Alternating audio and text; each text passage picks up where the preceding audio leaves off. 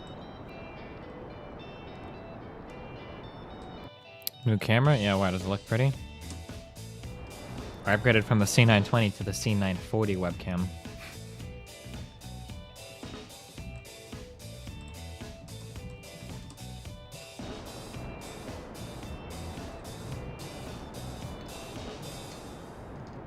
Your mother posted this. Can you explain? Morricone, why do you message me so much? Fuck. Morricone, dude. I love you, dude. But it's too much sometimes.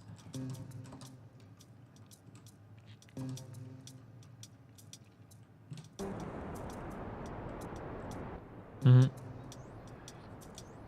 Mm-hmm. Mm-hmm. Mm-hmm. Mm-hmm. Mm. Mm. Destiny, this guy tilts almost immediately. Oh, Scott Manley. I want to. I watched him do. I've actually watched this exact video. This guy's rockets he's crazy stable though. Because what he does is he actually does a gradual turn right from the beginning. Like as soon as he starts going up, like he'll start tipping like immediately. Like tip, tip, tip. And then he does like a gradual turn like this all the way up until I think at around 15K, he's pointing like 45 degrees.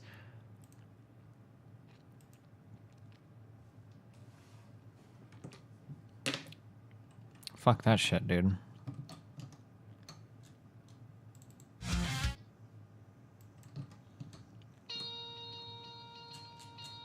Do do do do do do do do do do do do. Set as target. I don't like this rocket that we're using right now. I don't think this is a good build. It feels like this is barely going to get us to the moon. Do do do do do do do do do do do.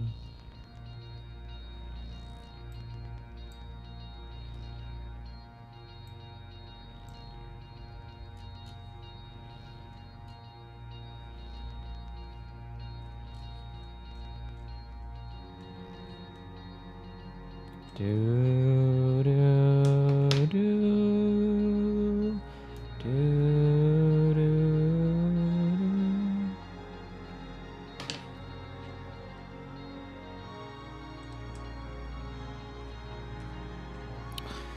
Scott Manley has a degree in physics and now works for Apple. He knows his rocket shit. No, I think I'm smarter than him when it comes to physics. I feel pretty much just exactly like that I know way more than him. So, yeah. But thanks for telling me that though, dude.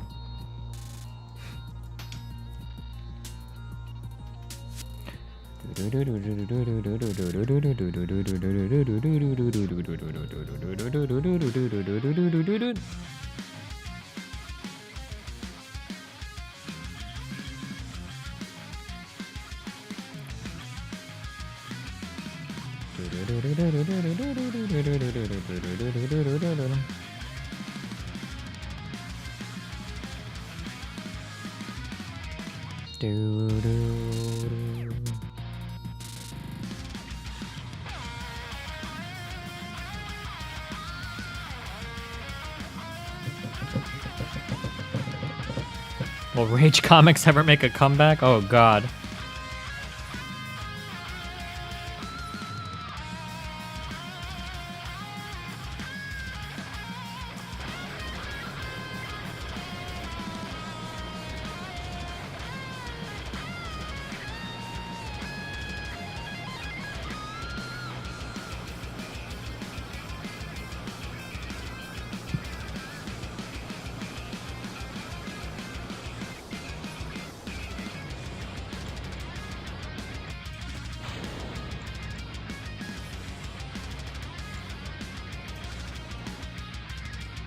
Like, this build sucks. I'm gonna have to use so much fuel to slow down. I wanted to decelerate using the other rockets. We can do this. We can make a better vehicle, though.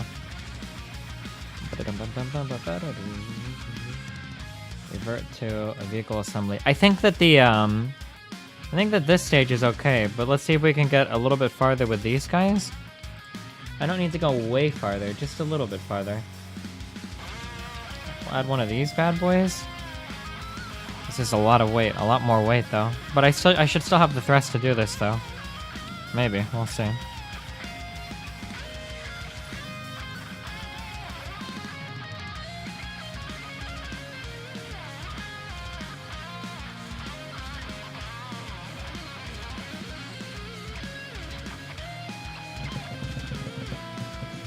How come you didn't give Nathan your name? I don't know, dude. I didn't even know if I was going to be involved in Nathan's life. Me and Rachel were on the verge of breaking up when she got pregnant.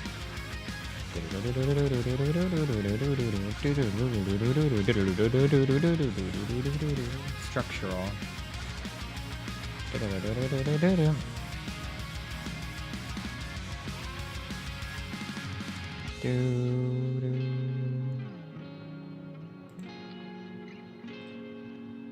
Why is this so fucking far off the ground? Is this necessary? Oh, there we go. Do.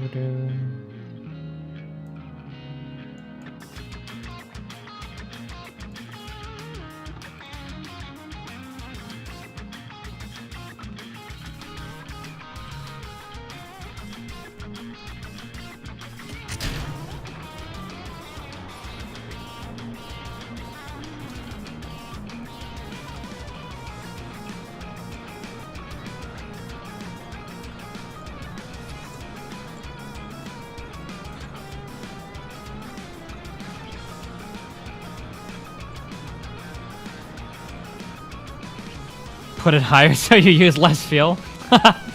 Why can't I just launch the rocket from 10,000? Oh, like this turn was way, way, way too soon, I think. I think this turn was too soon.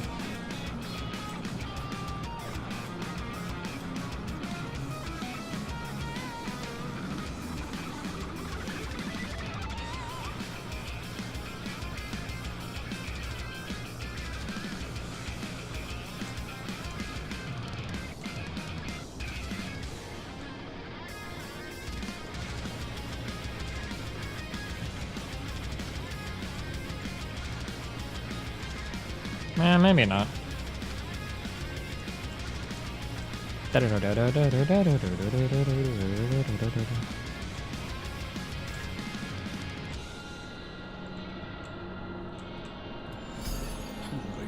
is the dankest Dungeon. Did you even take a DNA test? Lol. No, but I'm pretty sure he's mine. He looks just like me. Nah,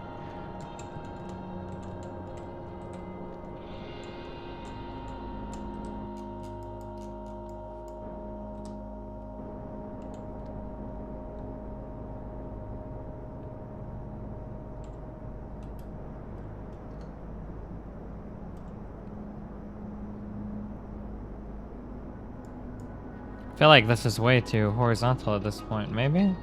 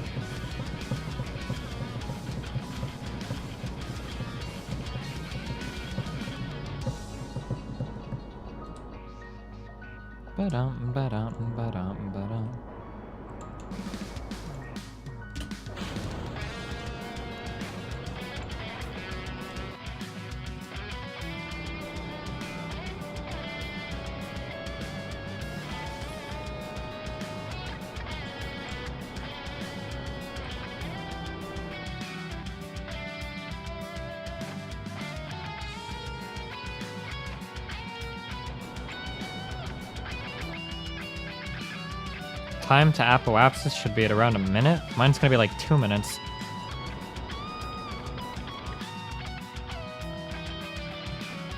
Would you take care of Nathan if he was determined not to be your kid? At this point, probably. I've already spent so much time with him.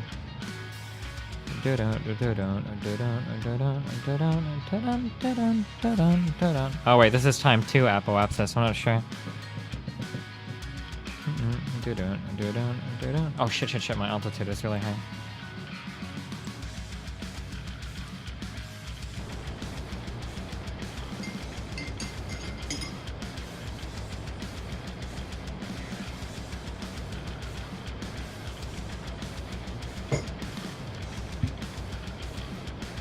How close is he to getting...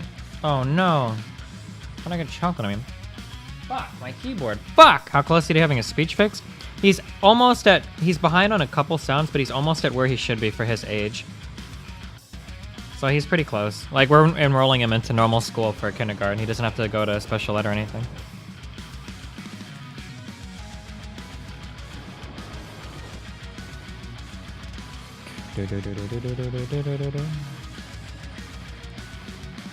We are crazy horizontal, holy shit.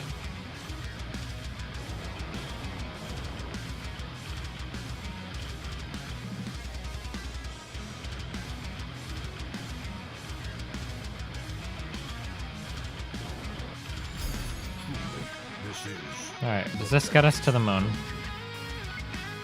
In an alternate reality, your son grows up and finds out his dad streams video games on Twitch and says, "Damn, I wish my dad was Phantom Lord, he's a millionaire."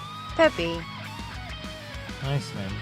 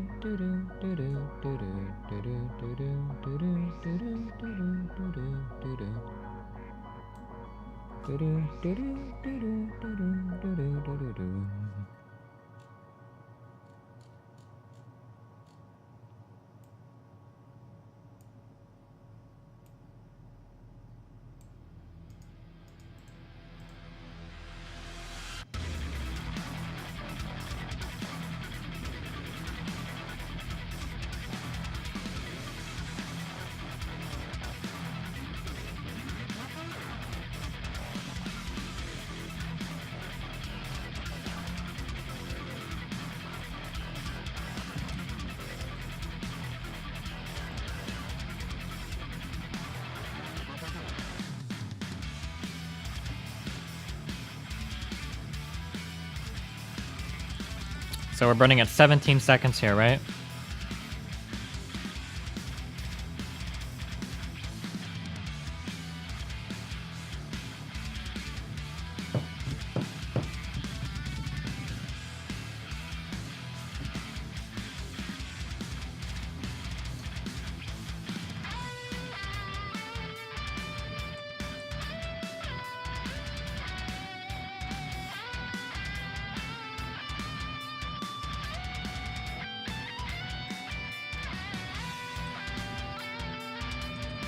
In order for this rocket to meet the standard of my other rocket, I need to be able to decelerate out of my moon orbit using this stage.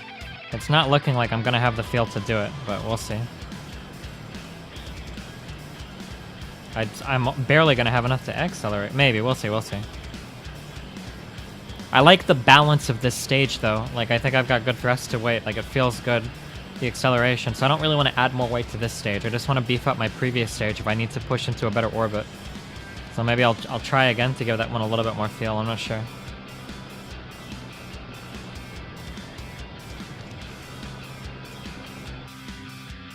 Because this one is getting closer to what I want.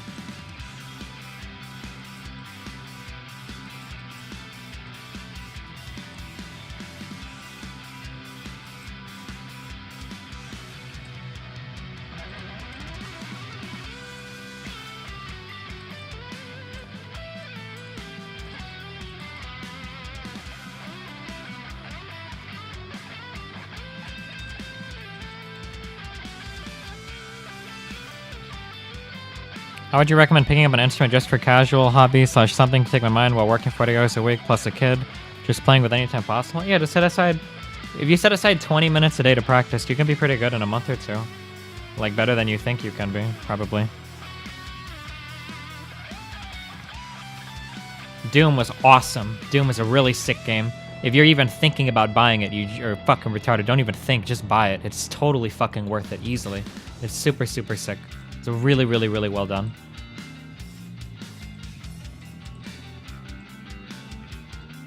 So this rocket isn't doing quite what I want it to. I don't think that this return is possible.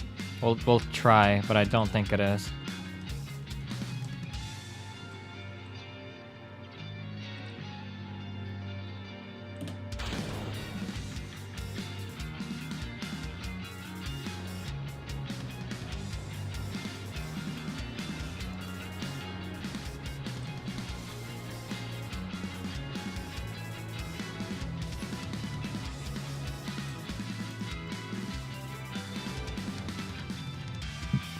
I didn't play Ori and the Blind Forest, no.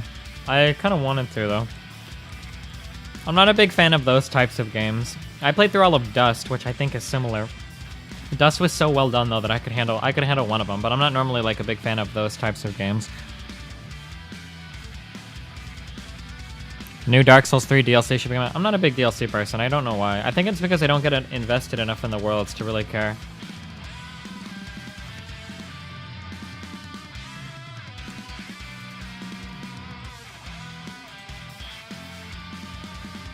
Da, do, do, do, do.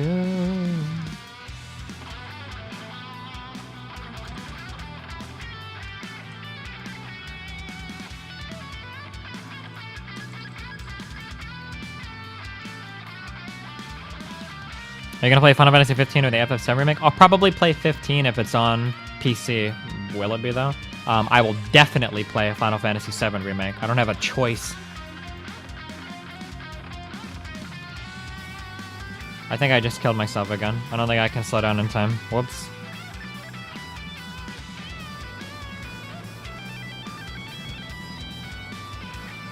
Oh, I have a PS4 though. I don't know, that'd be a good way to waste just a brain drain game. Or like, that's not really mean, like just something I don't have to think about, just sit and grind an RPG. Final Fantasy 15.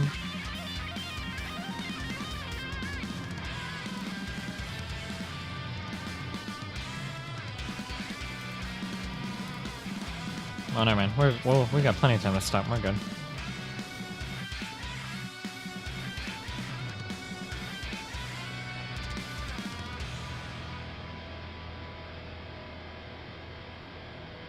I would be decelerating at 30 km. 30 km is way too fucking high. 15 to 10 is good. I waited a lot here, but I think this crater is really deep or something, so we have a little bit more leeway.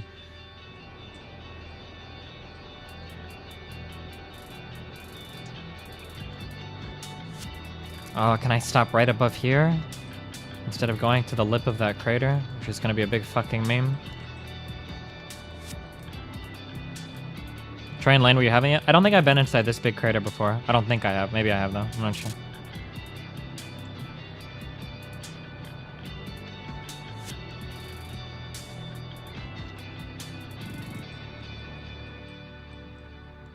I'm trying to get rid of all my horizontal velocity.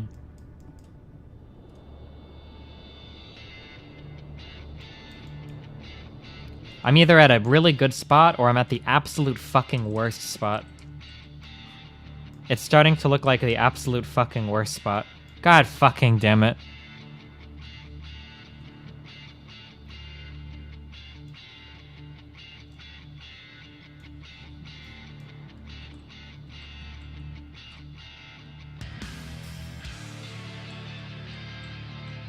Dun dun. Do, do, do, do, do. I don't have a lot of feel for these types of corrections. I should be burning exactly horizontally.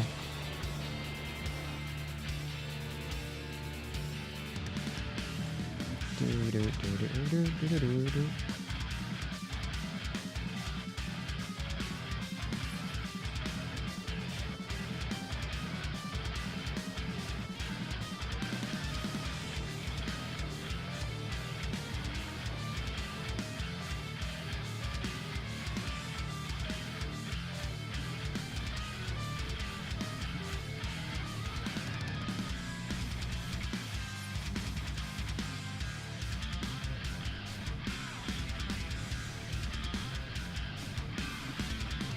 Oh my god. Fuck me. Ah, I didn't see the ground. The fucking dark area. Fuck me. Cuck my shit and fuck my dick, fam. I bet I'm in a new biome too. Yep. Fuck.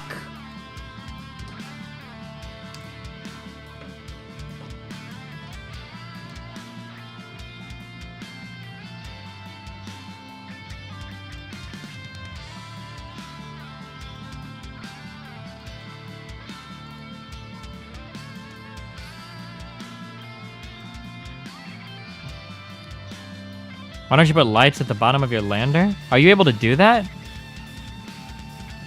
What is that under?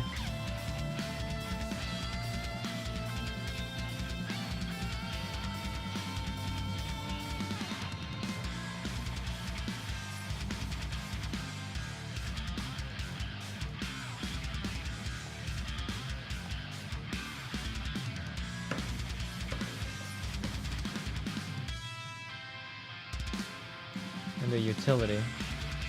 Oh, illuminator.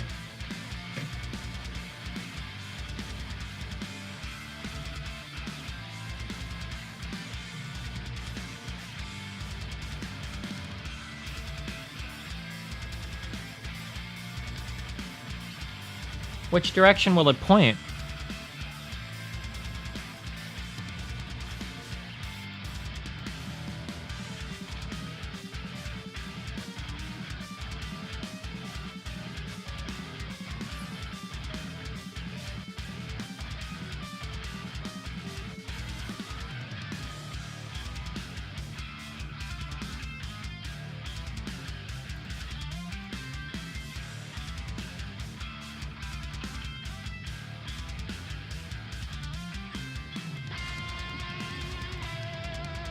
I knew what it was before I even clicked it, RKG, but thanks. Boo-doo-doo.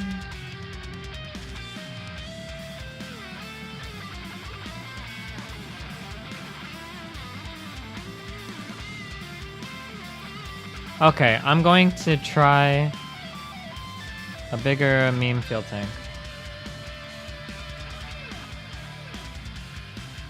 I'll try 2 of the big memers.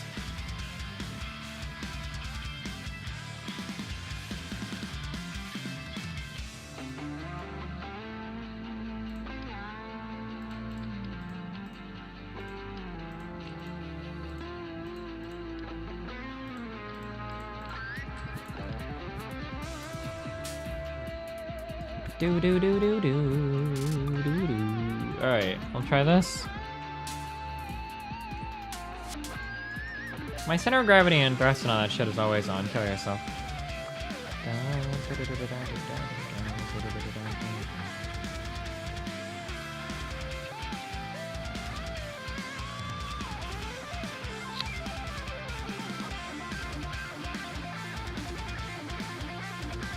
Whew, this is starting to get really, really heavy. I'm getting worried that I'm not going to be able to push these off the ground. Oh, and it's actually too heavy. Fuck. Dun, dun. Fuck. Fuck.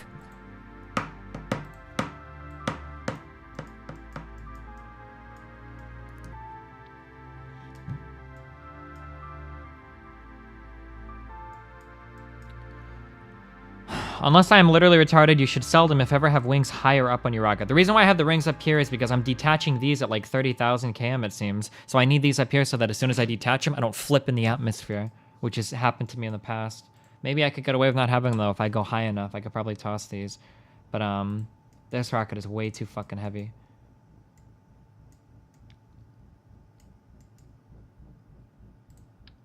Even without these, it's too heavy. This fuel is a fucking bitch. Okay, let's see if we can make this design work.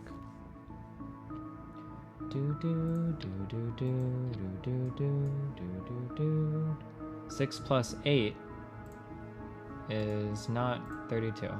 Let's try this. Nah, no fucking, no fucking, no fucking. I'm 6 tons overweight. I'm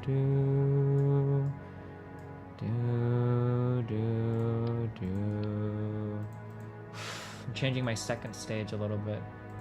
Truly,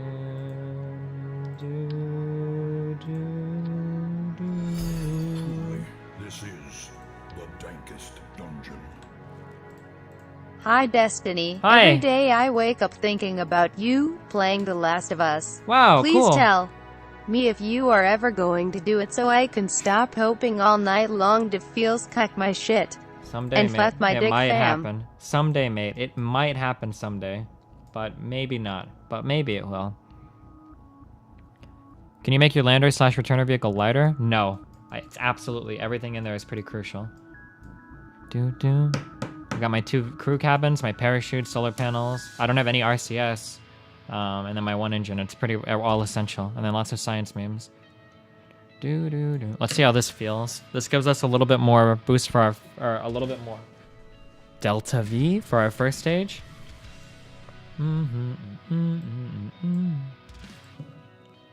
Our second stage loses a little bit of fuel, but also a little bit of mass, and hopefully our first stage gets us much higher, or at least somewhat higher. We'll see.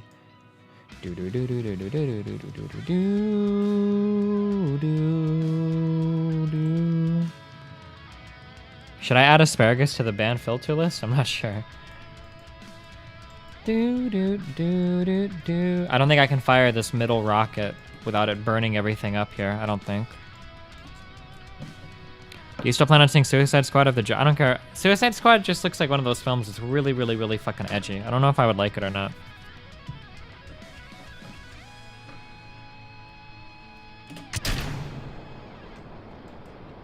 The biggest surprising film for me over the past probably year, I would say would be Deadpool.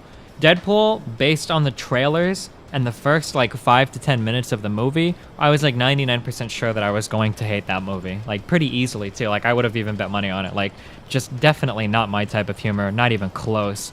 And even like I could have even went off on it and just called it dumb. But Deadpool ended up being a really fucking funny movie. That movie was sick as fuck. I don't regret seeing that movie at all. I'm really happy I did.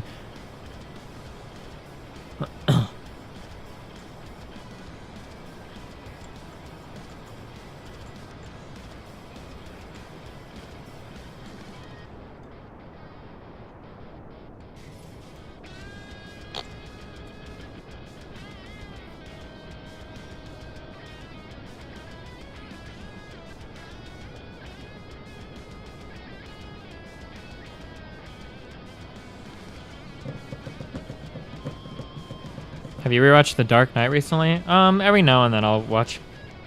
Whoa, whoa, whoa, whoa. What's going on? Why? What the fuck just happened?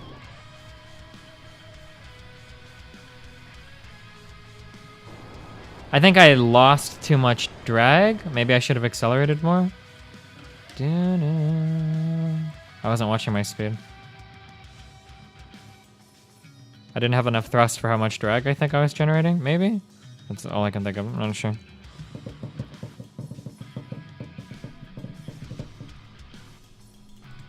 Well, even if I had high expectations for Deadpool, I would have liked it. Deadpool was a sick movie. I don't know, I liked it.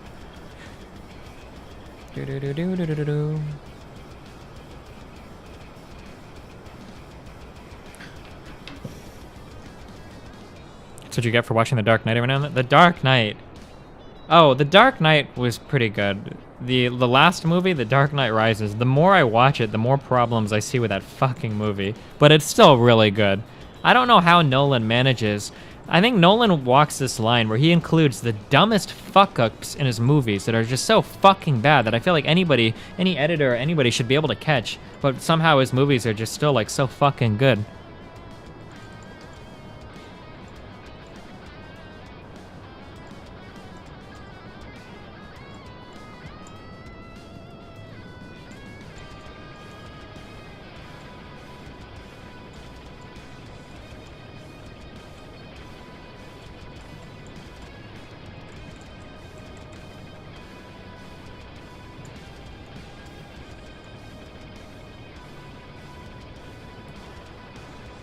I'm having a lot of trouble controlling this ship.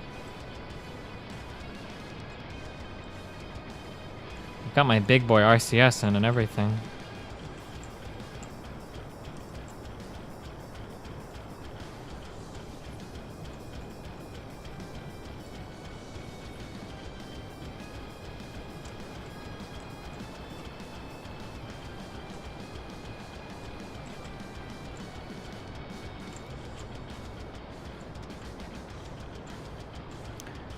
I asked you about The Dark Knight because Suicide Squad seems to be the same kind of grim, dark, and edgy. I don't agree that the Dark Knight stuff was, like, edgy. I don't think so. I mean, maybe a little edgy, but I don't know. I thought it was all pretty tastefully handled.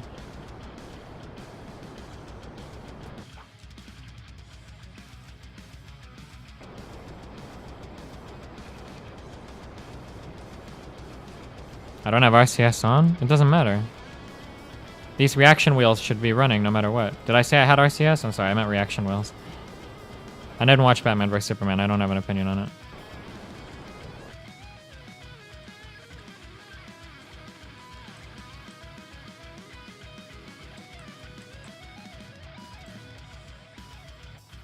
Did you enjoy Nightcrawler? Nightcrawler was horribly overrated. The one dude, the Jack Gyllenhaal, whatever the fuck that dude's name, his performance was good. His performance was really good, but the movie and the plot and everything was boring as fuck. But I mean, like, his performance was good. But I don't know. I don't think one person's good performance is enough to save a ship. I don't know, dude. I don't wanna. Yeah, never mind. What the fuck just exploded? The Terrier fuel tank collided. Oh, well, I kinda need that, so that's not gonna work.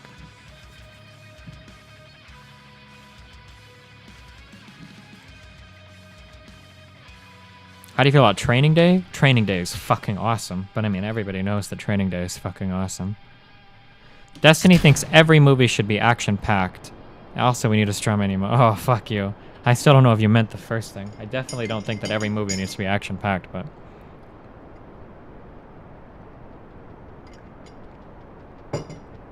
Bane is my favorite Batman character, 100%.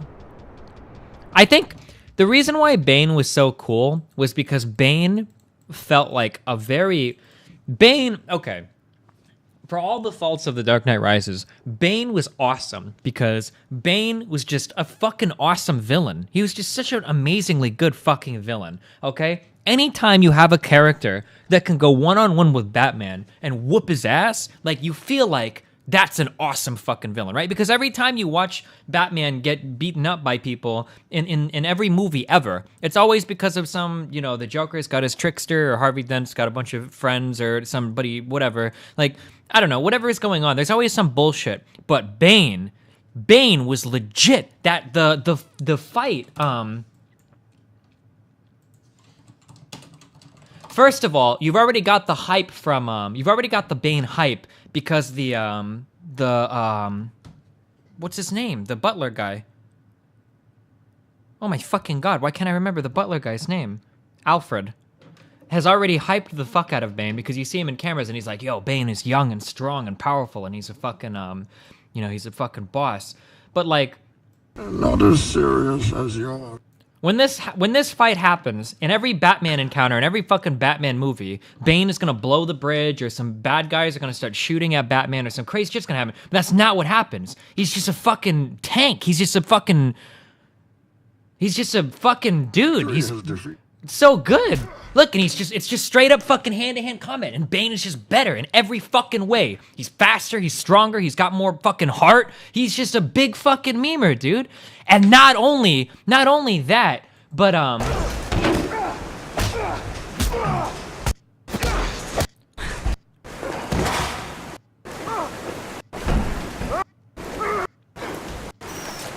when Batman goes full memes here, when Batman... Hold on.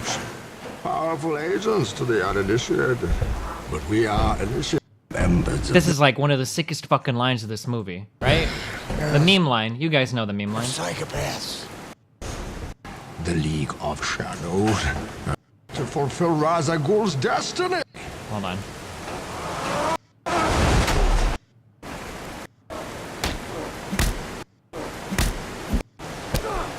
Man, there's nothing held back. It's admirable, but... This right here. So this is like Batman's shtick, right? So now Batman's got him in the perfect environment. He's the fucking darkness and the edgy shit. Oh, you think darkness is your ally? You merely adopted the dark. I was born in it, molded by it.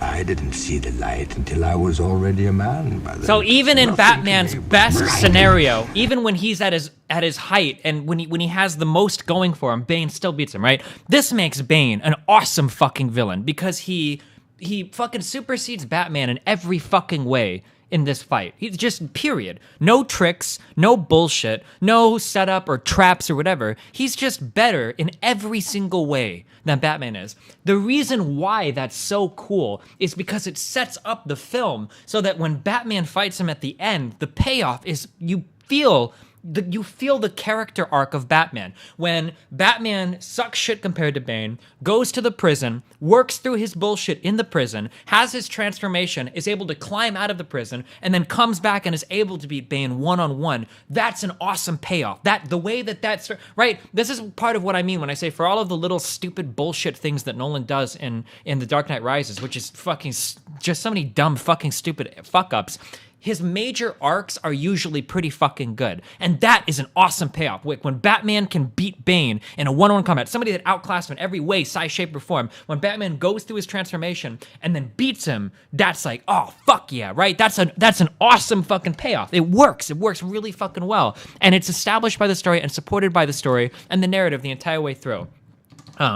I'm sorry. I think that Nolan does that really well. In contrast to that, that's why I get so critical of other media that I watch. Maybe I get spoiled a little bit by some people doing it really well. But when you compare that to like Jon Snow and Ramsay, that's something where all the arcs are set up and then meaningless and destroyed. Instead of having, like, if Nolan would have written?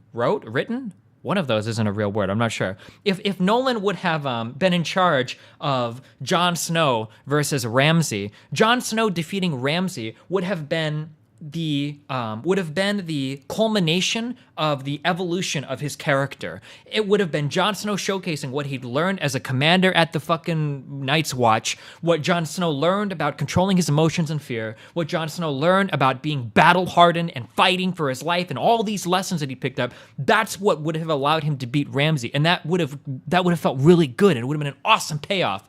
But instead, you just see Jon Snow fall into Ramsay's traps, and then he gets lucky because he gets bailed out. And then it's not a good payoff at all. And it's like, what a shit story. What a giant fucking waste of time. Except I guess it kind of looked nice, right? That's like the difference there in writing between the two, between those two things.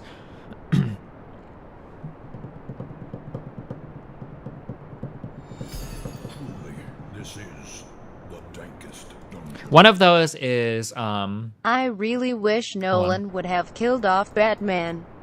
What's your opinion on the fake death at the end bonus meme? Spoilers. I don't know. I thought the fake death was pretty fucking badass. I don't know. I liked it, dude. Destiny, Ra's al Ghul and Batman Begins? No, Ra's al Ghul never has a straight up fight with him though, right? There's always like some other weird bullshit going on. That's why the fight with Bane is so fucking cool. Whenever you see Batman versus Ra's al Ghul, they're like, Batman's already fought through like a million other people. They're flying around on fucking trains. There's like explosions and fucking shit going on all over the place. And I mean, like, it's still cool to see him kind of, I guess, be able to defeat him. But we've already gotten this payoff. Batman has already defeated the entire League of Shadows. Do we really need to see this fight again? Or, I mean, like, it's not centered up as like the massive hype moment of the movie. I don't think so. Like, it's okay. It still works. But like, but this fight isn't anywhere near, like, right? You see what I'm talking about, though, right? Like, there's a ton of other random fucking meme shit going on in this fight that makes it so that it's not the same. It's nowhere near the same as the Batman versus Bane fights, where Batman is literally in optimal condition. He killed, like, 3 guards or whatever, or beat 3 guards. Optimal condition. Darkness is his ally. All this fucking shit. And he still loses the fight. And then comes out at the end to defeat Bane in a 1v1. What about Bane's random death? That was fucking horrible. When Catwoman just runs in and shoots him, that was horribly handled. That was so bad. Oh my god. I never watched Batman vs Superman, so I can't speak to that.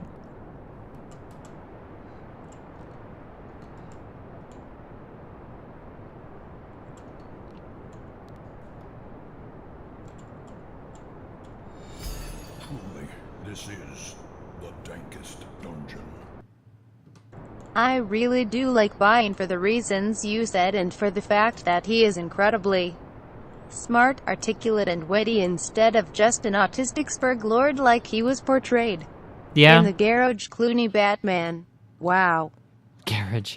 Yeah, that's true too. I like Bane because like, one of the big memes is that it always seems like you have these really weird trade-offs in these game worlds where you have like you have somebody that's powerful.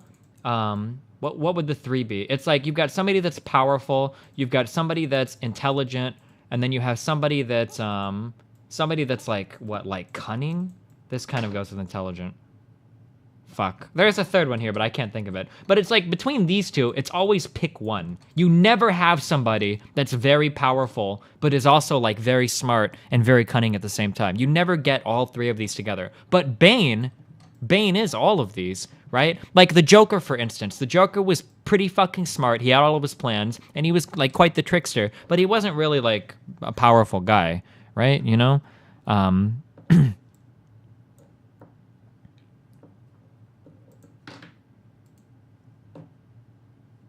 I think you should mention the fact that Batman tried to cheese Bane and Bane still went, oh yeah, when Batman threw his little tricks or whatever.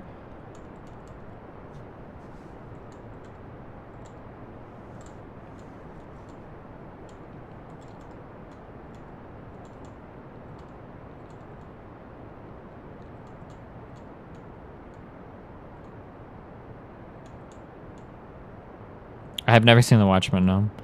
Rag was all of those? Oh, Ra's al Ghul? Yeah, Ra's al Ghul was kind of all of those, but Bruce can beat him at the beginning of the fucking series. Bruce is able to defeat him in the first episode.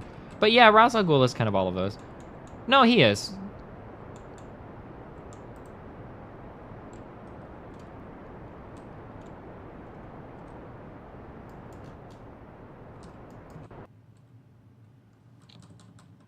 Interstellar versus Inception? Interstellar easily, because Inception is starting to get into the films where Nolan's storytelling, where Nolan's attention to detail starts to fall apart a little bit.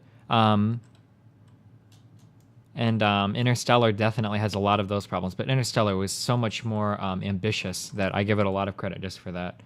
And Inception was fucking awesome though. I've never really been like a fanboy of a certain director. But I would probably, if there was ever one that I would say I'm a fanboy of X director, it would be Christopher Nolan. I love every single one of his movies. I haven't seen a Christopher Nolan movie that not even I like all of his movies. Like I love every single Nolan film. I don't think he's made a bad film.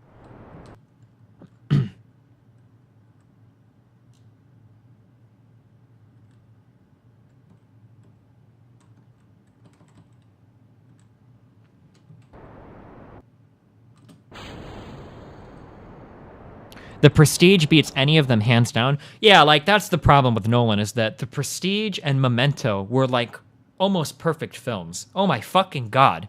What would you point out? What would you change about Memento? What would you change about The Prestige? Like what could you change about either of those films, right? It's like what would you change? Like how could you do it, right? Whereas like in Inception or Interstellar, or anything in the Batman trilogy, you could point to quite a few things that were probably a little bit fucking retarded. Or maybe super fucking retarded. The Prestige was not that good? Nah, I think The Prestige was pretty sick. The Prestige was too long for no reason. The Prestige was pretty long, I'll give you that. It's definitely a long movie. Maybe it didn't need to be quite as long, but I'm not sure what you would edit out. I don't know.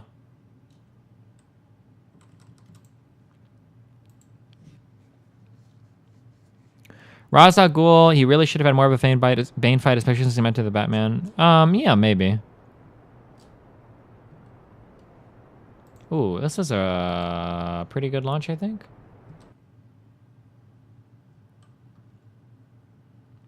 Which Nolan movie had the best soundtrack? I don't know, dude. I'm a huge Hans Zimmer fanboy. That's hard. Inception was so good, but the Batman was so good too. Oh, fuck, dude. The Batman shit was so good. And but Interstellar, dude. The fucking organ in Interstellar is on its own the best fuck, dude. No, you can't. There's no competition, actually. There's actually no competition. It's Interstellar. Fucking easy. Holy shit. Holy fuck.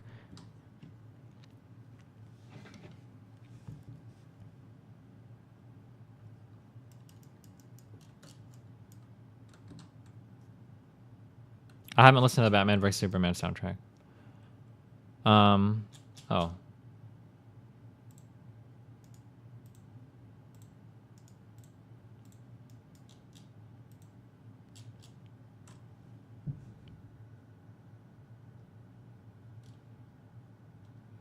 The Inception track is still pretty good. Yeah, the Inception track is good. The Inception track is good, but it's very, very, very safe. It's very much a Hans Zimmer track that you could almost swap out for the Batman thing, right? Like, I don't know.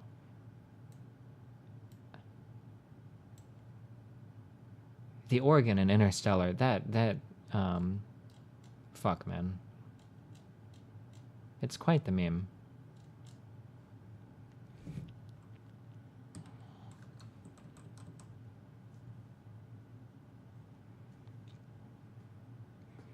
Please argue the problem I brought up in the last comment.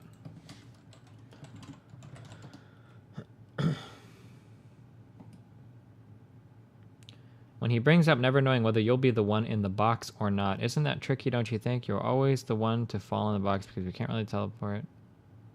Oh, sure, there's a lot you can read into that film. Have you ever heard the soundtrack to There Will Be Blood? I've heard it, and I hate it. Who did that? Was it Tom York? Tom York did that soundtrack, didn't he? I hated that soundtrack. I fucking hate Tom York. I like Radiohead. But it might have been the Nine Inch Nails guy that did it. I don't remember who it was. It was either Tom York or the Nine Inch Nails dude. I'm not sure. Hold on, I gotta check. It might have been the Nine Inch Nails guy. Fuck, I gotta find it.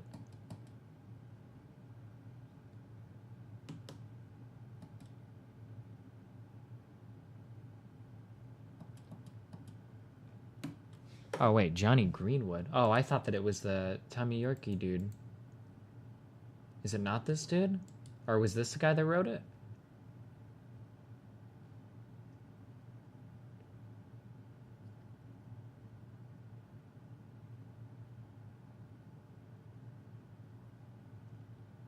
Oh.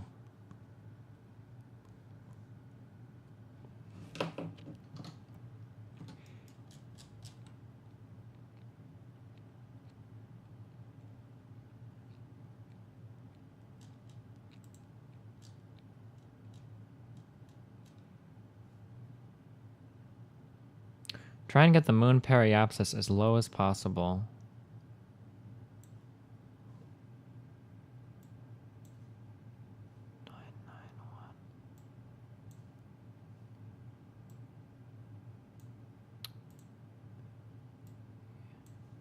Yeah, you're probably right.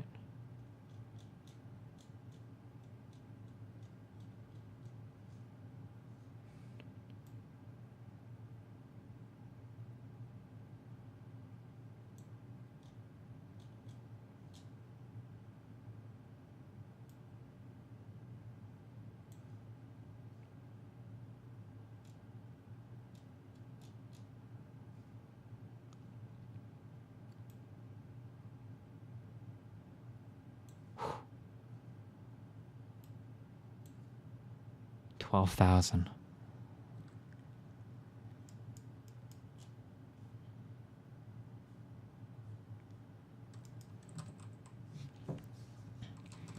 What the actual fuck? Oh, I don't know what the...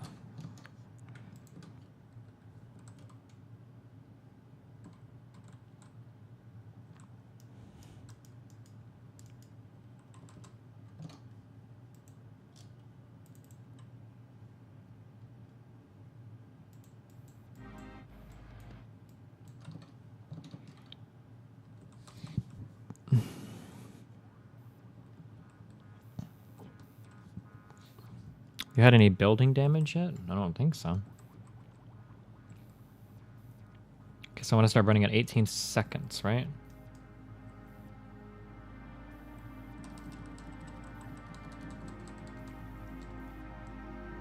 Thoughts on the Kingdom Hearts OST? I think the Kingdom Hearts OST was sick as fuck. And Kingdom Hearts 2 was really fucking sick. Holy shit. That composer, she did the music for Parasite Eve. She's come a long way on her writing.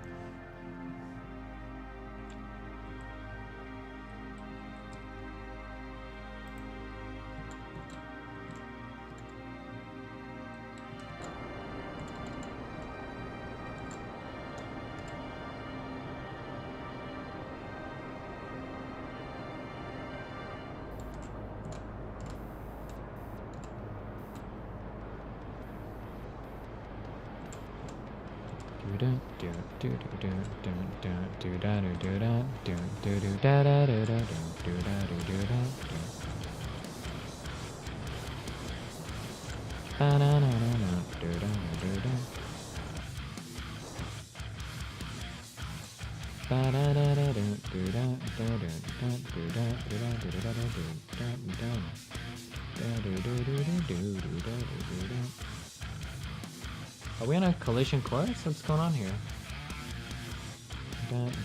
Let's find out.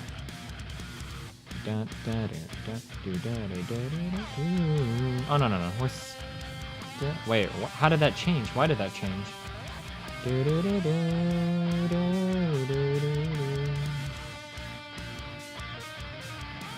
Oh, that's sexy as fuck. I don't know why it wasn't showing me that, but okay.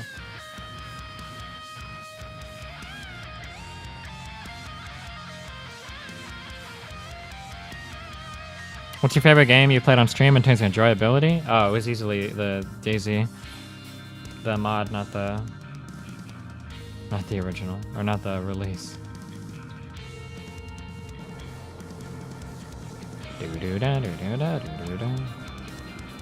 Now, I don't know if my rocket design was better or if my launch was just way better this time, because this is what I'm looking for. We've used our stage 2 to actually decelerate us quite a bit on the moon. Boom, ba-da-dum, bum, bum, bum.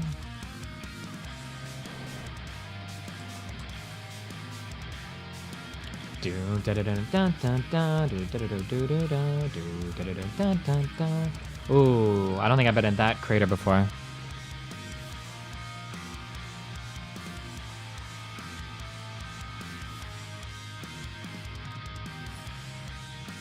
Why does your orbit change all of a sudden instead of gradually when you approach the moon? It looks like it's a sudden change, but it's not really. What's happening is, let's see if I can explain this. This is actually really cool. If I understand this correctly, this is actually really cool. What's happening is, if this is Kerbin, your orbit is going to look like this. But what happens is, as the moon comes closer and grabs you in its own orbit, I wish I had some gears to throw this together. What's happening is, as the moon moves in this direction and you move through this orbit, as you move in this direction, you're also moving along this orbit as well at the same time through Kerbin. So it looks like when the moon grabs you, it looks like you're instantaneously massively changing orbits. Like, holy fuck, how did I just get flung so hardcore into an orbit? But in reality, if you watch where your ship actually is in relation to Kerbin, as the moon is going around and your ship is orbiting it, you're still kind of following an orbit around Kerbin, if that makes sense. You can kind of see it on the map if you look at it as it happens.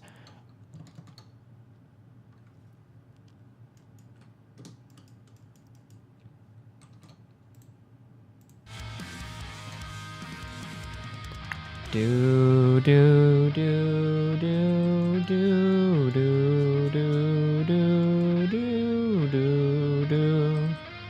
I don't want to decelerate before the pre-ops is actually. I'm worried I'm going to collapse this orbit into landing into someplace I really don't want to. Do do do do do do.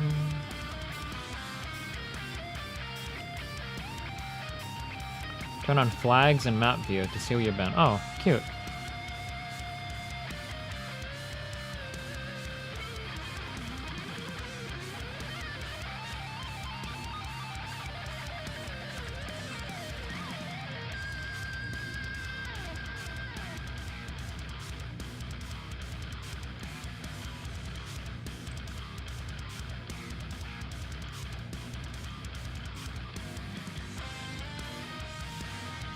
What's your opinion on the ska genre? I don't know. I haven't heard much that I've liked.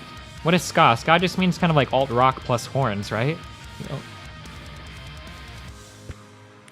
Do do do do do do do do do do do do do do do do do do do da do do da do do da da da da do do da.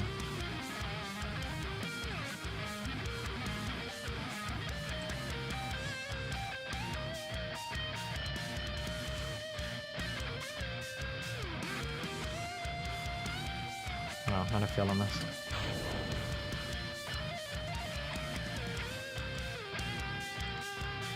Do do do do.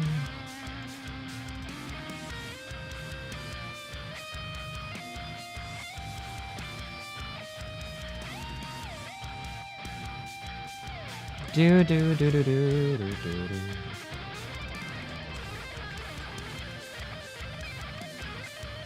Am I in this big crater right now?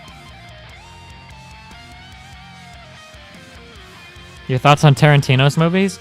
Tarantino's movies, for the most part, I really like, but a couple of his movies have just never clicked with me, or I thought had problems that were too big for me to consider them to be like super fucking amazing movies.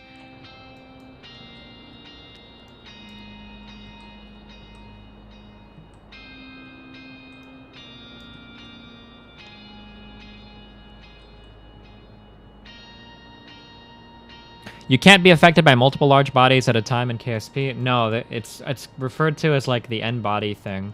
Multiple bodies do not have gravitational impact on you at any given point in time. Only one does. Have you seen The Hateful Eight? Yeah, I have. There are severe problems with that movie. A lot of things about that movie are really good, but some things, the story was just so bad that it really fucked with things. And it was bad in all the wrong ways.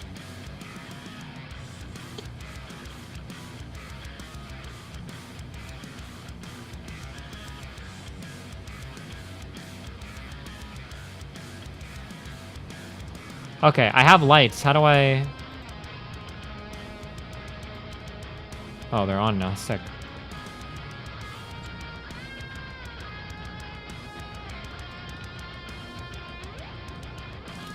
The n-body thing you were talking about is for KSP or real life? No, KSP. In real life, you could be impacted by multiple bodies at the same time, but not in KSP.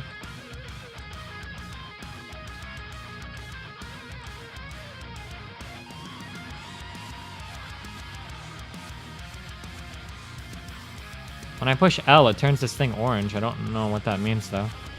Oh, shit. I'm pretty sure these are on.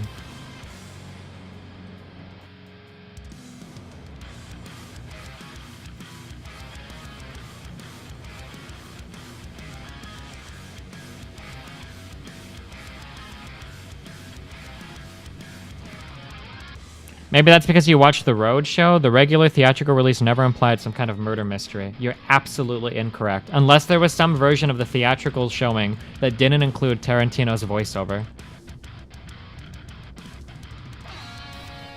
Because Tarantino coming in and giving that little monologue 100% hardcore implied that there was going to be a murder mystery type thing going on.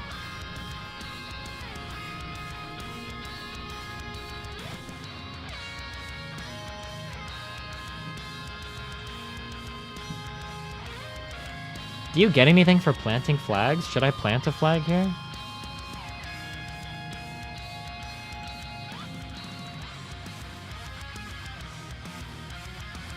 Is this really not stable?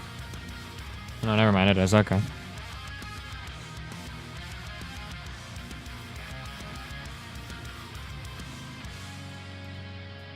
Wait, is it not?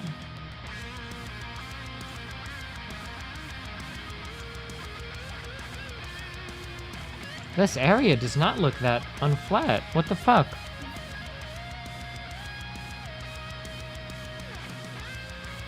Turn the lights off? Why? What does that matter? Oh, I'm dragging my car battery.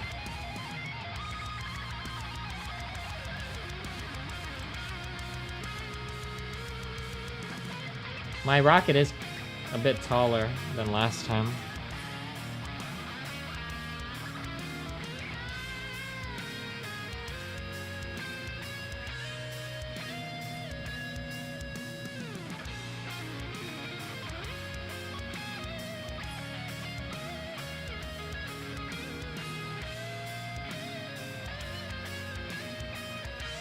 Alright, that's good.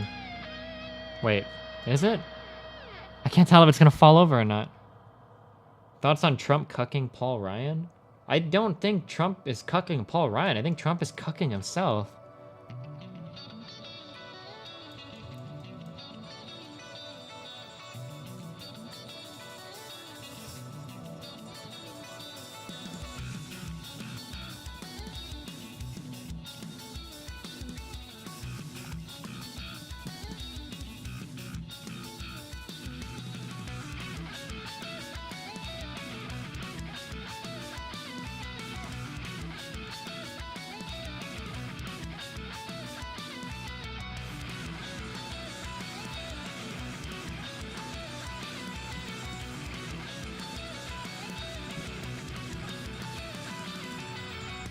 Okay.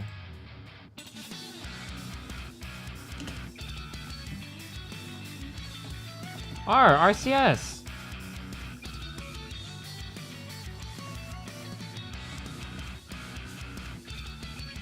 Why is it not showing my RCS up here? What's going on?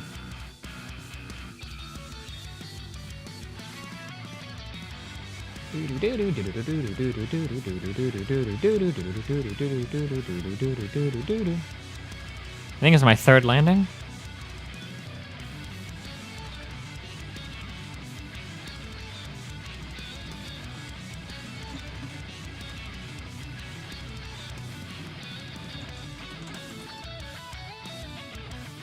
Is there a way to tell which biome I'm in, like what it's called, or no? Eva in mid-air?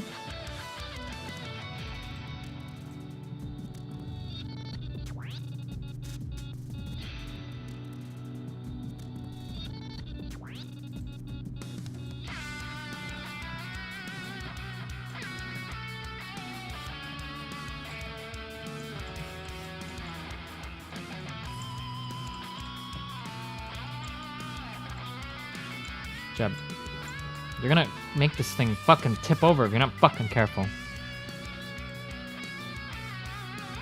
Okay.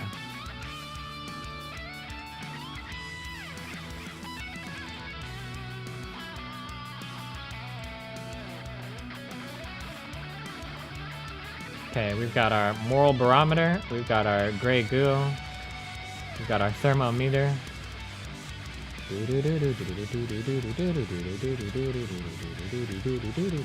This is like 60 fucking science. God fucking damn! What the fuck? Did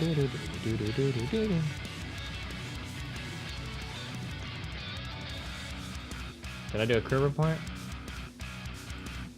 I got fucking infinite fucking science, dude. Okay.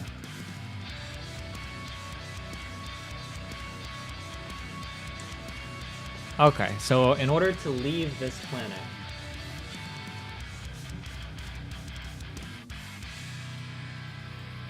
we are going to burn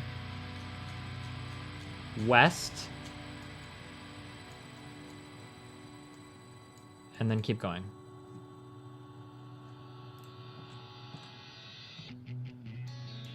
Because west... Yeah.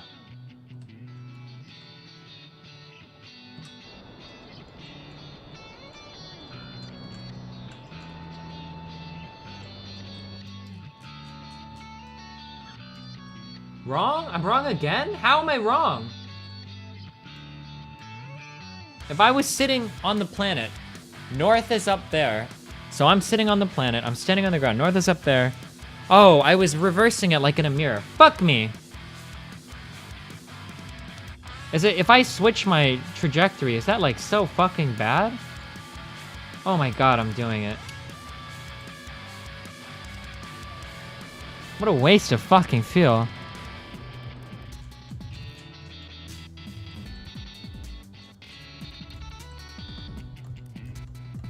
I know I can see on my nav ball, but I need to know over here. Just don't worry about what I'm doing, okay? I just didn't know which direction was west on the surface.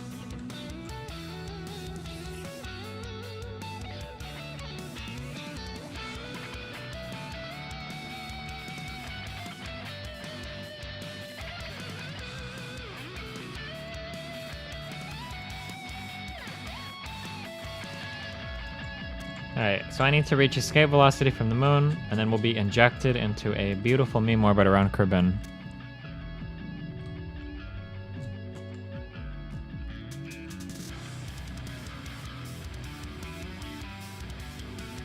East is just as good. I don't want to waste time gaining velocity around the moon when I could just shoot out. I don't know, I'm not sure. Yeah, I probably have enough fuel anyway, I think. I don't know, I'm starting to look a little switched to me.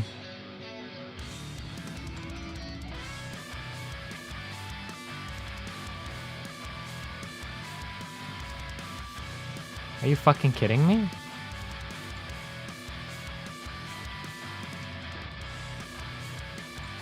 Jesus Christ, that took way, way, way more.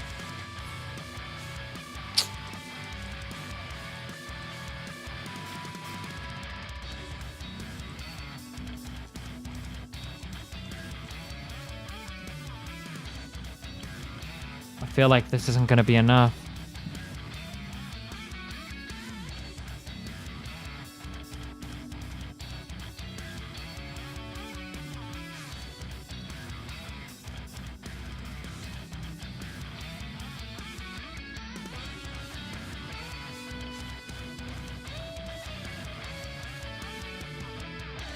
You could have waited a while before burning Prograde to get a real orbit. Why do I need to get a real orbit around the moon? How does getting a real orbit around the moon help me?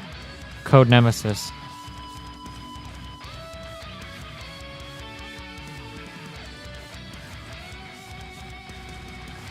Okay, we're just gonna try to come in really fucking hot, but I feel like I'm not gonna be able to do this now. I don't know if I have enough even to come in really fucking hot.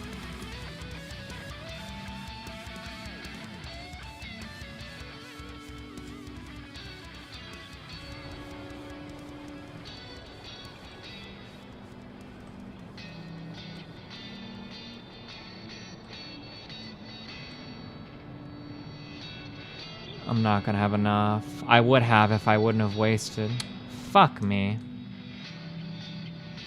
Oh my god.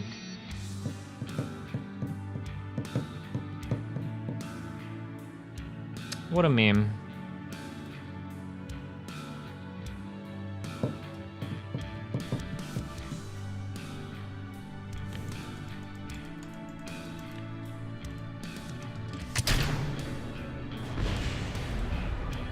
Whoops.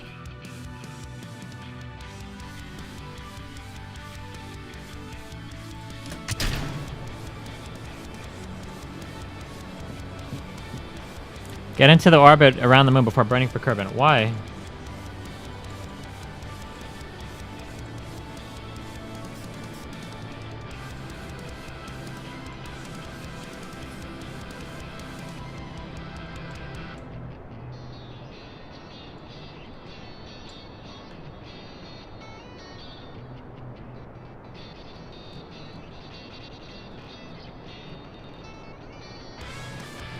It lets you choose the best place to burn back to Kerbin. But I already know the best place to burn back is opposite of, solid boosters are better for atmosphere. Better in what way, Wolkek? I already know the best place to burn back from Kerbin, though. It's going to be completely opposite of the moon's orbit. I don't need an orbit to tell me that. Or an orbit around the moon, rather. Wasn't the Oberth effect supposed to be strongest when your orbit is at its fastest near Earth? Kind of, but I wasn't trying to decrease the total energy of all of my orbit by because I didn't have the field to do it. I was just trying to bring my periapsis down to Earth, and basically it would have been a really fucking hot landing, like 3,500 meters per second or more probably.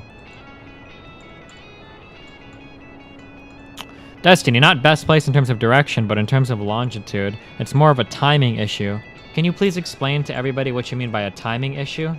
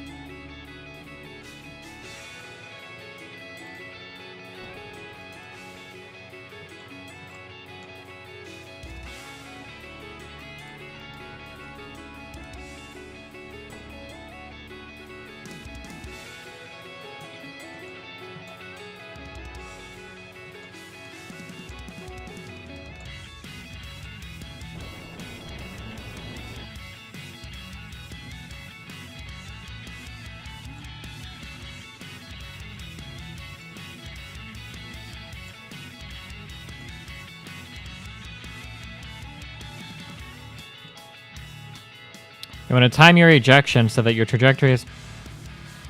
Oh, fuck. Hold on.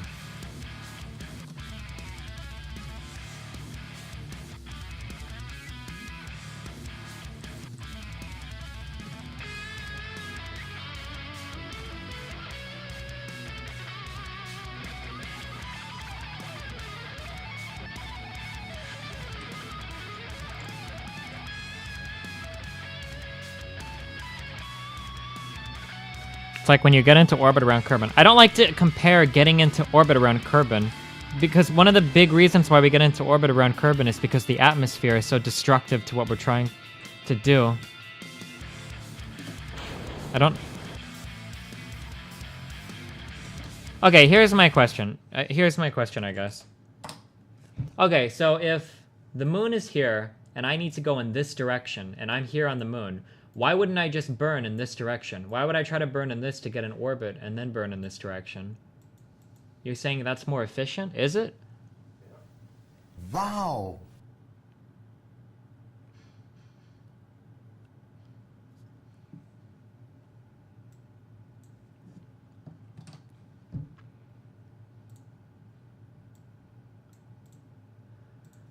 So if I'm sitting here on the moon, and the moon's orbit is going around this way,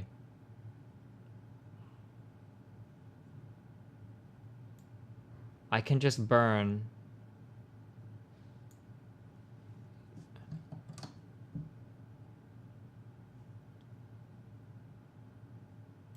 we could just burn in this direction. Why wouldn't I just burn in a straight line in this direction? Why would I burn to get an orbit and then burn? That's what I'm asking. Why would I get into orbit and then burn? You're not always going to land there, though. Okay, but we're talking about this specific example.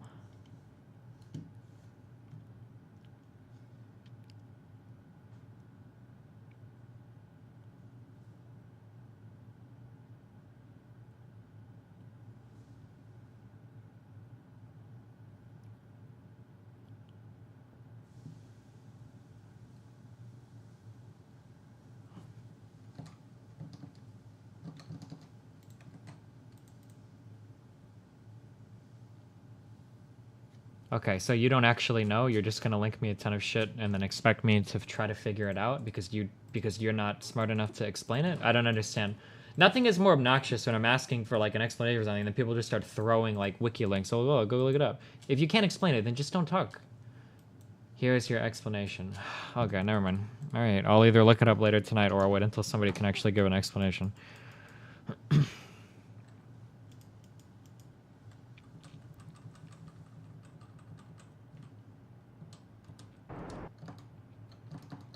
Or I'll just try it too, and we'll see what the effect actually is. I'll try 2 different launches from the moon. One getting into orbit first.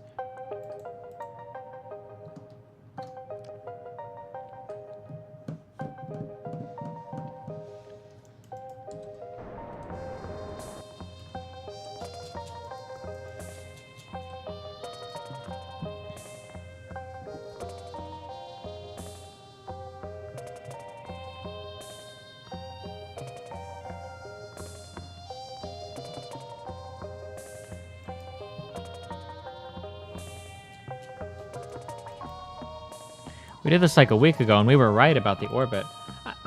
The answer doesn't matter if you can't provide an explanation. Have you ever taken a math class before? What the fuck? You can't just write the answer. You have to understand.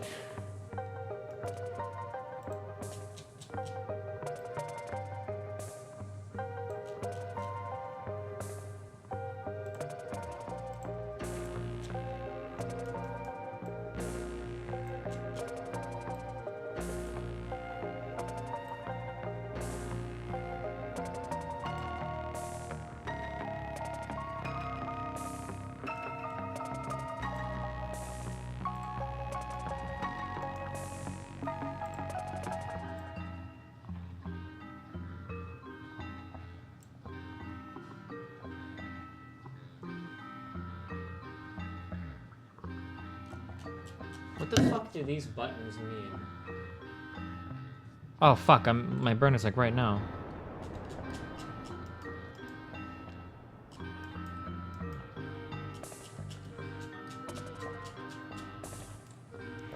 I and I imagine Zimmerals play KSP just to figure shit out on our own. You can't always give a good answer when all you have figured out is how stuff affects you. Yeah, but if you can't give a good answer, that means you don't understand what you're answering, right? You understand that, right? That if you can't give a concise explanation for something, you should be able... This is what I think. if you have a really good understanding of something, and you really have a good understanding of something, you should be able to make anybody understand it. That's how I feel. I feel like for any piece of knowledge that I have, I feel like I could make any other person understand it. For the things that I feel like I have a good understanding of. If you're completely incapable of doing that with other people, I don't know. I feel like that means you don't have a good understanding of it. I could be wrong, I guess. That's just how I feel.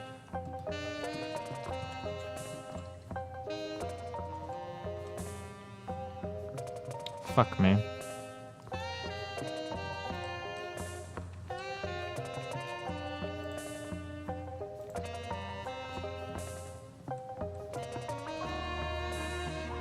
These people are retarded. Under your example, as long as you can aim your trajectory proper while landing, there's no benefits. Yeah, yeah, that's what I'm not sure. I feel like there wouldn't be. I'll just try it like as an actual experiment, as much as I hate doing that, and we'll see what happens, but... Some smart people are just really bad teachers. Yeah, maybe, but I don't know. Yeah, I guess it's possible. I don't know. I feel like, didn't Richard Feynman say something like this? Hold on. Are we gonna go quote searching? There was another guy, too. Who's the guy that has the video of, like, explains magnetism? Oh. I'm not gonna be able to find it. Oh, this is Feynman. Was it this guy?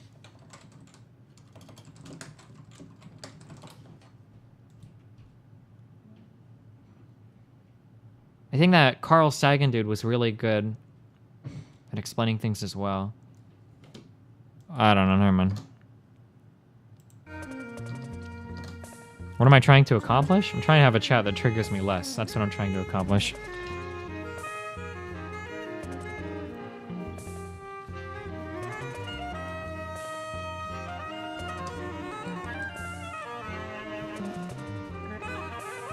Feynman's magnetism says the exact opposite, Destiny. No, he doesn't. He just says that you answer the question differently based on what people know.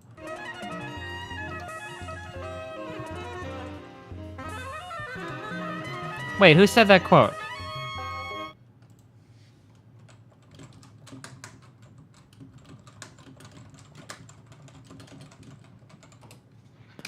That set of idea only works with peers with similar fundamentals. You couldn't explain aspects of music to someone who did. Okay, but we're not talking about, like, QM here. Like, we're not talking about some insanely fucking complicated concept here. I don't think anything that we're dealing with in Kerbal Space Mechanic... What is this game called? Kerbal Space Program. Oh, did Albert Einstein say this? I thought this was a Feynman quote. Oh, this guy thought it was a Feynman quote.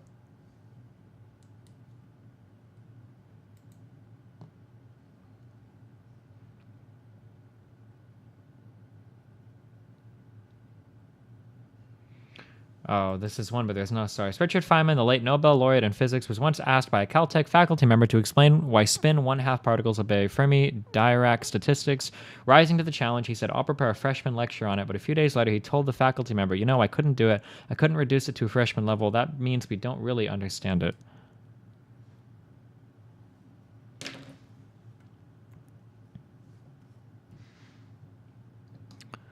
A slingshot increases the kinetic energy of the object in question by decreasing the kinetic energy of the planet. How are we decreasing the kinetic energy of the planet?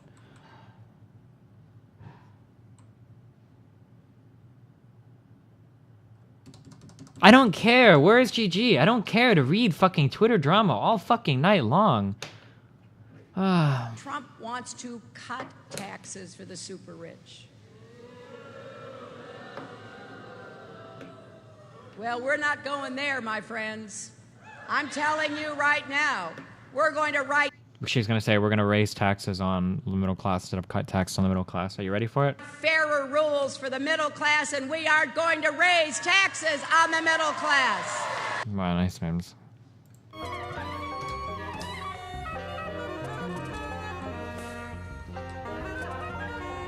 Oh, hey, so for the person that asked earlier, how do you get suddenly sucked into a separate orbit? Watch, this is cool.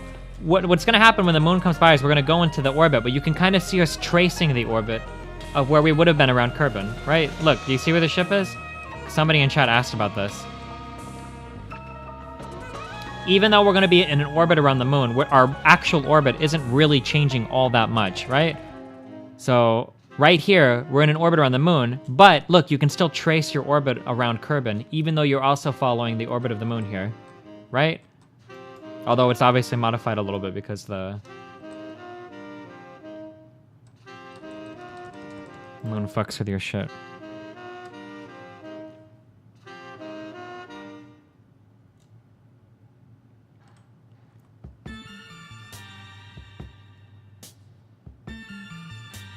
I feel like I have way less feel this time around. Like our launch must have been worse or something, maybe? I'm not sure.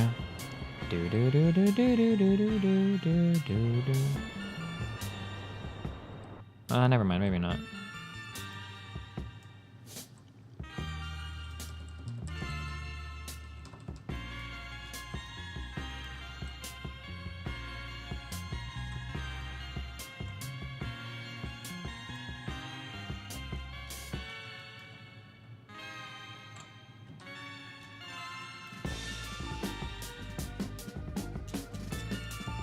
What is a difficulty for you here? Oh fuck. The difficulty for me where?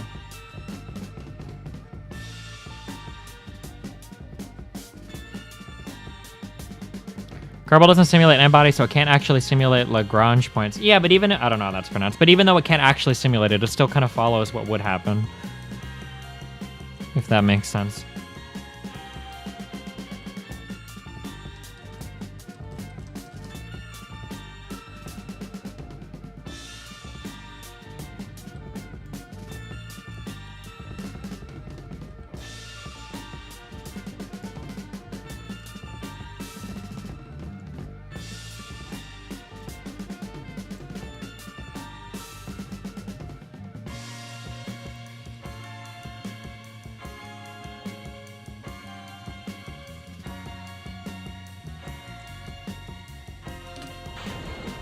Fuck.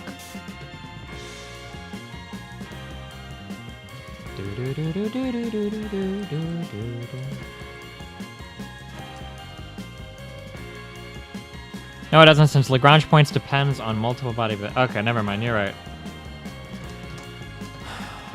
This is all I'm saying, okay, is that if you're playing Kerbal Space Program and you're orbiting a body, if you're orbiting something and then you get pulled into orbit around something else, you're not going to be going from this kind of an orbit to orbiting something else, and you're floating in this direction, and all of a sudden, since you hit this planet, now you're going the complete opposite way, and everything is completely fucking different, right? That's all I'm saying, is that once you get pulled into orbit around this, you'll still be kind of sort of moving around where you kind of sort of would be around the planet. It doesn't just switch completely, like instantly, like on a dime into a completely different way, into a completely different trajectory with a completely different velocity.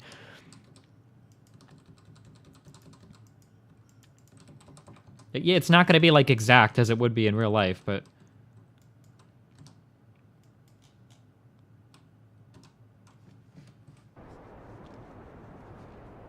Holy fuck, what is this shit as fuck landing spots?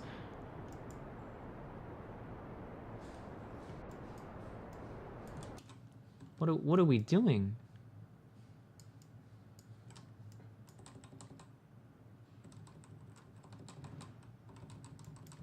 Oh no, that's the dream. I'm not gonna be able to stop in time. Fuck. You can lock the landing gear to prevent memes on uneven surfaces? What is this cuck shit? I don't give a fuck about this shit anymore, okay?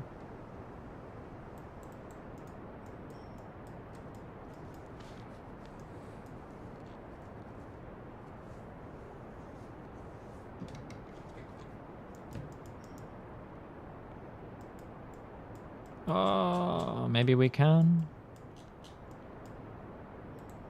Lights.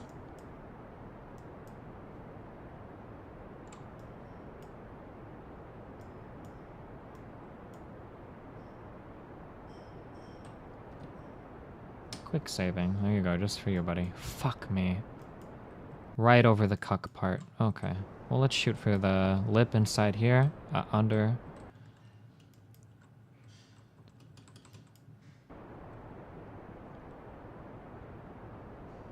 Unmute Fancy Sloth? I don't know why Fancy Sloth got muted, dude.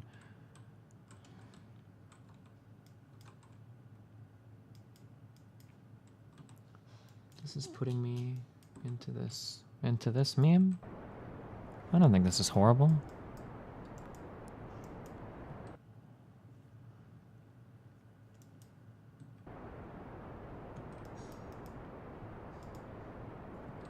Why did Fancy Sloth get muted? What happened? Give me a minute, okay? Hold on.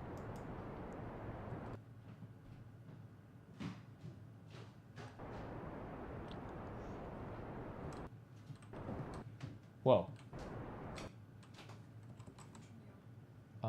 Whichever one is better. That one looks better. Wow, thanks.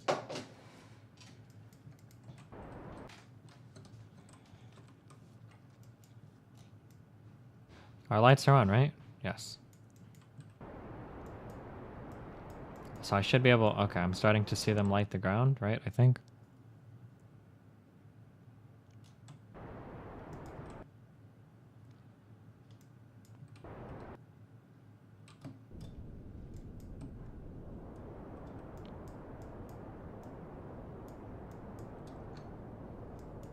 Oh, this is so shit, dude. I can't tell. Am I close? No, I'm not. I fucking hate landing in the fucking dark cuck shit. In the cuck night. Oh, wow. Goodbye, moon. Or, I mean, sun. I guess I can kind of tell because of my lights, huh? Oh, yeah, never mind. That helps.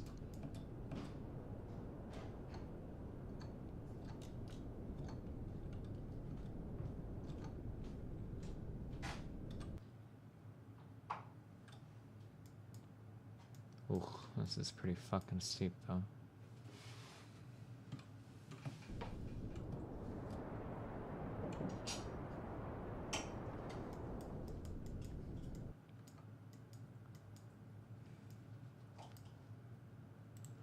I don't know if this is feeling any less steep over here.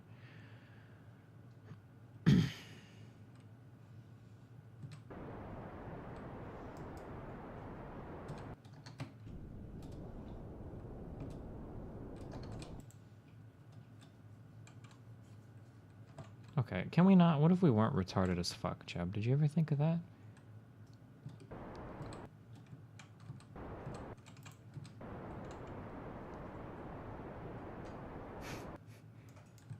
I don't think Jeb did think of that. Goodbye, Crowboy. Something the inside of that crater would be way fucking...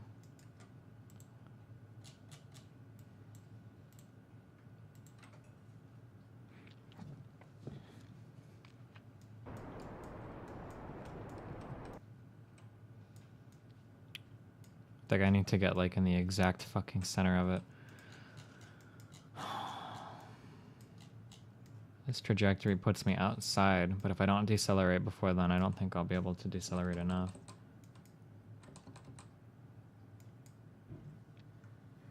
Make your landing legs wider? I mean, we've landed plenty of spots.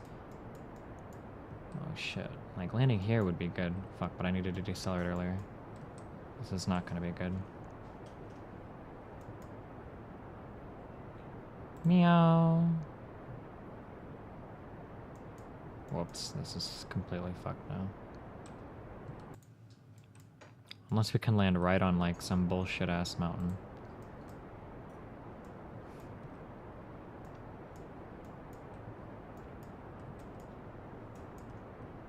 Oh my god, did we? Oh no. No, we did not.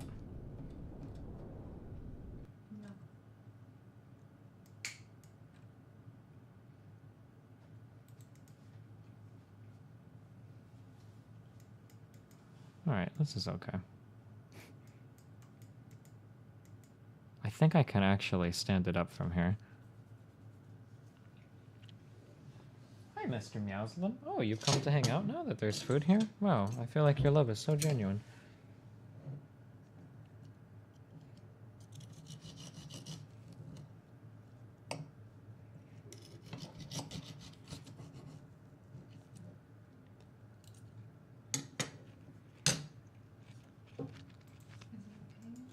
Oh. It tastes like metal?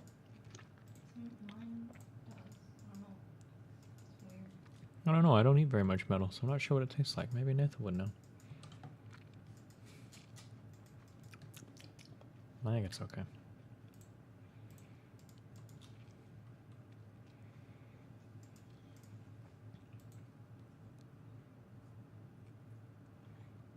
Oh, what? Do I... Fancy Sloth, I swear to fucking God, if you got muted for a legitimate reason.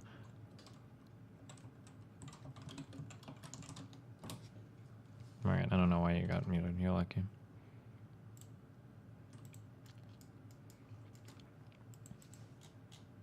Holy shit! These doors have power.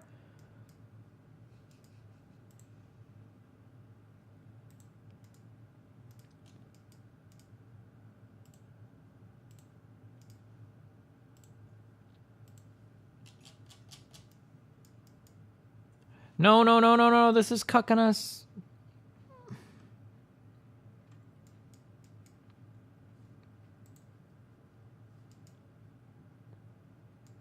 Okay, I don't think I can plant a flag. You know what? What if Jeb got out and ran?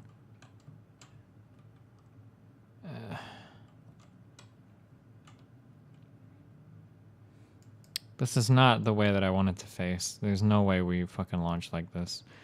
These fucking doors, man, have the fucking power of 1,000 fucking men. Holy shit! I can't believe these doors just launched us so far. Fuck. Are you serious?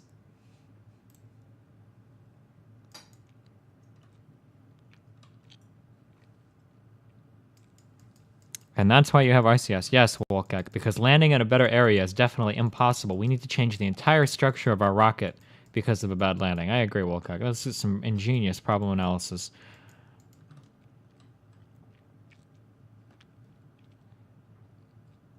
RCS will make moon landings take up much easier. Yeah, it does. When I was trying to reduce weight on this final lander, it's already fucking massive enough. Does it hurt your spacecraft if you do it like this? No, this is fine. The spacecraft is fine. Everything is fine, okay?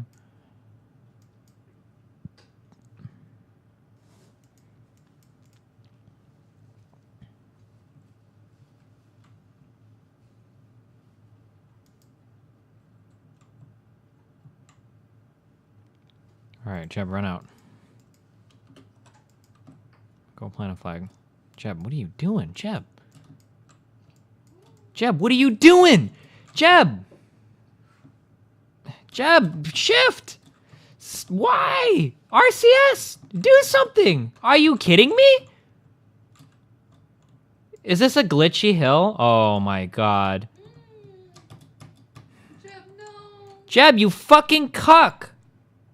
Every time I go up the hill, he starts going fucking crazy. Alright, we'll wait for him to catch himself. Are you done, Jeb?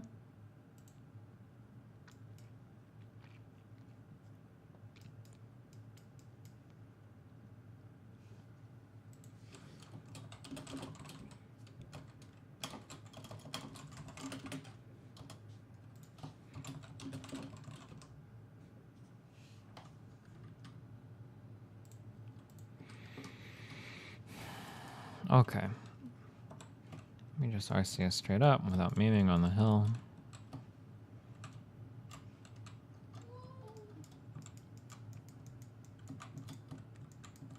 No hill memes, Jeb. Just grab on. Okay. Alright. We're going to open these bay doors, and they're going to launch us into a standing position. And then we're going to take off.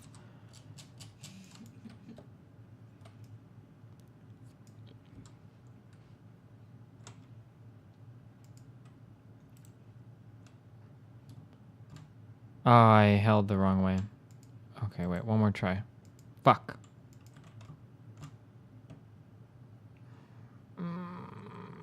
Look up. Look up.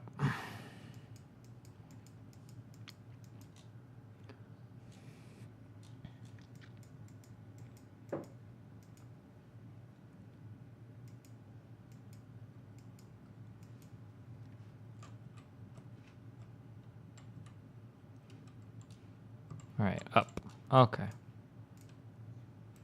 Oh. Nope.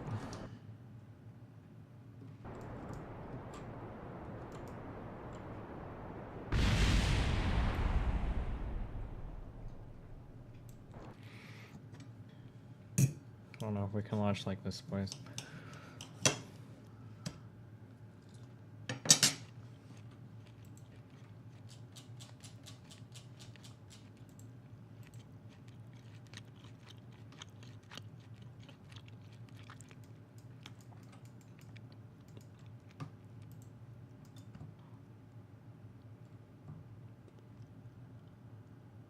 Oh, I should have these legs unextended, I think.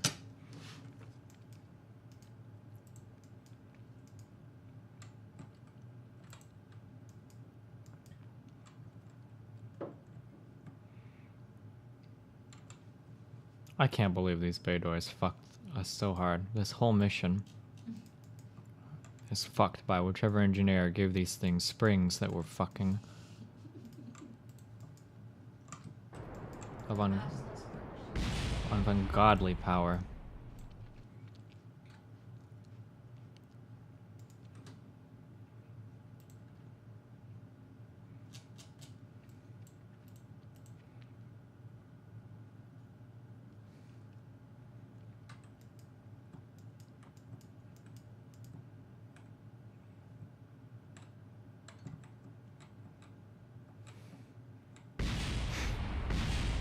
We don't need those. These are hindering us. Or they're unnecessary mass. Okay, I don't know what we just lost there, but that felt important. Oh, that was our engine. Okay, we need that.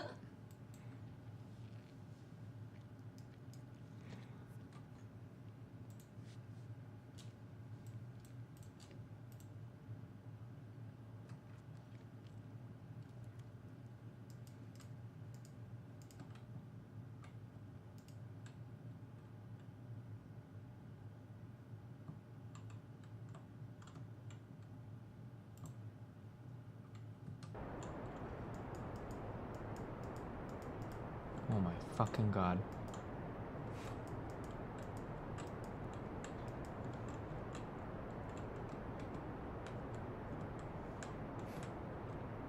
I don't know how, but we did it.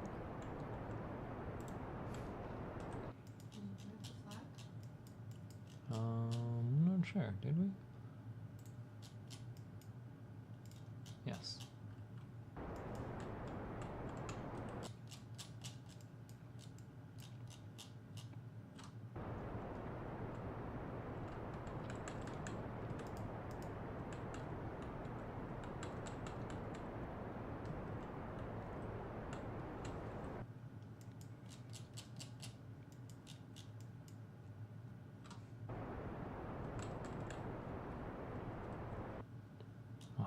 Fuck, I feel like I don't have the feel for this.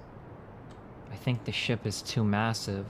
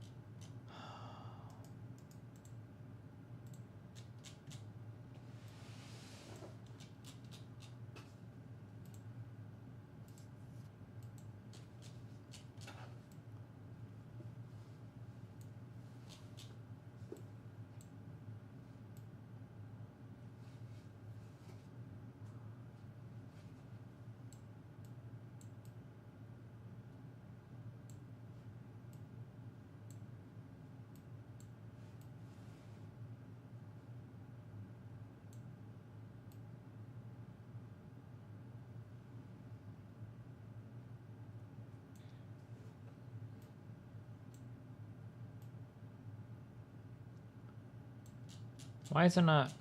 Oh, I'm getting... Why is this giving me an escape off of Kerbin? I'm looking for the lowest Kerbin orbit possible, right? Which looks like this.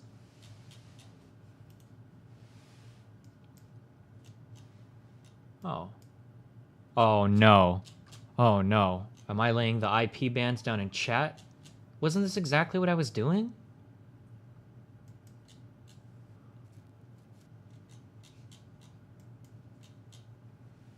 We were just burning from our launch as much as we could into the opposite direction of the moon, and this is the optimal maneuver. Are you fucking kidding me? Did I just fuck myself?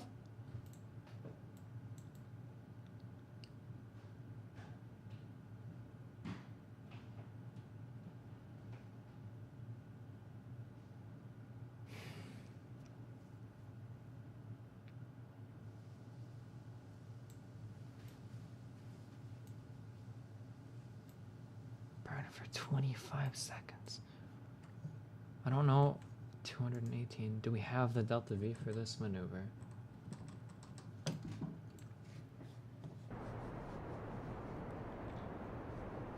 This is why an orbit first is nice. It takes more energy to get to an orbit first. What the fuck are you talking about?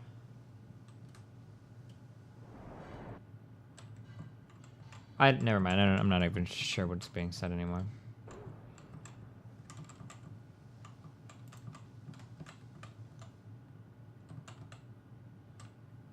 I don't think I have the feel to do this. Whoa. Did I just get flung?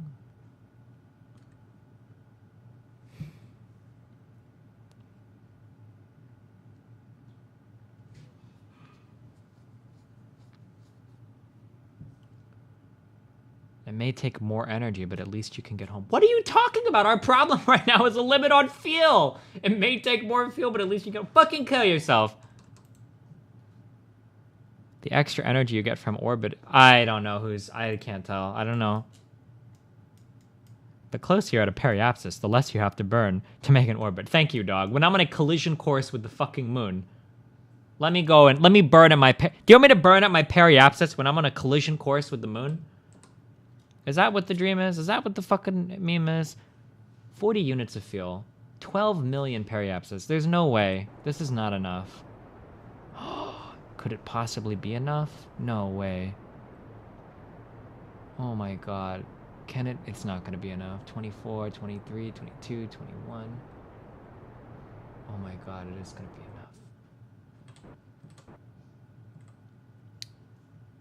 enough. Okay. I'm going for a hot injection. That sounded really fucking gay. This is gonna be fucking 3,500 meters per second, boys. Good luck.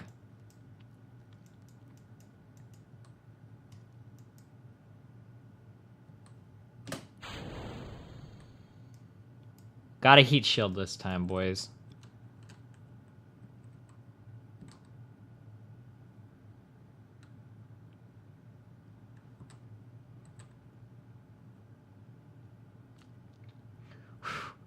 Oh, and our periapsis got degraded to 10,000. Whew! Now that's a spicy... This is going to be a spicy landing. But we got all the electricity in the world. We got all the sunshine in the world. And by all the sunshine, I mean we're literally going to the dark side of the planet. But we got fucking batteries for fucking days.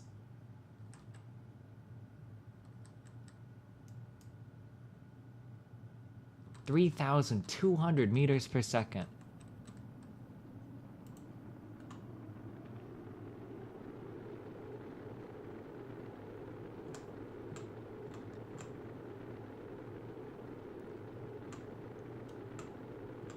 You can skim through the atmosphere multiple times if you go in shallow enough. But I ain't no bitch, Gordon Ramsay. Chef, I'm not a bitch. You don't understand? Whew, this is some high-speed air braking.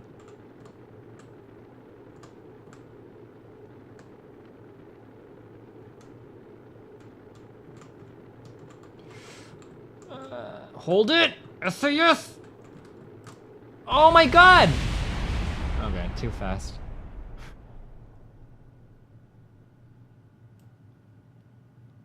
Space Center.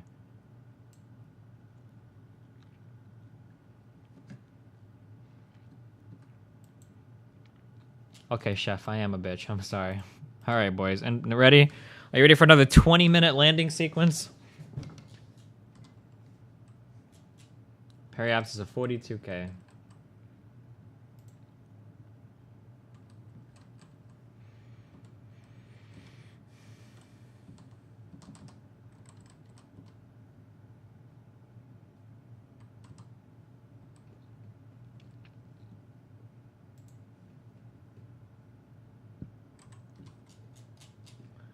Apoapsis was about 41 million.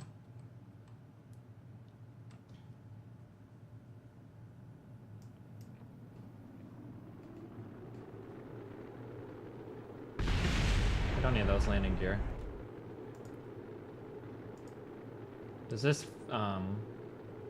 engine have an alternator? I'm not sure. What was it at? Like 41 million?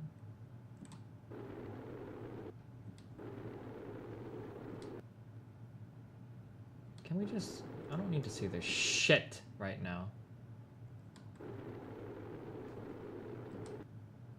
Please, show me the reality. Thank you. 10 million.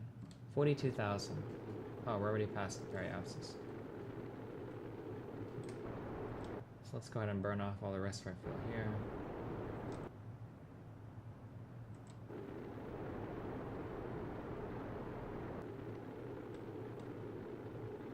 Isn't holding SAS to stand retrograde better for not burning up, or are we trying to conserve electricity? I was trying to conserve electricity because sunbeams.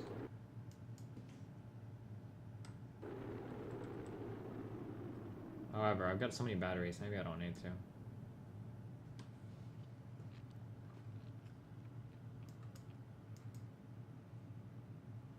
Okay. Get the fuck out of here. Get the fuck out of here. Alright.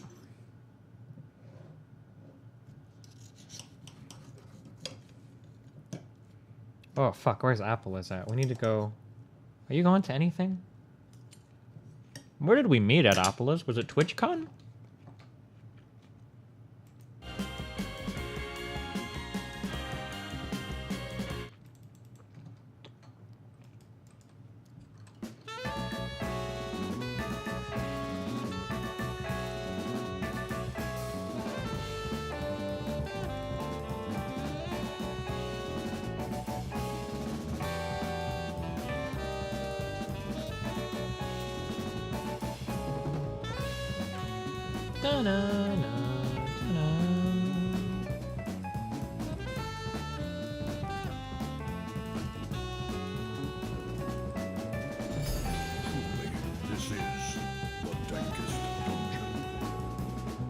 Hi, Destiny. Listen, I covered I'm my right about hand, to okay? wash my wooden floors but don't feel like going out for supplies. Do you think walking on a towel with warm water rubbed down with a bar of soap will suffice, or could it potentially harm the floor? I don't know, is your wood sealed well? Oh god. We did hard surface cleaning as well, but I don't remember it as well from carpet cleaning. From my understanding, wood floors and floors in like gyms and shit, like laminate or whatever, you never actually need to really clean that. You just sweep it. When it actually comes time to like clean it, like it really needs to be cleaned, we would do something called a strip and wax, which is where we pour some kind of solvent all over the floor in order to dissolve the layer of sealant, and then you would mop it all up, and then you would reseal it after it's been cleaned. But you would never actually like hardcore clean the top of a sealed floor. But maybe you do, and we never did that. I could be wrong. But all I remember was the when it came time to do like the big memes for cleaning like wood and shit, it was usually if it can't be cleaned by like sweeping, you would just do like a big strip and wax.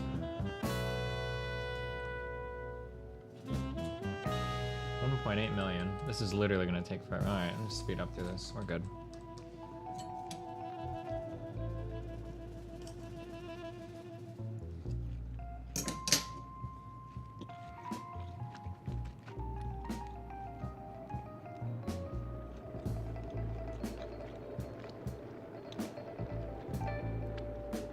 I guess you can mop a floor, but I don't think you want to use like really heavy solvents, right? I don't know, like, yeah, like for like gyms and auditoriums, like we never cleaned those floors by like mopping them. It was always you stripped the sealant, then you mopped everything up, and then you re-waxed it. You would never just like do a hardcore cleaning of the top. Like you would only ever just like do like a mopping and like if anybody's gonna clean it, you either sweep it, and if it can't be cleaned with sweeping, then you like mop it up, but that's it. But I don't know, I don't know. I don't know enough. You'd have to ask somebody else. I would just be scared of fucking up the sealant on a floor. If you use a really harsh or really abrasive chemical cleaner and you fuck the sealant up, Fucking the sealant up is scary because if the sealant is gone, then you can do actual damage to the floor. But if there's sealant there, it's whatever. You can spit whatever the fuck you want on it and nothing is going to decolor or discolor or fuck up anything beneath. It's just, you just have to reseal it.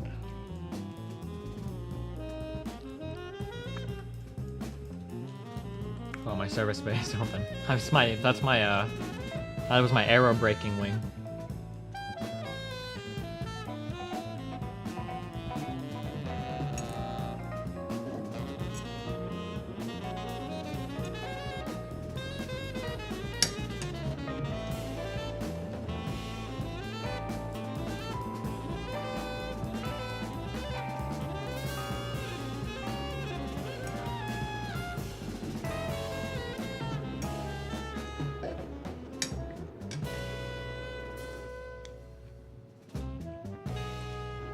What if I drop acid on it? Acid is usually way better for things than alkaline things. That's like a really counterintuitive thing, because you always hear people talk about like acid, but I mean they're talking about shit like hydrochloric acid or whatever. It's always gonna fuck your shit up. But most cleaners are acid based.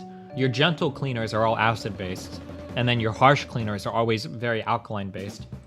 So pHs of like 9 to 11. Although 11, and then like 11 to like, I think 13 is like your hardcore, like might kill you if you fuck with it, or like will fuck your skin up. But like 9 to 11 is where most of your cleaners will lie. And then usually when you're rinsing things, like to finish cleaning it, usually you're rinsing with an acid because the acid is usually much gentler. I don't know why, but I just know that to be true.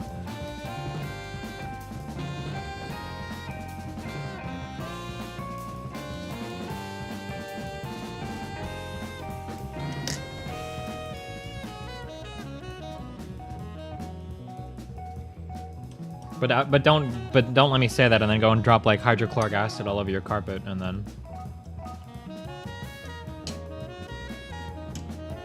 Base of pH 13 is ridiculously strong. Yeah, that would be. I think we might have had one of those, but that's like shit that like if it touches your skin, it's gonna like fuck your shit up, like the really hardcore shit. I think the most. Hold on. Of the standard cleaners we use, I think 11 was our heaviest duty shit, and then 9 was like the standard alkaline cleaner. I think we only had one that was 13, but it came in like a tube and it had a special name, and we were only supposed to use that on, I don't even remember where that was for. I don't know if I ever used that cleaner. How harsh the acid is? I don't remember using a product with a pH of less than, I don't even want to say 5. Whoa, I think 6 might have been the lowest. Maybe, what is the pH of vinegar? Am I gonna die? I should have used stability memes instead of retro memes.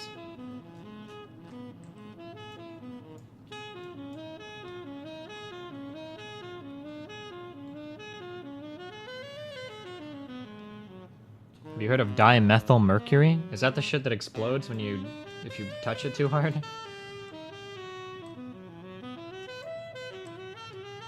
Can you comment on this fellow's carpet cleaning technique? Oh boy, ready for the meme video?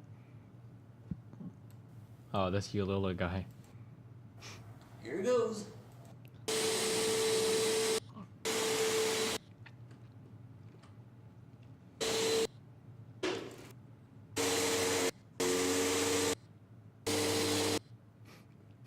He's just vacuuming. Good job.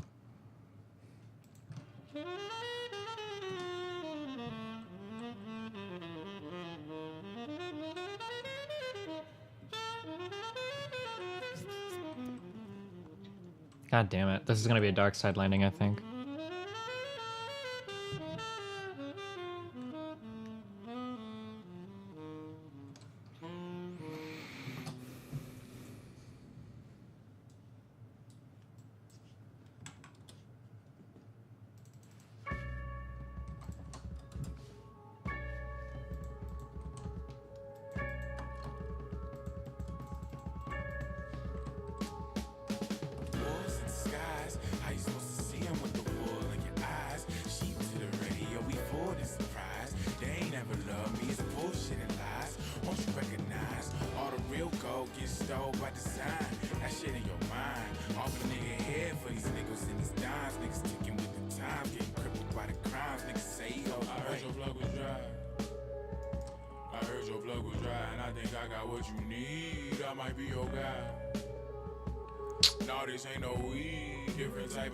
What is the chances of us? What are the chances of us? Are there any games you're looking forward to? I really want to play Factorio. I think I'll have a lot of fun with that game. It feels like I will, or from the sounds of it. These niggas talk bread, but they missing the blood. Like they crippin', much like Krillin, how they disc could destruct. Rebuilding the ashes, caches. With the training underwater with the passion, traction. Started gaining some muscle. Let me tell you, it actually started raining in shows. Wasn't moving no O's, but it's a symbol of hustle. Spreading love is an intricate puzzle. I hate to have you strung out and addicted to struggle. I'm on this love as late. Smoking bud, praying to the one above. I've been thinking about this love as of late. Yeah, like a drug, you won't ever get enough. I've been feeling like the plug as of late. Yeah, and I ain't saying it's the same kind of high. Trying to feel good, and you looking for a pusher that'll push that feeling, and I'm that guy. I heard your blow.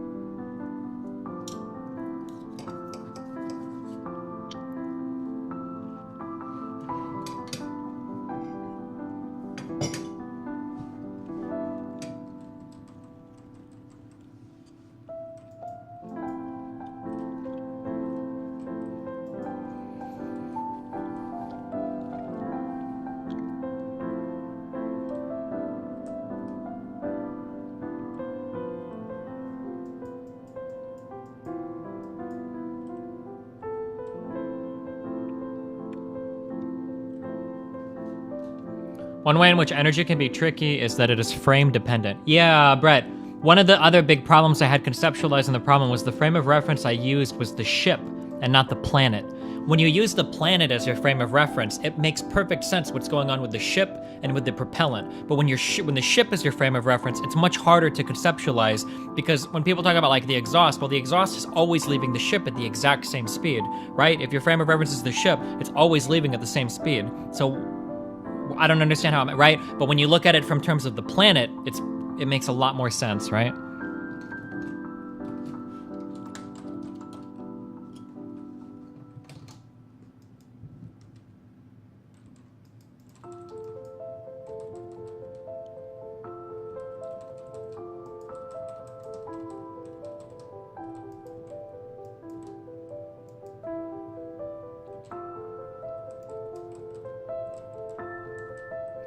Do, do, do.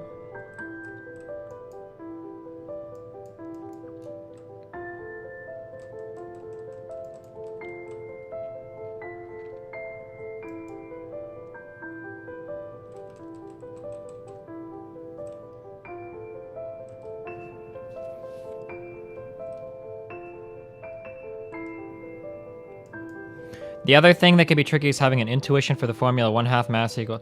Oh, kind of, yeah, because things that are squared don't feel very intuitive. Like if you double the speed, or if you like increase the speed, then whatever you increase it by becomes squared. Sure, sure. But the main problem for me with the Oberth effect was just imagining where it just didn't make sense that if you excel, like something has to give at some point. You have to be getting energy from somewhere, right? That was the thing that was fucking my mind up. All right, we're gonna interstellar this landing, even though this is the most boring fucking shit in the entire fucking game.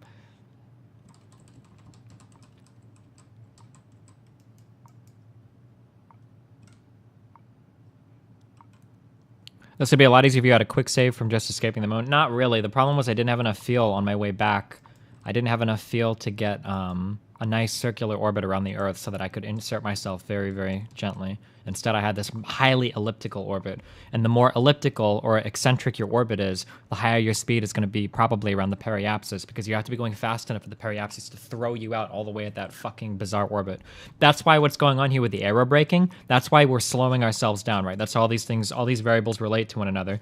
Notice that as we go through our periapsis and we aerobrake in the orbit, or in the atmosphere, notice as we decrease our speed here, our apoapsis is getting shorter and shorter, right? Because our velocity here, if it gets smaller, it can't throw us out as far, right? But I needed, but my field coming back from the moon didn't give me the, like in a perfect world, we would counterburn, retroburn both sides of the orbit and then bring us into a nice circle around the Earth, and then we would slowly retro just a little bit until we'd fall to the Earth nice and gently, instead of being thrown from so far away at a highly elliptical orbit. But the problem is, I didn't have the feel for that, so now we have to go for the crazy ellipses, and then we aerobrake our fucking memes for 12 fucking years.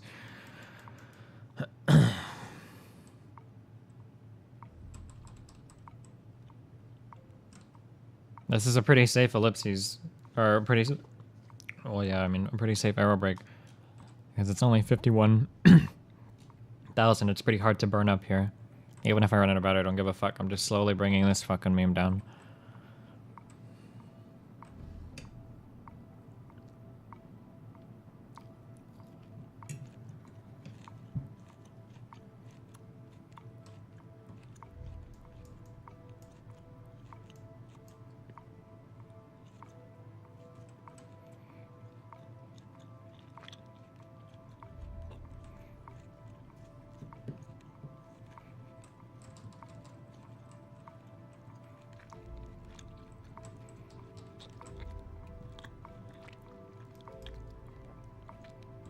I'm not even gonna be done aerobraking by the time this fucking song ends.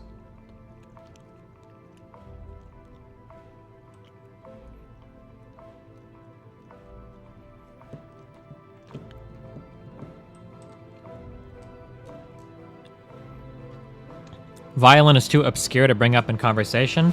That's bullshit. Music is a really easy way to get laid, Bombjin. That's total bullshit. If you know an instrument, you should bring that shit up. You can even do it in a way that's not super obvious. You just start a conversation about music. What kind of music do you like to listen to, or whatever? Oh, cool. Did you ever play any music in school or whatever? Do you play an instrument or anything? And then usually conversations are back and forth. So if you're at like, hey, did you play an instrument? They're like, no. Did you play an instrument? You're like, yeah, I fucking play violin. What now, motherfucker?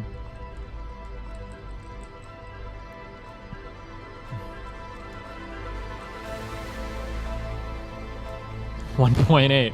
Oh my fucking god.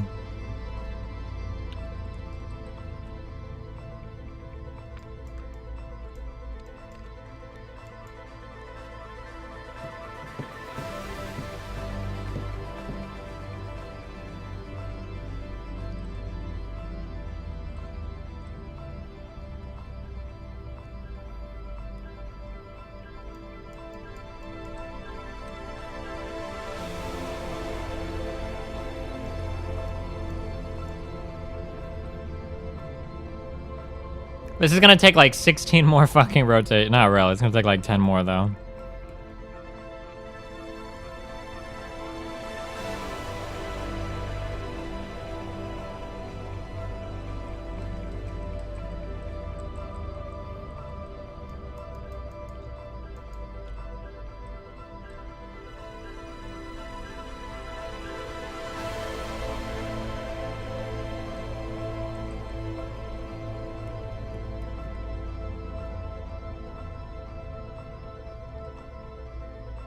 Here's the warp here feature. Bowhead, ask me if I give a fuck about a warp here feature. I live on the edge, dude.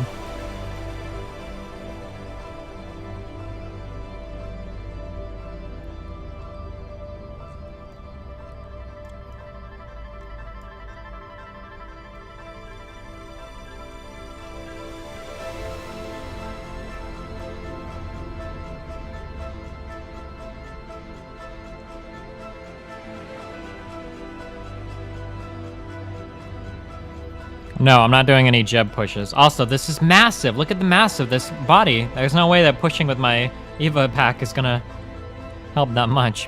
What's the best American airline in your opinion? Motherfucker, I shouldn't be giving this shit without a fucking sponsorship, but it'll never happen. Delta, in my opinion, is really sick. Like legit, like, everybody's like, airlines suck, but this one is the most tolerable. I've had really good experiences with Delta.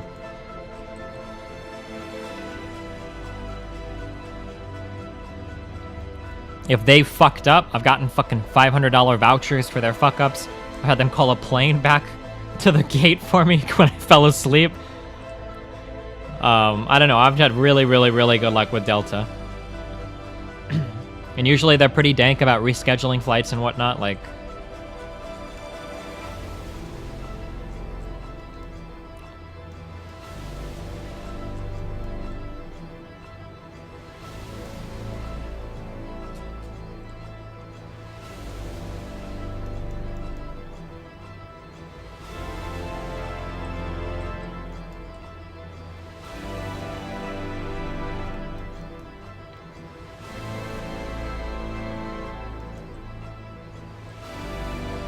tell the story of them pulling the plane back for me. I've told this before.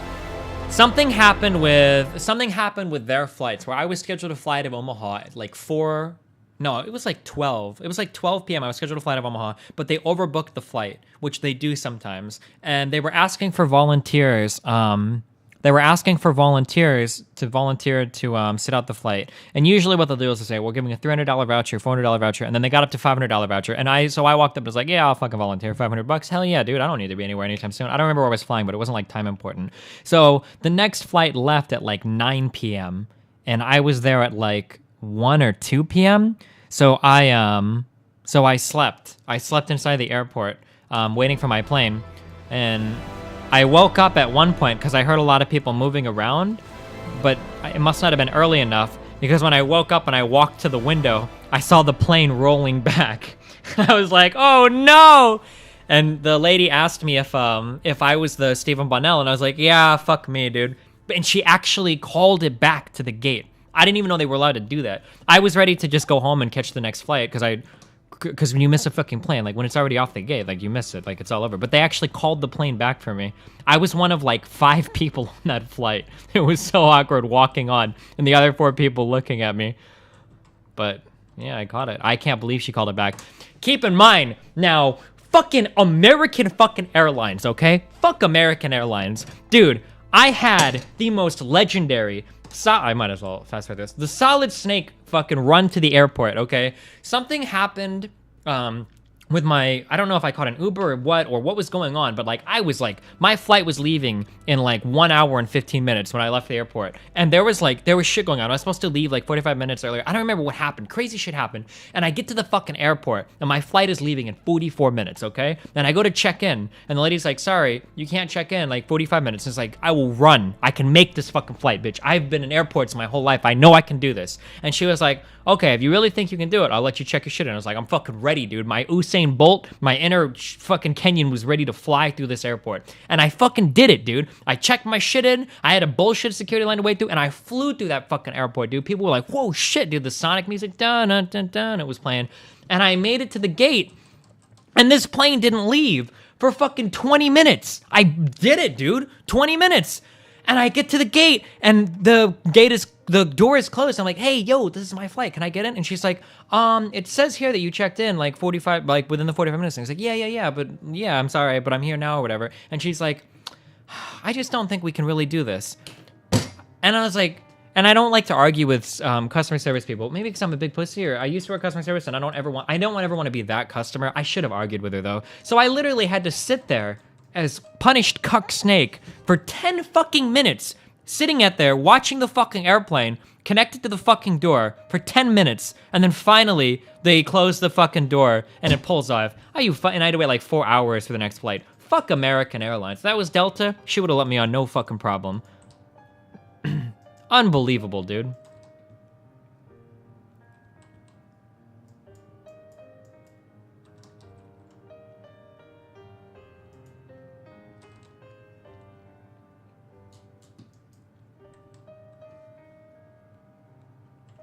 Do you like JetBlue? I've never flown JetBlue before.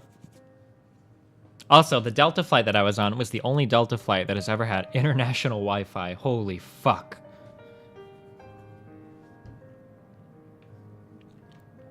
That Lufthansa or whatever, I've flown several times. That's usually who I fly going from Amsterdam to Dusseldorf.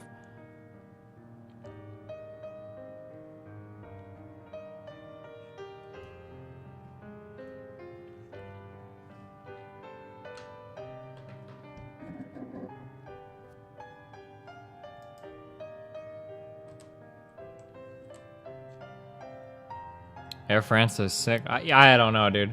Every flight I've had from Amsterdam, they use these little baby toy planes. I swear to God, these things are flying fucking horizontally half the time. Dude, I thought I was gonna die. I think I've said this right. There was one time flying from Amsterdam. I don't usually get scared of much of anything. It's just not in my nature to get scared because I'm so fucking manly. I don't know why, I just don't. But like, this was the flight that I was positive I was going to fucking die on. I knew in my heart, when I looked out the fucking window, this plane, man, planes fly like this motherfucker, I swear to God, had like a fucking 80-degree angle. It was insane, dude. I was texting, I started to text my bank passwords and shit to Rachel in case something happened. I wanted her to be able to get my PayPal money and everything out. I thought, dude, I was ready to die on this fucking flight. It was the worst turbulence I'd ever had in my entire life. It was insane, dude. We were like, I'm talking like drops that would have made the Tower of Terror in fucking Disneyland seem like nothing, dude. You were just like, and then it was like, whew,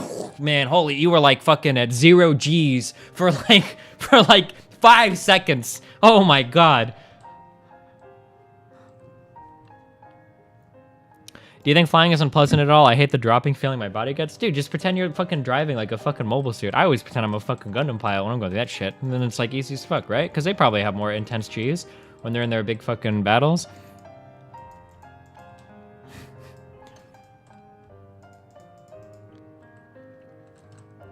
Air pockets? Well, I think it's air pockets in the fact that every single airplane that goes from Amsterdam to Dusseldorf is like a shitty little fucking 797, whatever the smallest possible Airbus plane is, whatever the smallest little itty bitty tiny piece of shit tube that you can get into the fucking sky is what they send, what they hurl from Amsterdam to Dusseldorf, but most of them land.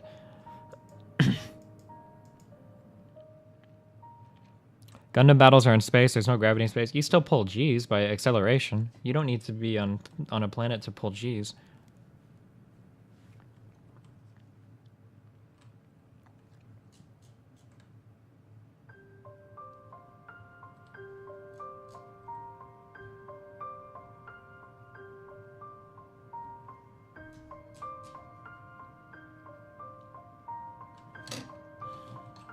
It's Dusseldorf. Wait, what am I saying? Dusseldorf?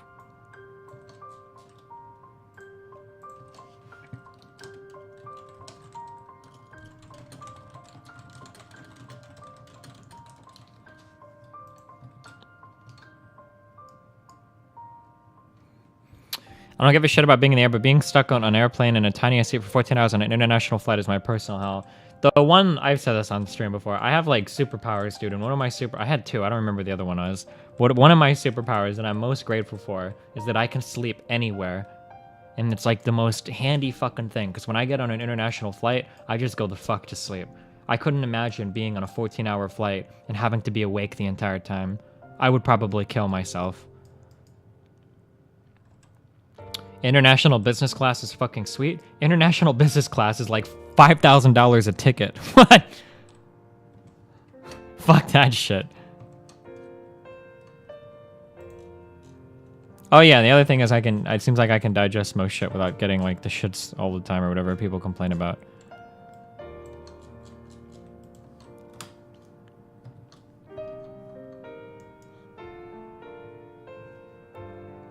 What a $10,000 round trip looks like? Oh, is this one of those, Oh, there's a Japanese one that's really dank.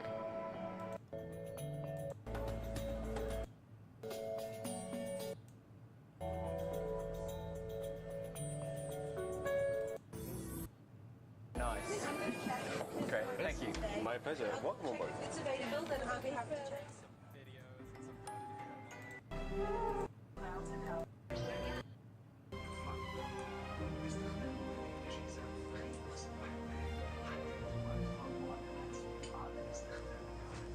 Why are you hating on business class? That shit's expensive as fuck, dude.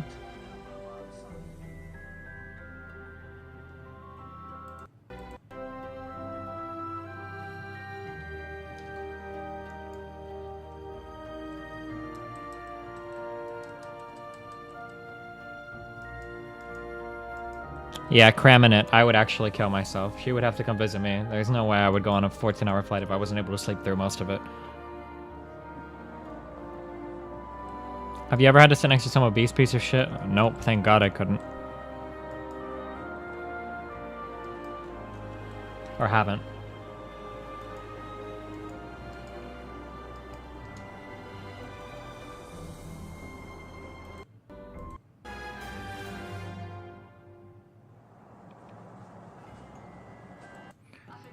Aren't the, I think that the Tokyo first class ones are way danker, aren't they? You get like a whole fucking room, don't you?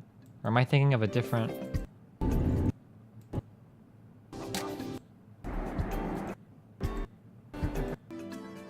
No, not this. There's a bigger one. I don't know what it is.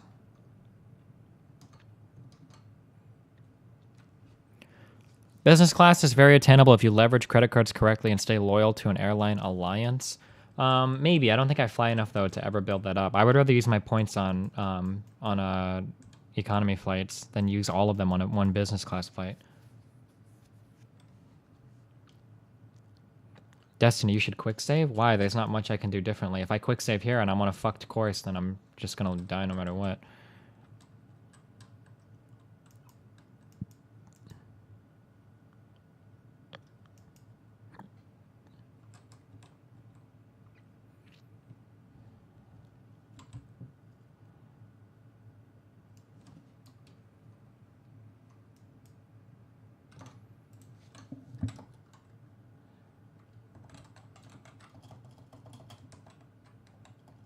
Emirates first class A380.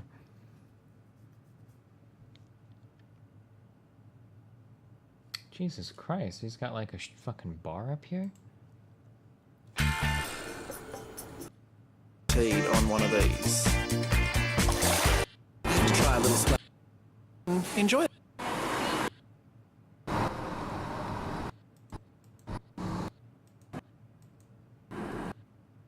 Use when flying. Damn, these guys get all 733,000 views on a video just for taking a first-class flight? Man, it almost pays for itself.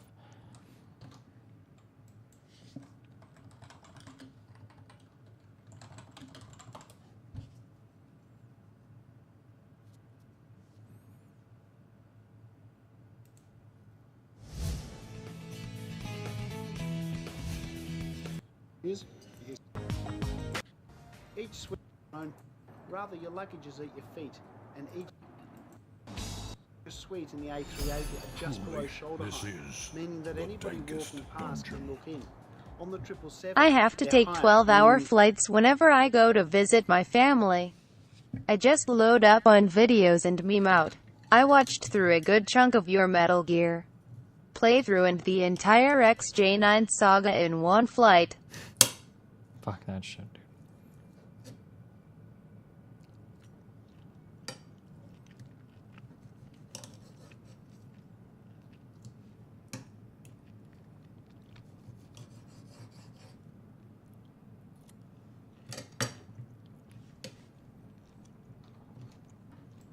that you actually need to stand on your toes to look over the walls, so you have total privacy. Secondly, the view from the windows on the upper deck of the A380 are restricted. This is due to the slanted angle of the cabin wall. So if you're the type of traveller that likes to look out the window, then the 777 is definitely the way to go.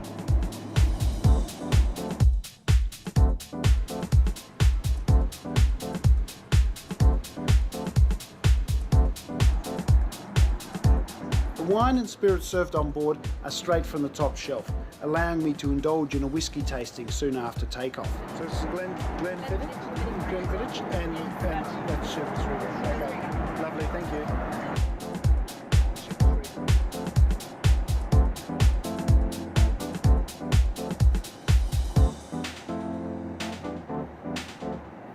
A credit card sign-up bonus can easily get you a one-way business class to Europe or North Asia. Wait, where? Which one?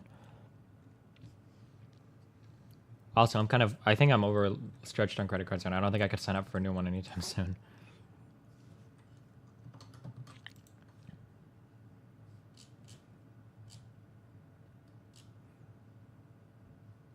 Oh, this was the one I was thinking about.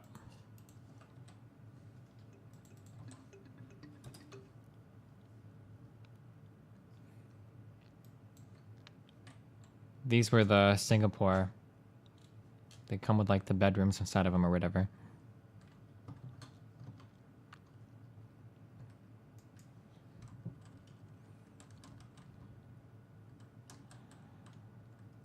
Are you in massive debt feeding Nathan? No. Chase Sapphire has awesome sign-up bonus, but it won't be the total cost. It's not even close. The Chase Sapphire sign-up bonus is like 50 or 60,000 points. Not even close to a first-class flight.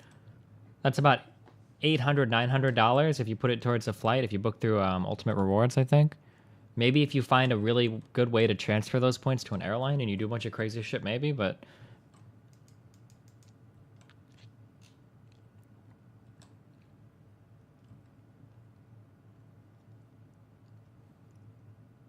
Don't worry, one day we're gonna slow this orbit down.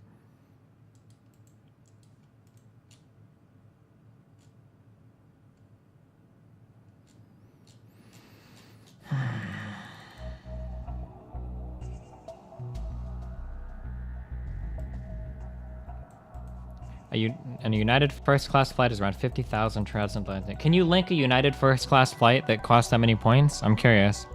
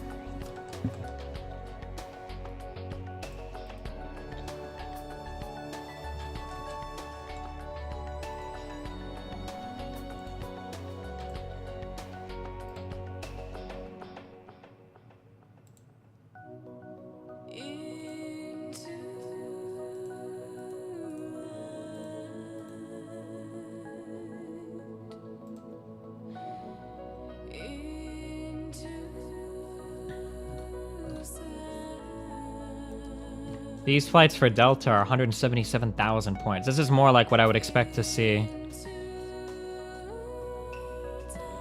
Oh, plus $275.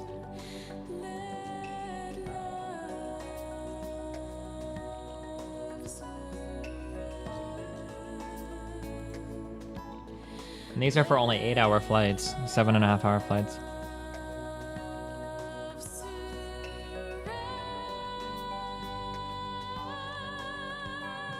Delta's reward program is garbage. You think American Airlines will be a lot better? I'm like, oh, United?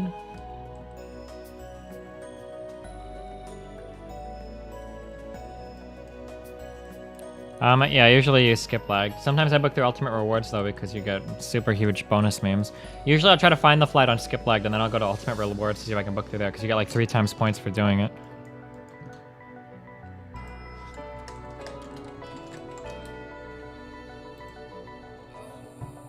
You can transfer Ultimate Rewards points 1-to-1 with United. Like 1 point for 1 mile, round trip.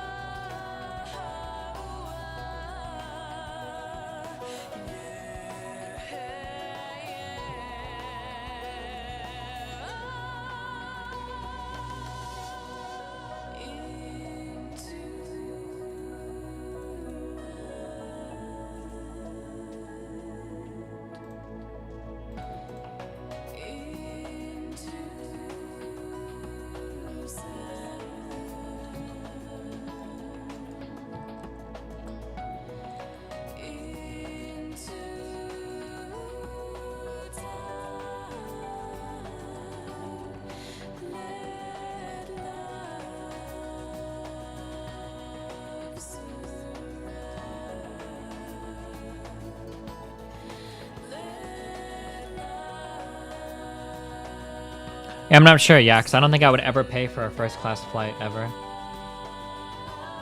This is a lot cheaper than I thought it would be. Well, I guess it's like a 7.5-hour flight. 6,000. How do I see this in miles? Is there a way to click and see the cost in miles? In your experience, is it better to drive or fly? I mean, if you're with people that you really like or love or whatever, then I guess driving is nice. Oh my god! I launched my chutes! No! How do I repack them? Can I repack them? I launched my drogues. Listen, where we're going, we don't need drogue chutes. Do I click disarm?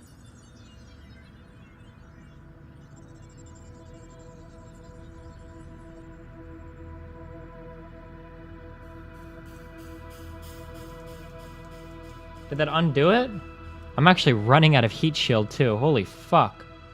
This has been so autistic.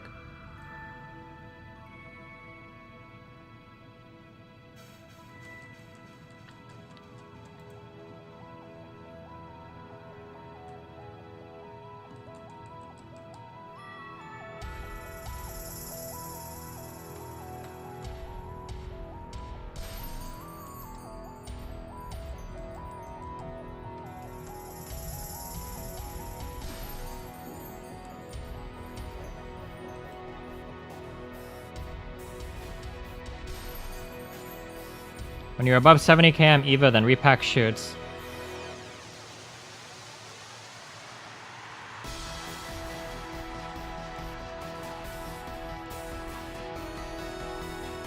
Oh, wait. This is okay because they haven't actually deployed yet, right? Because they have that altitude. Okay, well, how can I tell which stage I'm on now? I should still be on this stage, right?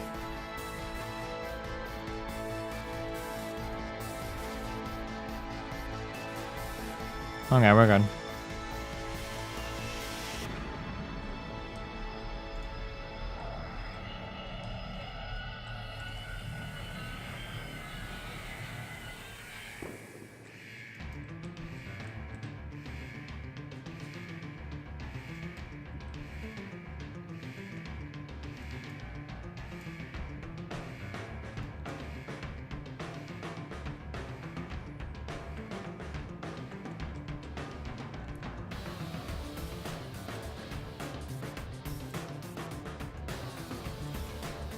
Can I just get a light side landing, please? This is 45,000. We should still have enough electricity to just do pure retro hold, right? So I don't have to fuck with the stability bullshit.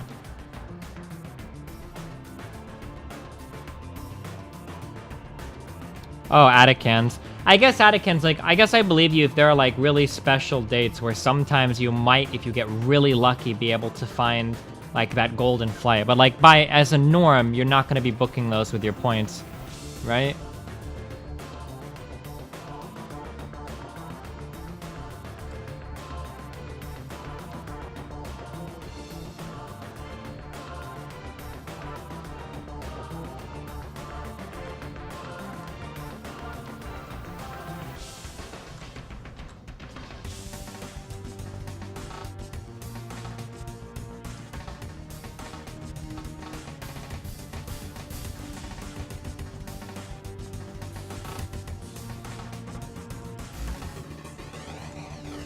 Wow, 600, welcome to the 2-1 Stubber Clever.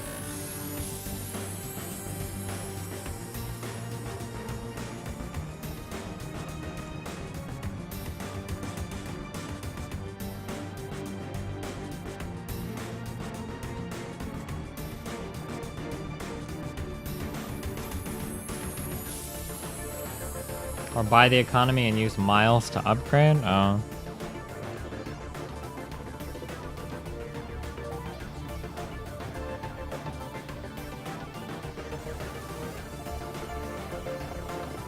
Please, give me a light side landing. 155.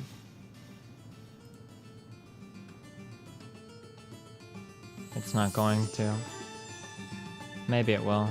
No, it's not.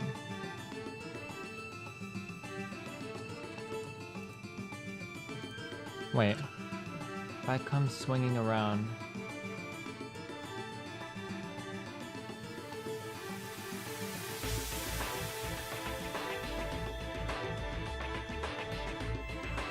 Okay, good luck. Good luck, boys. We might die.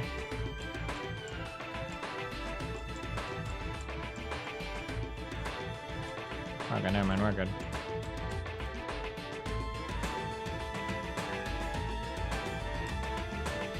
I'm trying to decay this orbit as much as possible.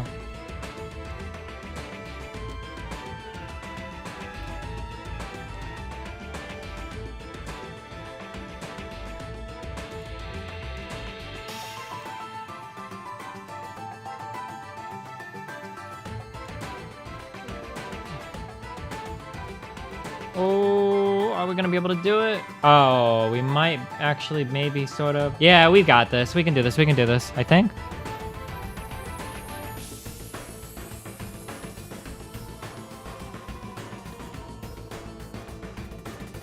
Yeah, we've got this. The full body air slam.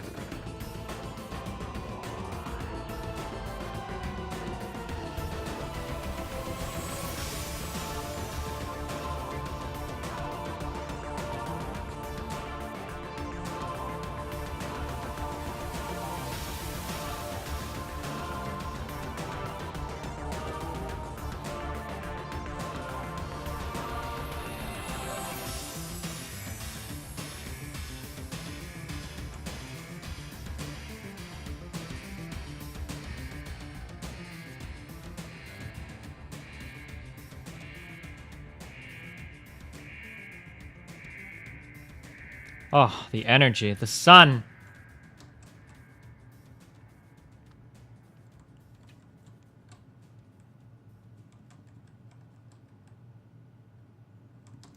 Give me your strength. Okay, radial out.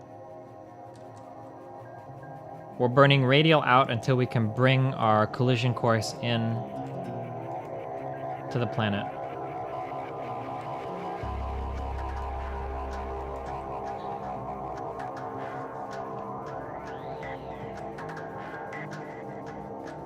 I imagine once we hit like 55,000, it should start to happen pretty fucking fast. If it's not before then.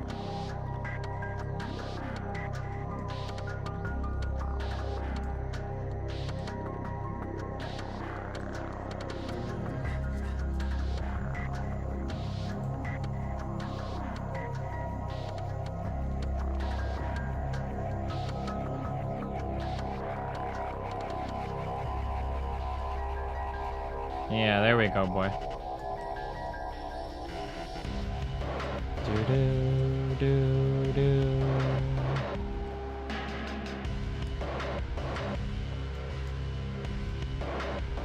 And then that's a light side landing.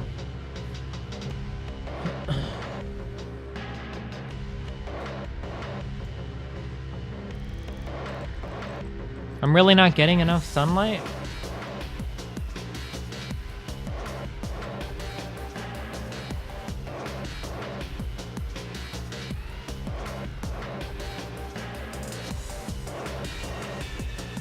I can stability assist this part of the orbit for free electricity memes. Because this part of the orbit should be pretty easy to hold. And once it gets pretty spooky, I'll slam that retrograde button.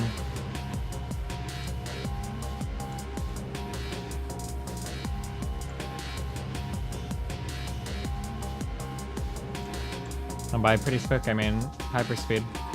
Whew.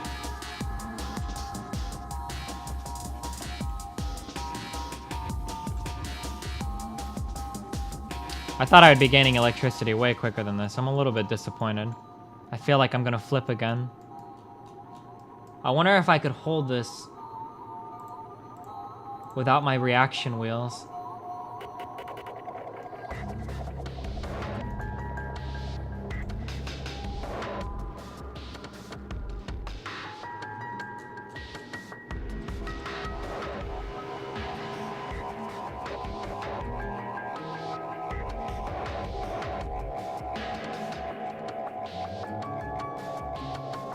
Wow, Bowhead, thanks, buddy. I don't know why you put that ellipses on the end of landing, like there's any chance that Jeb can't fucking handle his shit. Okay, I have got so much energy right now in my batteries. I'm just gonna turn the reaction wheel on because it's acting like it wants to. It's acting like it wants to flip.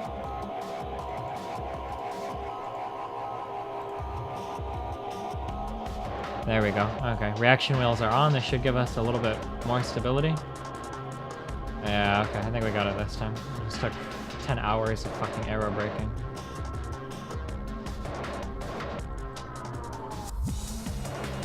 There we go, radial out. The only thing I'm scared of...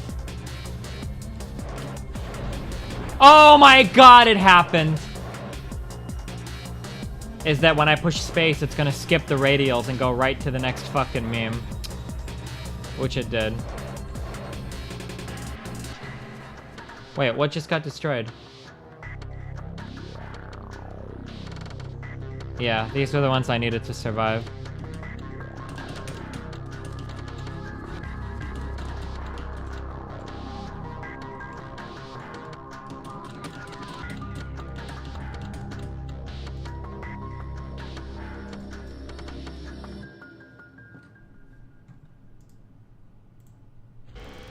I needed to manually deploy these.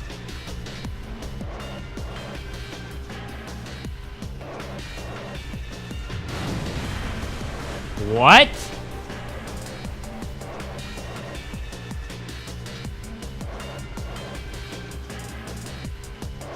What did we hit the water at?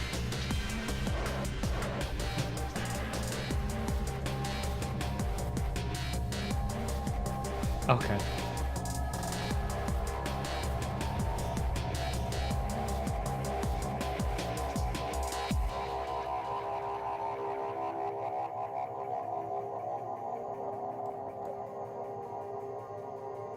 Wait, what happened to all of our data? We should have had way more science than this. I don't understand. Oh, no. I know what happened. I know what happened. Yeah, I lost my science bay on landing. Fuck me, dude. Was this before or after I deployed my chutes on accident? Whatever, dude. Okay, we know we can make the thing. Do do do da do do do do do do.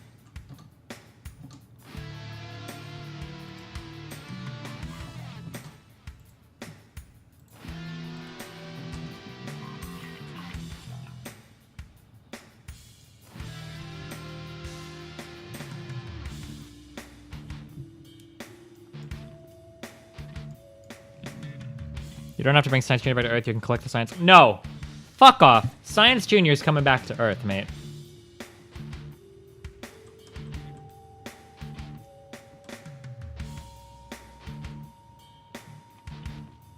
How's Twitter doing? What is today? Oh, I didn't check today. Hey Destiny, Cake Fork here. Still holding. I have 200 plus hours in Factorio. If you want someone to help you learn, please respond. I appreciate it, but I like to learn games on my own, dog.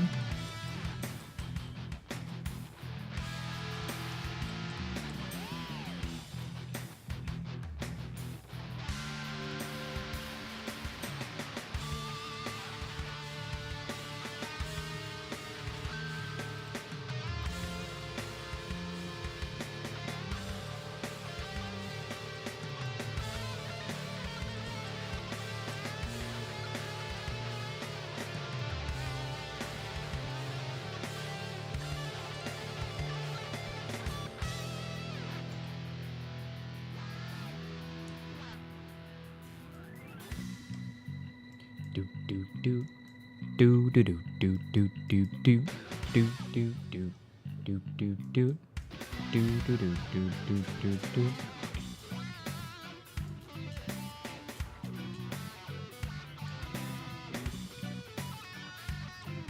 Fuck. I think when I quick loaded I needed to do this weird maneuver. I needed to do the body slam a little bit quicker. I don't know if I'm gonna be able to land like this in the sunlight.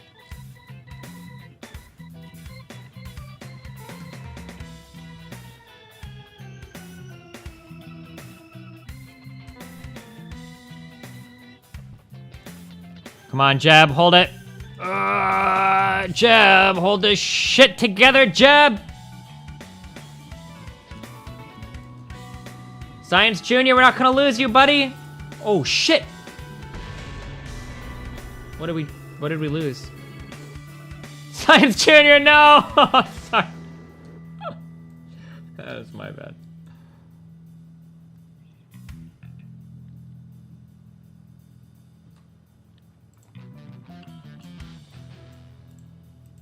Has Blue Mics on his stream overlay but uses Rode. Oh, I haven't updated that. I'm using a baby bottle though from Blue.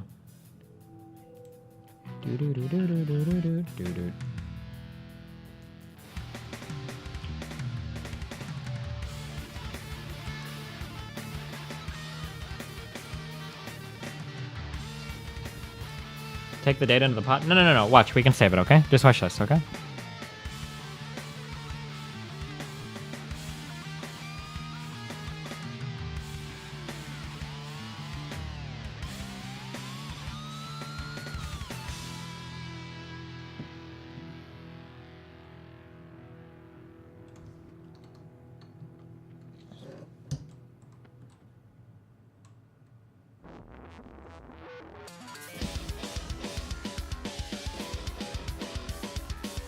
Yeah, hell yeah, Pete, it's fun there.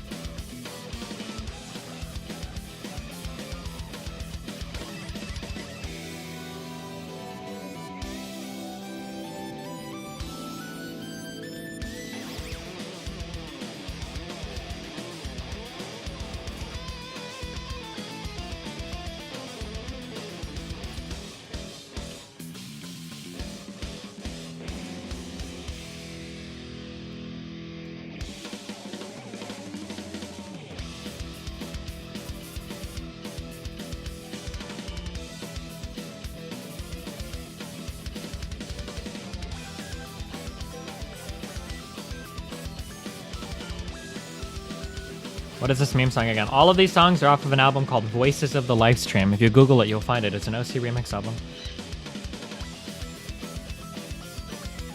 Do you ever jettison your heat shield? Maybe right before landing, I guess. But no, I don't usually need to. It doesn't weigh that much.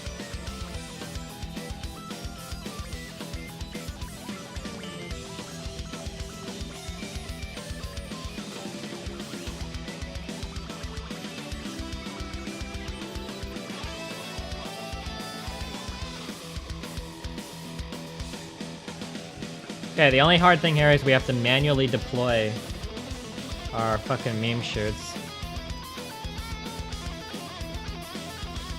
I wonder if I could like add them to another stage. Do you think that'll work?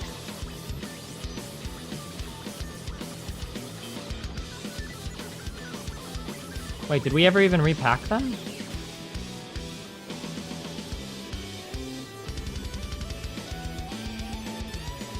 Yeah.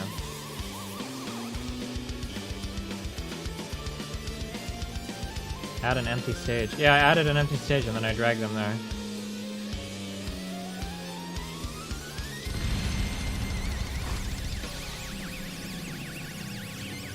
Fuck. I wasn't watching. I needed to turn on my wheel. God damn it.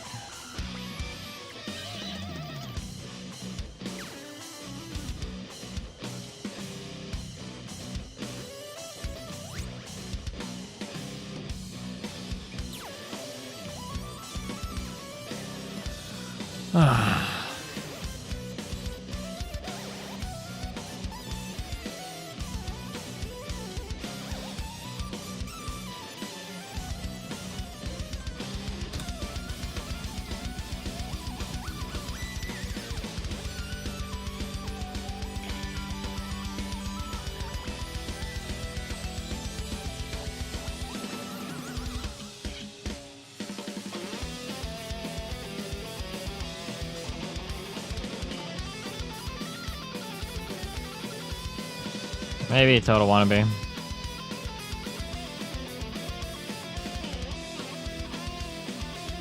You like ARPGs, like Diablo and Path of Exile? I don't think that counts as an ARPG. Or no, wait, yeah, action role-playing game instead of alternative reality. Oh, ARG is alternate reality game. Do I like? I don't know. Games like, I always thought those are just called hack and slash. But like with role-playing elements, yeah, they're okay.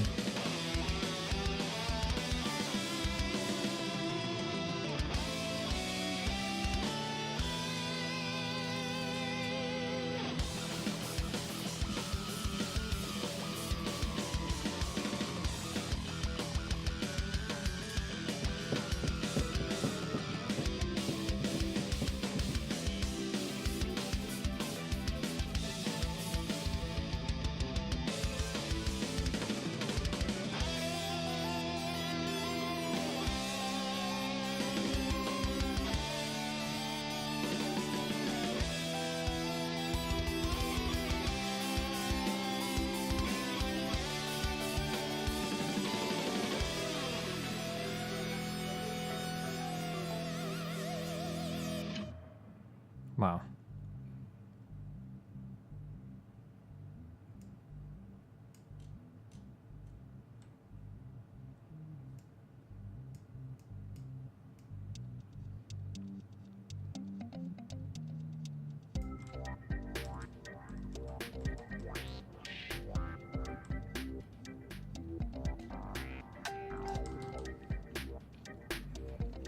Okay, so we burn retrograde like this for a while.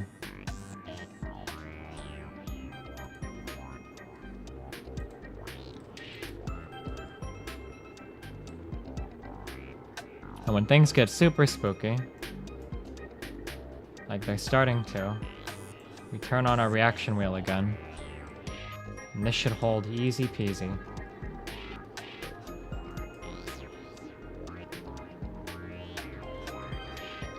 Oh, and then we're gonna add another stage here, and then drag these up to that stage, and hopefully they'll relaunch. If this fails, I'm just gonna go to bed. I'm not doing this whole fucking thing again. I'll finish it tomorrow.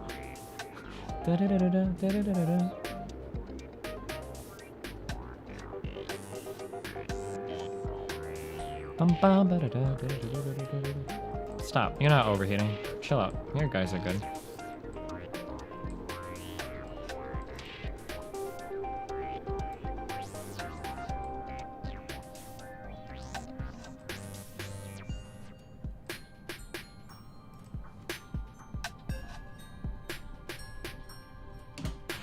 Oh, they actually did launch.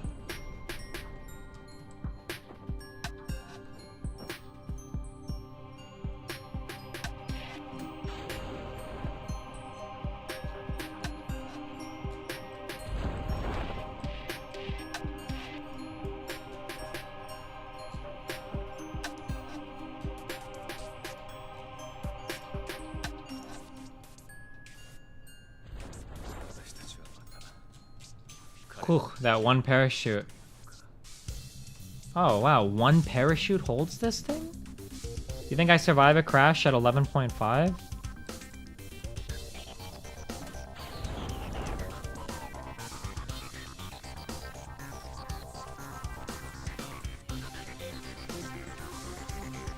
Whatever, I have 2 more shoots.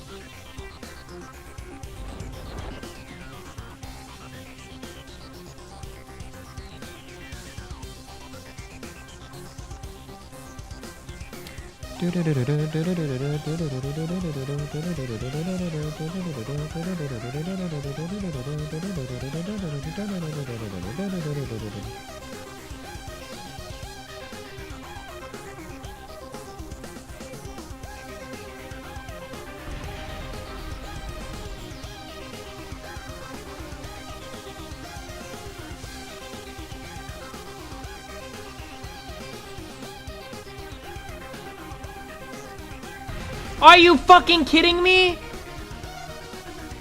Science base still blows up? Should I have left the heat shield on?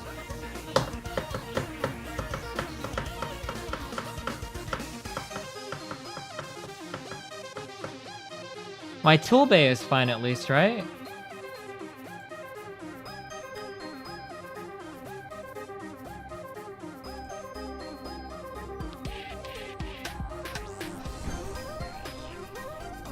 Don't time warp when you land? I wasn't time warped. The science unit can only take 5 meters per second.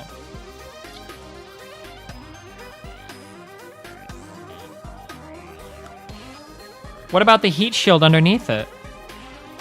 Dun, dun, dun, dun, dun. I brought back 98 science this time. Alright, one more time.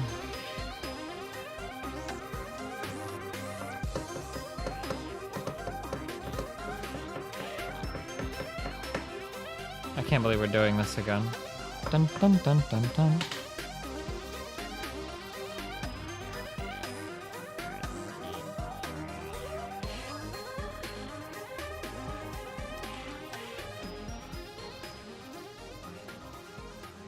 Heat shield is 9. Yeah, I just shouldn't have jettisoned the fucking heat shield.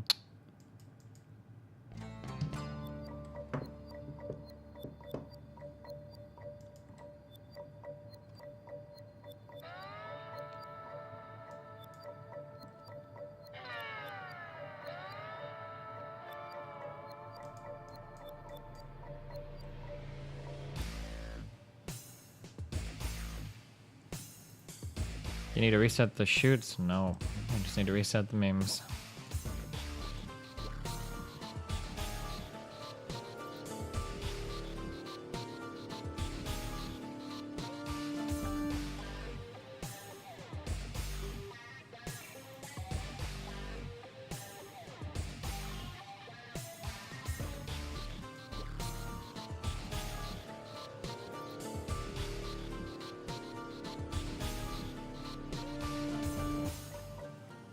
Why can't you collect the science data from before it? How would you feel if your parents just asked you a question before they threw you off of the car and let you fucking die?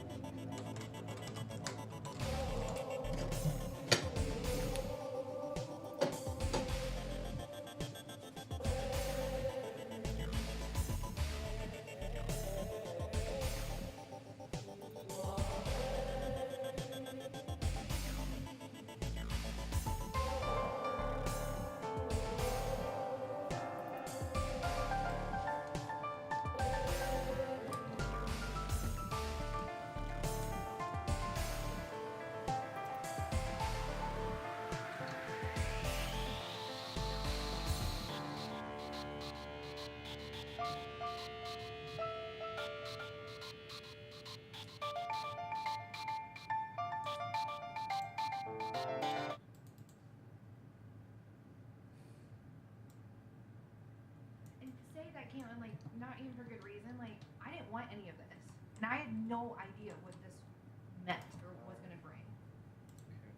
You know, will you say that? And I wouldn't say Articuno because they're going to be like, oh, he doesn't even know it's an Articuno. Oh, You it know says what I mean? Articuno in your I email. know, that's what I'm saying. That's I got you. That's the typo. Yeah, Okay, so yeah. it's like, I just don't want somebody That- harping on you going like, Not oh, this worried guy about wanted to... saying that actually. Now I'm gonna. Oh no. That's right. I'm getting, hey, this guy wants to know what your life... We posted it to Facebook and Reddit. I know, but I have people emailing Hold on, me, what now? like Games Radar is emailing saying like, my name, I wrote the story, you know, thanks executive news editor. So I just said... I feel like he was an executive news editor. Somebody knows about the website that we're going to. I think We're it... live. We're live right now. Oh, and he didn't know how to delete the VOD. Ripperino, Artituno, Cappuccino. Articuno? Oops, I fucked something up there. Listen, boys, we are saving Science Junior, okay? Do you fucking understand me?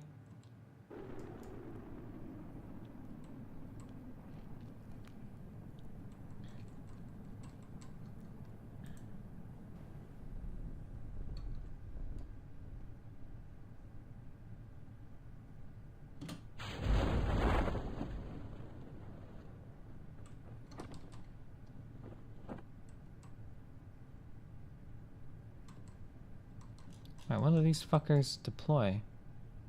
Oh, 2500.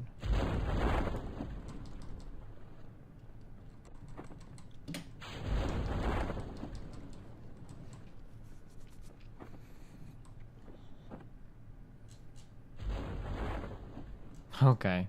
We've got the heat shield beneath the Science Junior, so the crash shouldn't kill.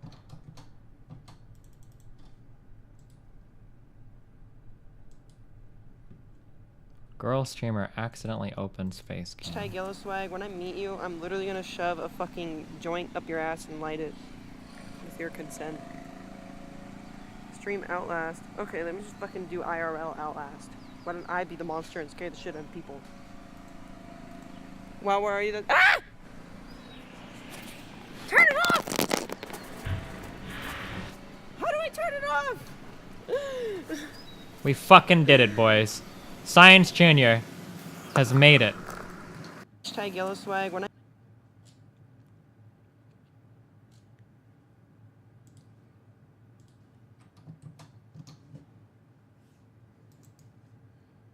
There, 158 science returned.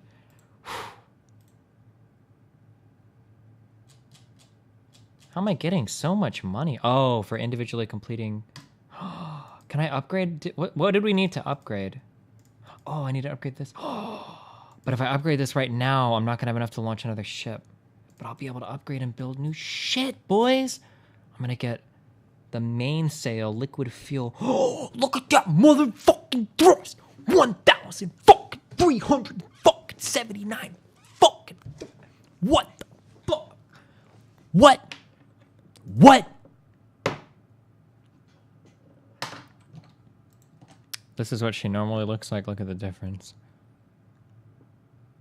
Oh, holy shit. Oh, she's like hardcore makeup memer.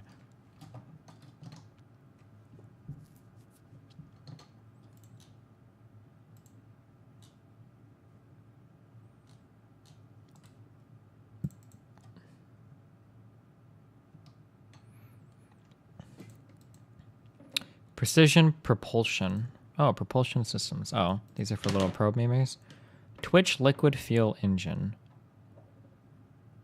Spider liquid fuel engine. These are for like probe things, right? Puff monopropellant fuel engine. Oh, is this like a better RCS? Separatron. A small canister filled with what appears to be solid rocket filled down. I'm not sure. Step forward.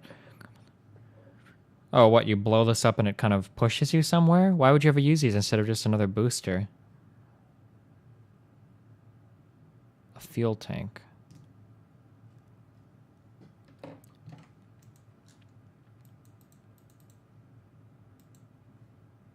Jesus Christ.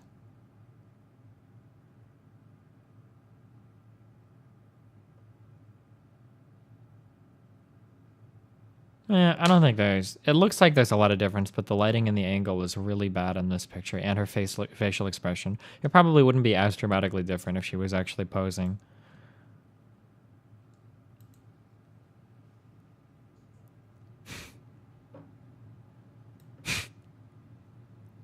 That's...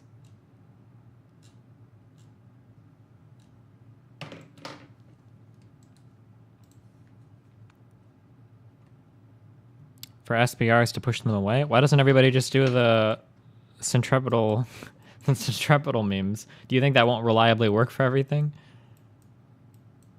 Actuators. Advanced grabbing unit. Oh, shit!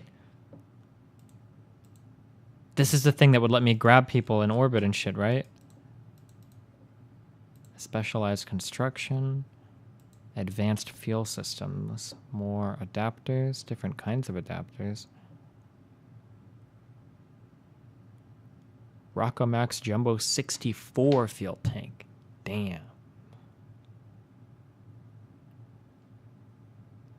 Oh, little RCS fuel tanks.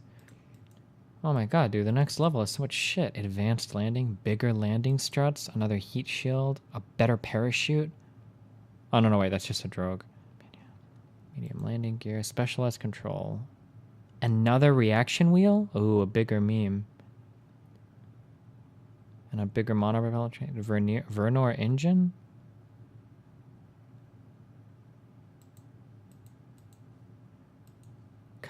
Oh, another pod? Oh, and it can hold 3 people? Damn.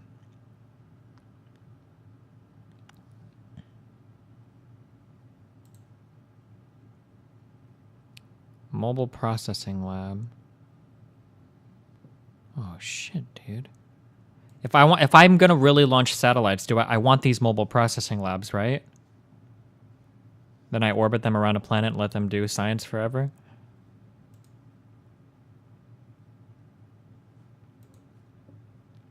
Oh, and advanced electronics.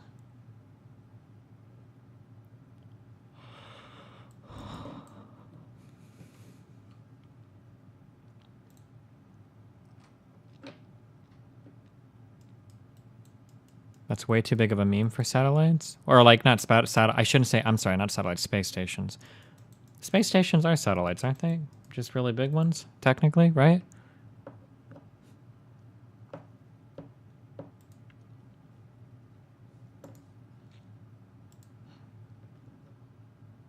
Do you think it would be a bigger presence at TwitchCon this year? I don't even know if I'm going to TwitchCon, dog.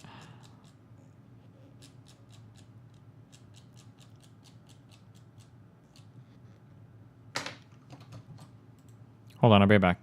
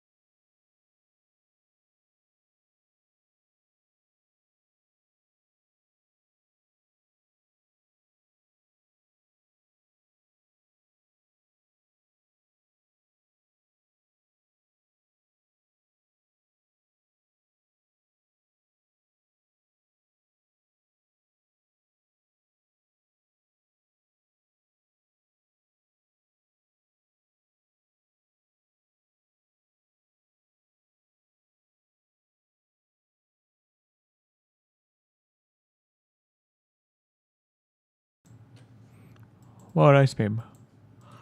Nice meme, guys.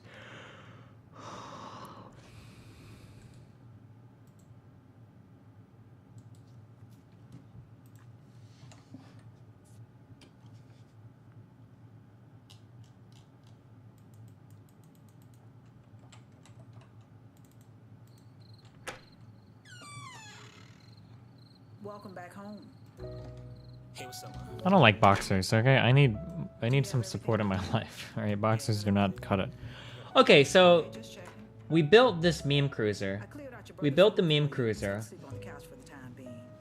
which was our first rocket using liquid fuel.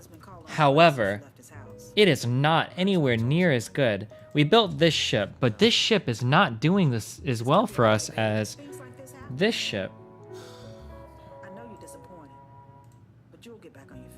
To be fair, this ship has one less cabin, but I don't think the cabin alone is making that much of a difference. You just gotta keep holding on, baby. Just gotta keep holding on. Wait. Yeah, that's only 1 ton.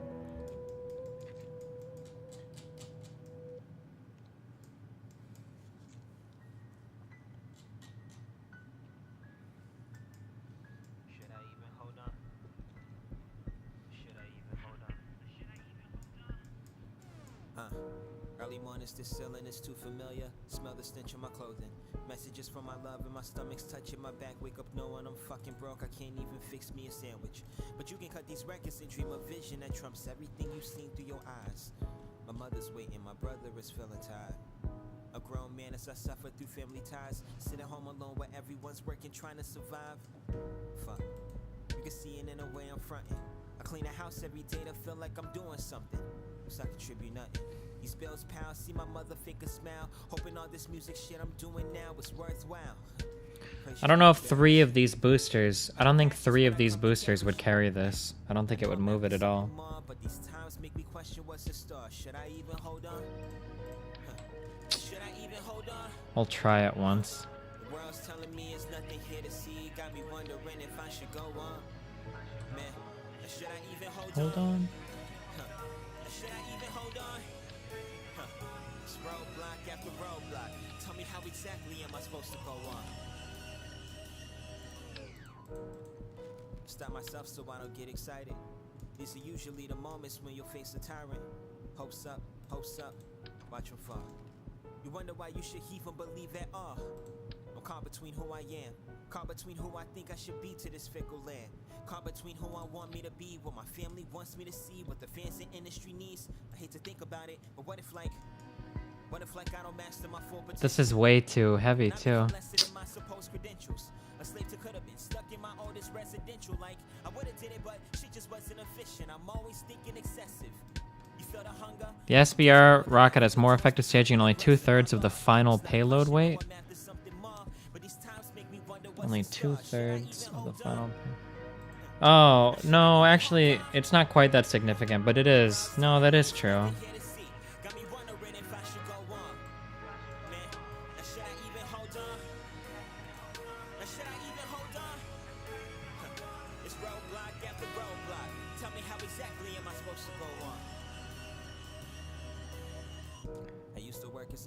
Cutting that ton of the final payload makes huge difference. Yeah, it does for this little terrier shitter. Yeah, that is true. Told me no matter what, always try to search for your purpose, or you might just end up like me.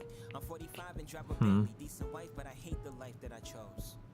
Damn, made me stop and think to myself, all the shit you come to accomplish has made you a living hell. So maybe this is doing okay, considering how many passengers we're moving. Oh, never mind, alright. Well, I've got a science junior on this as well. I don't know, dude. I need it now. Nobody told me settle down and just focus your efforts. Mother an hour at ours. Father was hard-headed. Shit to him was Wizard of Oz. My ex was holding me back.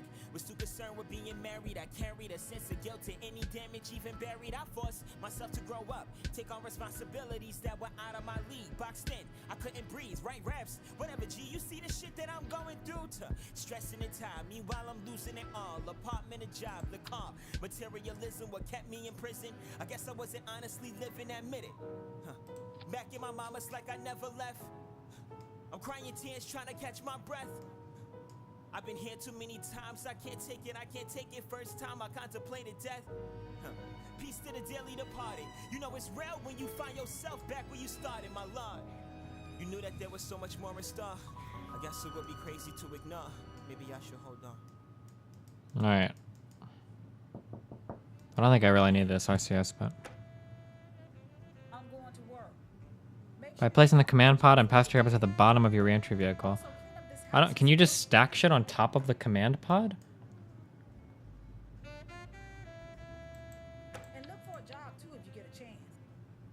I'll be back around 5. Wouldn't I have to put? I'd have to put a heat shield on top though, right?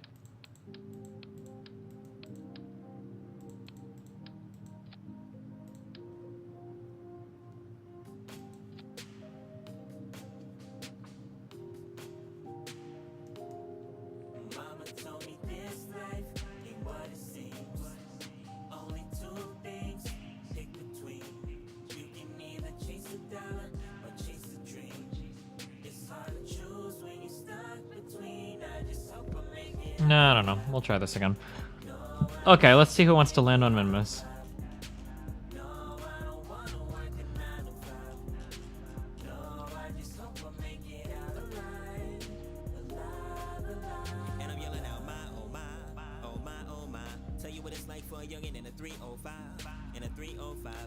Francie wants to land on Minmus.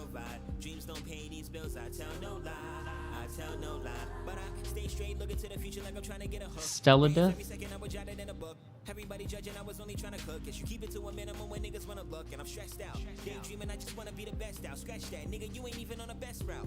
Ice telling me you needed to. I know, Draco Prom. Yes, sir, but I'm feeling like 2 a.m. summer night. I don't care. Oh, Helema and Stelladith. Oh, Helema. Hopeless on a ropes, this is more than a choke, it's hypnosis. Got me thinking in the worst way. 23 and hating every motherfucking birthday. Gotta find a way out, gotta find a way out. Taking every minute to the moment when I'm laid out. And Magellan? Or Megalon?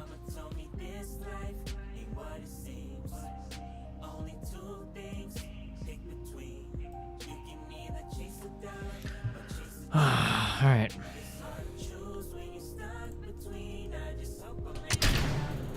Oh fuck, my throttle isn't set.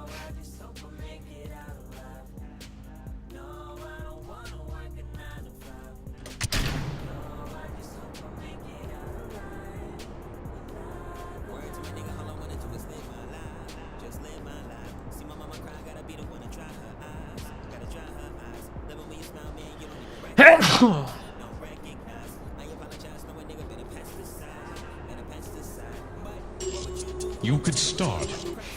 This fucking medically accurate vagina jokes. Hi guys, I just want to address this up top. I look like a douchebag. Thank you. It's not a joke. I just want to make sure you know that I know. Like, I get it. I've seen mirrors. I understand that before I even started talking, most of you already didn't like me, and that's okay because 80s movies have taught you to not trust someone with my hair and bone structure. I get that. Thank you. I'm excited. I recently joined a support group for people who peaked in high school. It's called CrossFit. I started doing CrossFit. Oh, thank you. Appreciate that. Your support means everything. That's not a joke. Actually do it. The crazy part about it is, like, I don't think the workouts are good for you. Like, they sound like they were written by an undercover chiropractor trying to drum up business. It's like, all right, here's twice your body weight. You're gonna pick it up, set it down, then scream like a wounded Spartan. Okay, what about form? No time for form. Just try to live with your back. Okay, that sounds kind of painful. Don't be a pussy. Pain is just cartilage leaving your kneecaps. You got this. That's awesome. I think scientists deserve more credit. I think they have a really cool job.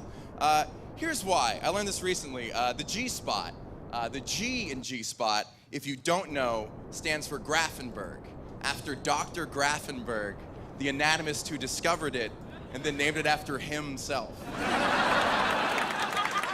right? What I saw, like, what a champ! Like, you understand the difference between found the G-spot and founded the G-spot? That's a person. That's a real guy. I tried to look him up, but hard to find. No. My mom wrote that line. Don't clap for that. That's not true. Actually, I didn't look him up because don't Google your heroes. You know what I mean? Like, I don't want to know. I don't want to know his first name or where he's from. And I really don't want to know what he looks like because in my mind, I already have this picture of this guy who's just barely a doctor. You're wearing like sleeveless lab coats, beakers and koozies, and he's just standing there looking real smug with stirrups and a laser pointer, just like, yeah, that was all me. Yeah, no, wasn't even looking for it. Just kind of stumbled across it while I was studying abroad. Shots. G stands for Grafenberg? Nah, bro. G stands for job well done.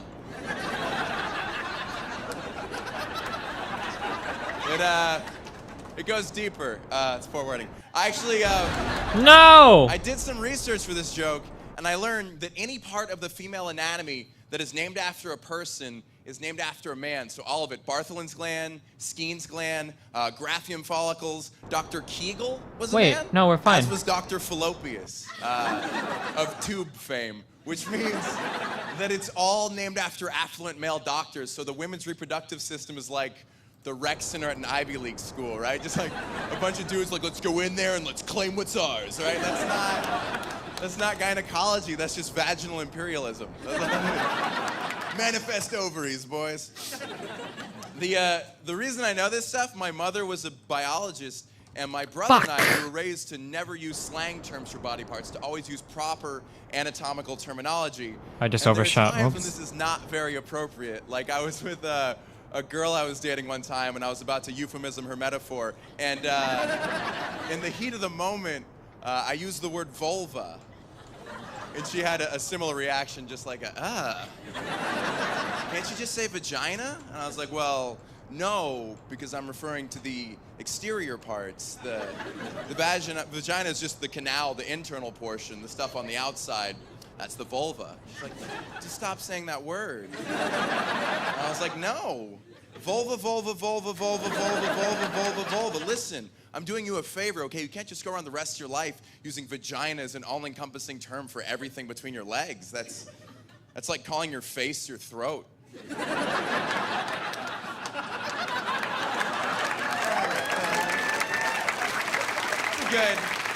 I got like half you guys. Here's the thing, okay?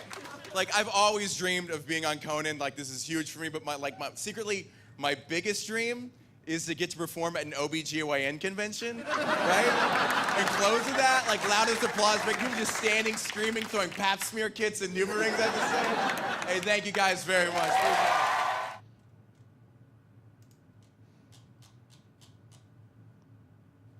This is not as funny as I thought it would be.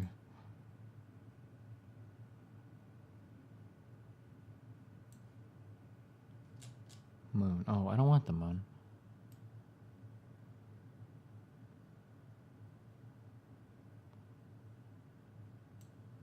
At this point, over there. Holy shit.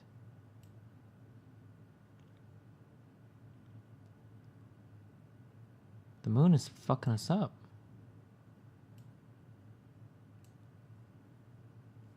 Which way is this thing going? Oh, he's way the fuck over there. Okay, okay. We'll figure him out.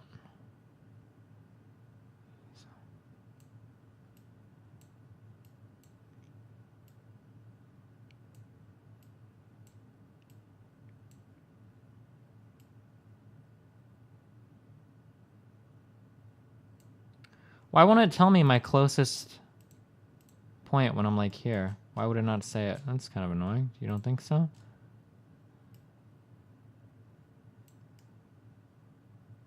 I wonder if it's because of the meme.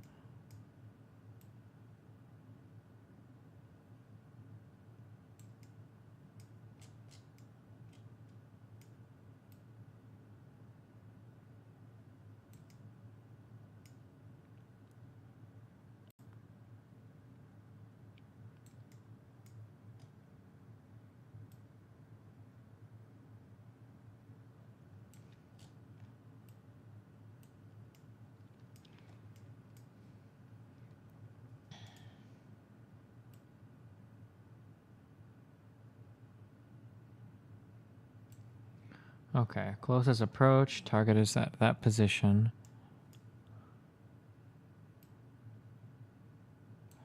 So like somewhere around here, we should be getting pretty fucking close, no?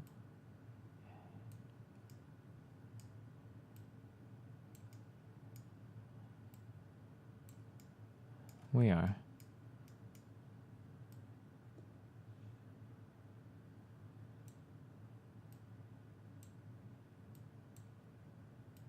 Oh my fucking god.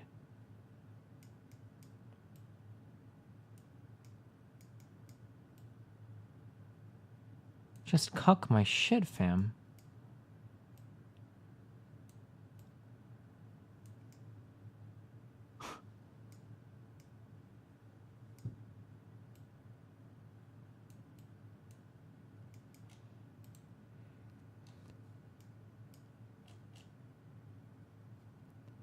Can I say, like, 80% of what you link is, like, retarded fucking shit, and then you ask me to blow you kisses all the time. That's why I ignore, like, 90% of what you post. You've entered the realm of, who is the guy that I just ignored everything he said, because everything was, like, a fucking retarded troll post? Sweetie Belle.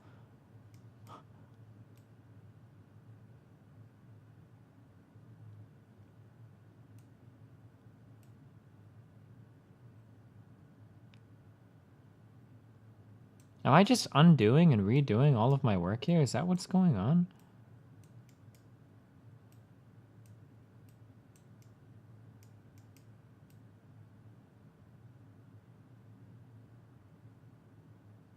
Why is this so fucking difficult? I'm just trying to lower.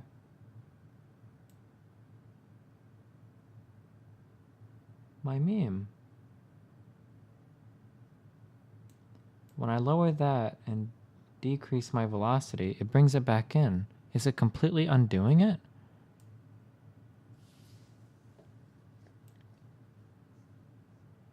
Am I just not able to... Your shit is all fucked up. Use the descending node.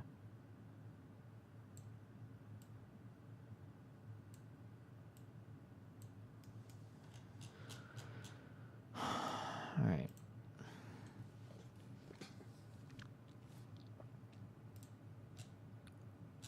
Ascending node, descending node.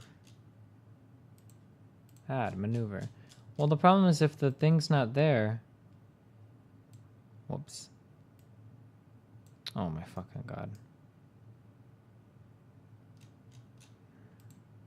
Oh, start it over. Kill it.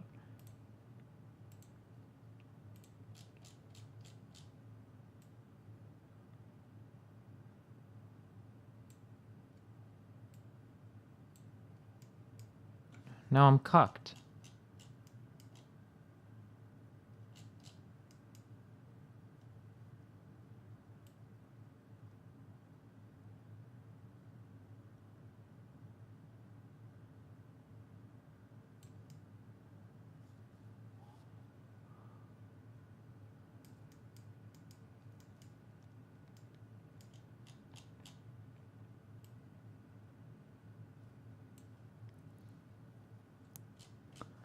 Pretty sure you want to make your planar adjustments at the descending and ascending node. Oh, you're saying that if I go to the descending node and then adjust my plane here...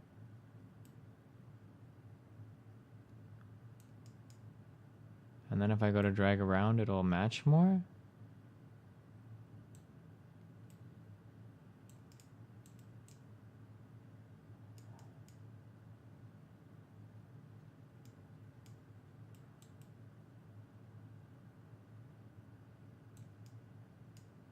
No, what?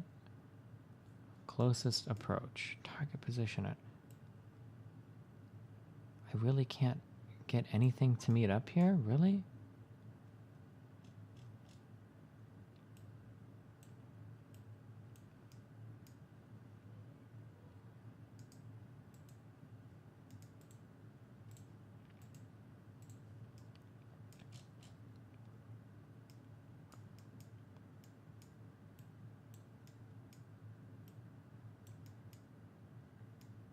He's way the fuck over there.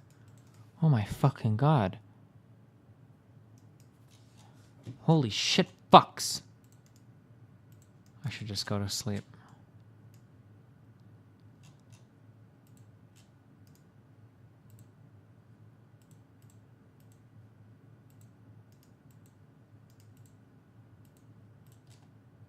No, I didn't mean to do that.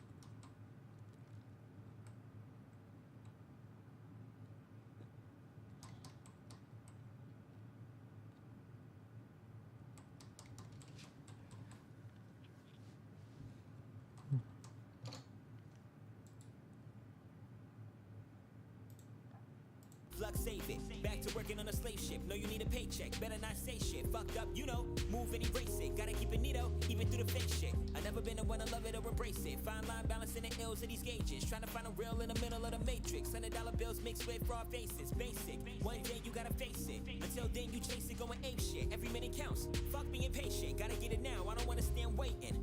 Left shoulder see Satan. Right angel face up, so now Lathan. Choose one and pray to God like an OG. Could've gave up.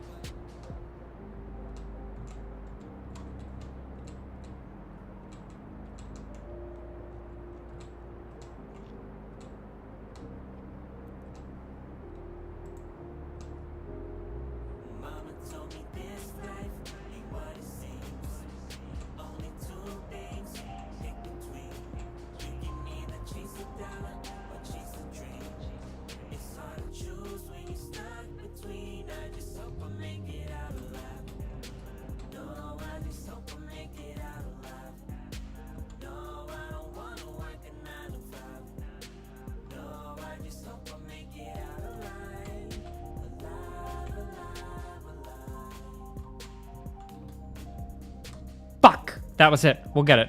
We'll get it. We'll get it. We'll get it. I know I'm gonna get it.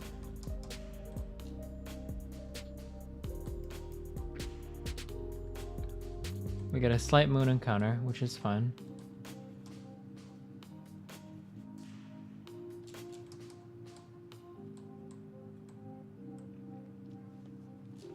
Okay, Minmus is way the fuck over here. I'm actually gonna go suicide speed. Okay. Minmus. I need to go faster. I'm not him nor he. Okay. Okay. He's going 274. I just need to go a little bit faster to catch up to him, I think. Right? Mama like fuck it, fussing over money, pay the bill and get your lazy ass out, no frontin'. You ain't saying nothing. I just started packing, I was out the door before she could've stopped and said something. Man, I was bugging, but when you're 17 and your father ain't around, you just can't control nothing. I was trying to be a man. Competition winning, fatal winning. How the hell I win it, blowing $11,000. Fucking up. No way, does this not catch? Mama let me come back for the fan, man. I done seen it all. Humble as a mumble in the jungle, sign a record deal and still got a job, nigga. I be working hard. Harder than a Mexican, motherfucker. All the rest of them haters, I want it all. I'ma get it better. Move, nigga. Coming on this instrumental, round like feeling on 100,000. Why you gotta be? Move, nigga. I'm trying to make a statement from the jump. So Judas Priest with it, I be breaking every move, nigga. Curse words, let them roll, motherfucker. Shit, goddamn asshole, that's move, nigga. I say it so they ignorant and hear me. Do I got your attention? Well, let me rock it. Growing up, never really had too many options. You can sit around like a mist to be a problem. Living in a city where the women stay pretty, but the love is never shown. I had to leave to get it popping. So much pain I sat on, dog. Take a look at all these battle scars. Steady when I'm front like I ain't wrong. All I do is spit cane now. That ain't all. Let's get even. Let's get even. But I always knew that I had it. Never knew how I get it, but always knew that I had it. Man, I just gotta get at it. All I need is some patience, homie. Nothing's automatic. But always knew that I had it. Never knew how I get it, but always knew that I had it. Hey. Man, I just gotta get at it. All I need is some Patience, homie, nothing's automatic.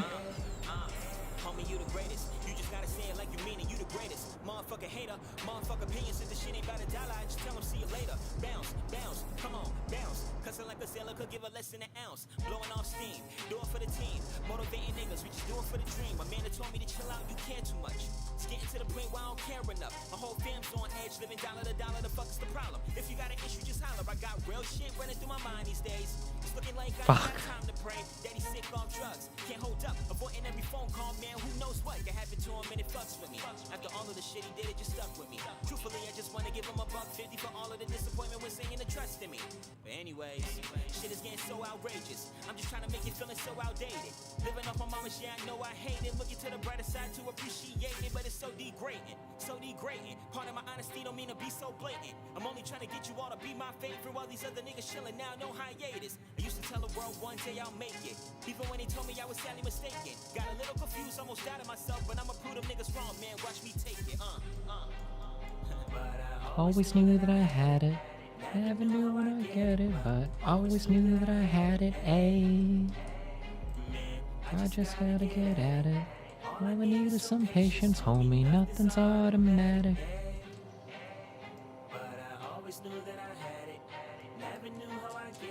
But oh no, that's my other landing, huh?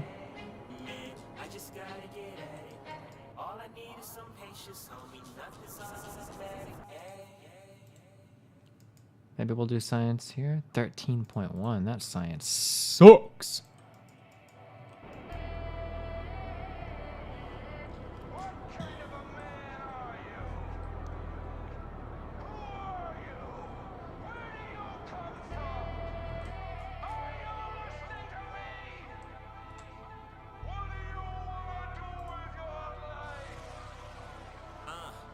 Back against the wall with no options, don't be your pawn. Should've seen this shit from afar when I even much get involved. I got plans to become a star, make a fortune, and do it large. 20 cars inside my garage. Got a fascination with procrastination, no taking charge, not to mention. I don't know why I'm wasting all my mono repel in here, but I did it, dude.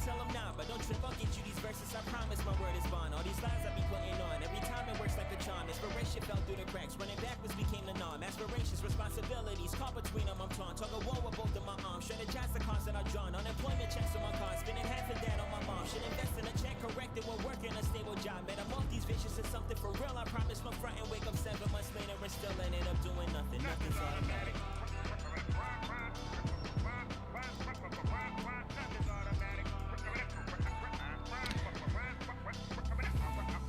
When you were playing Legacy of the Void, what inject method did I use? I always use backspace. There were a couple hipsters saying that backspace was no good anymore, but I don't know. All the people that said it were people that sucked. But I think some Koreans and shit stopped using backspace. I don't remember why, but I don't know. I still used it.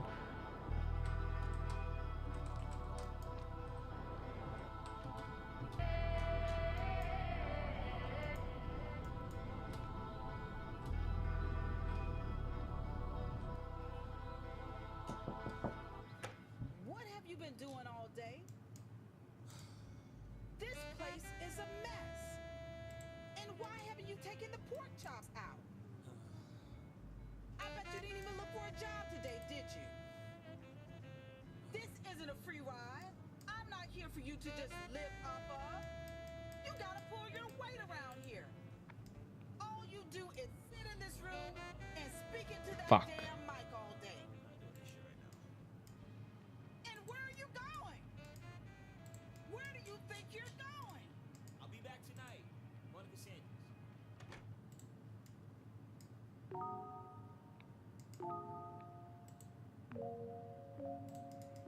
Okay, temperature doesn't give me fuck here. Barometer gets me a lot of science here. Here we go, you and I, destination who decides to take off, crash, land. I don't Crew report gets me nothing here. let it go.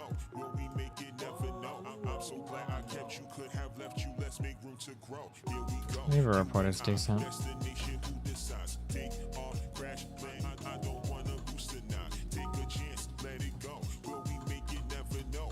I'm so glad I kept you, could have left you, let's make room to Looking at you, looking back at me. I like to hear what your story is. If you think you're straight, I got shit to do, but those things can wait. And I'm prone to say that we'll take it slow, but that's bullshit. I've been here, boy, fought hard for the trust. All you gotta do is make it feel sincere, but that's past tense. I'm getting past it. Lust demons, pray to God I don't take action. Maintaining conversation, hard as fuck with these two distractions. Reppin' that 305 for the south side. You got no time for no bluff tip with your Collect the science. We're gonna do this shit another 90 times. Nah, this will be easy. This will be one landing, I promise. Working hard at your dead end job for your aspirations, you must hit. But fuck all that preaching, them leggings is killing me softly. Killing me softly. Dominican fetish, forgive me, this shit can get costly. Some of I them think. passion to just turn far. Perfect excuse for these tall macchiatos and new conversations that happen abroad. I pull up in a 1993 Toyota Camry with $30 on my car. Using half of that just to make it out up on Biscayne Boulevard. Yeah. And I want you, more than you will ever know.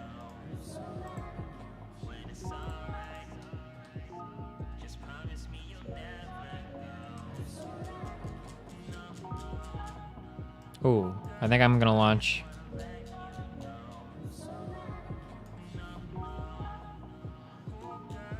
This is north, this is east. Okay, so here I'm gonna launch west and go almost straight up. Shit is looking shallow on the surface, but feelings get real when you caught up in the deep end. Sitting in your car, how we listen to his nights, late nights. We don't even have a reason. Too afraid to ask if you leaving. I know you got work in the morning, I don't wanna keep you out late. Slush shit, feeling like an outbreak. Plus I keep staring everywhere. Swear to God, those lips looking sweeter than a pound cake. But I digress. More talk about this and that, past relationships and no strings attached. If you into that, clearly it's something deeper. It don't even make sense to act like it's anything less. Mentally driving away all the stress. So many thoughts on my plate, I got too much at stake, but you make me forget and confess. I just got through with my ex. Skeptical about moving on, but shit, I'm so impressed that a nigga willing to invest any and everything in you. Now shall we continue? And if so, just let a nigga know what the info. Keep it real with me, baby, even if it hurts. Never wanna be the nigga frontin' out of limbo. Real though, at least I told you from the start. Play no fucking games in my heart. So much faith in us together, I hate to see us apart. Yeah. And then this should inject us back into a good orbit here.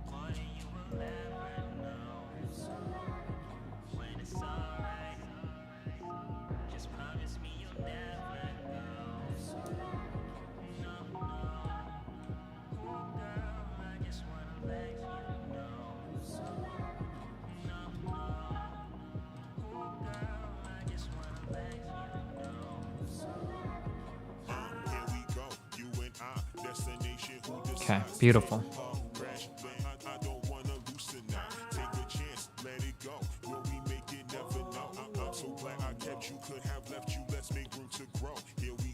Okay, now we use our Oberth memes here.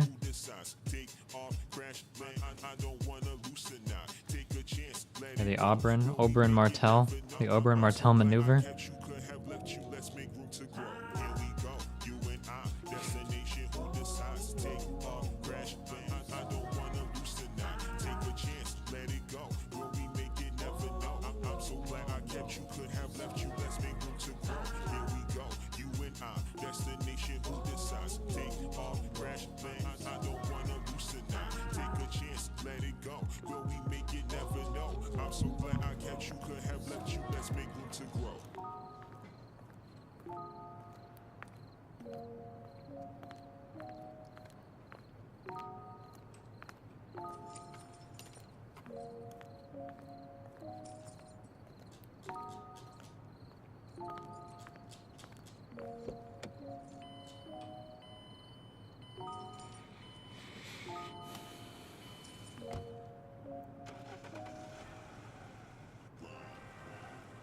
Have you been able to complete the contracts where you have to save Kerbal stuck in orbit? I haven't done any of those yet. I would do them, but they're only 1 star and they don't pay much. I think it's possible. I think it's pretty easy if you have a good understanding of the nav ball.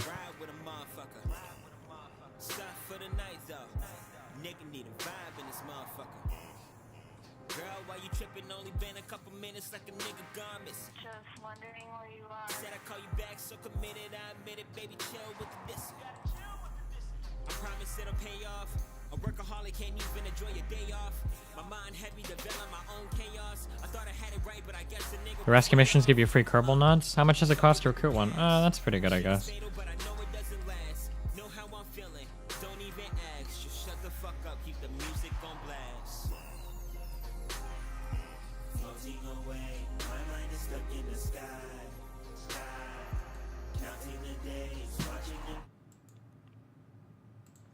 There's not like a KSP or a DSP plays KSP, is there? Oh no.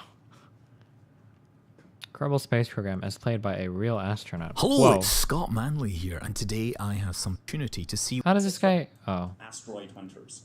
And I'm gonna get Hey, this might sound dumb. If you're an astronaut, does that mean that you've always, like, in order to be called an astronaut, you have been in space? Or can people just get astronaut training and be ready for a space mission and be called an astronaut without having actually been in space before? to play Kerbal Space Program. So I think the first thing we're gonna do is start recording. Start the game. There we go. Yes, I think you could probably build a spacecraft, right? All right, let's give it a shot. Let's give it I'm a building shot. one for real. So. Yeah, yes, you've been in one for real, right? And I'm building one for real. You're building one for real to do what? We are going to find all the asteroids in our solar system that could hit the Earth.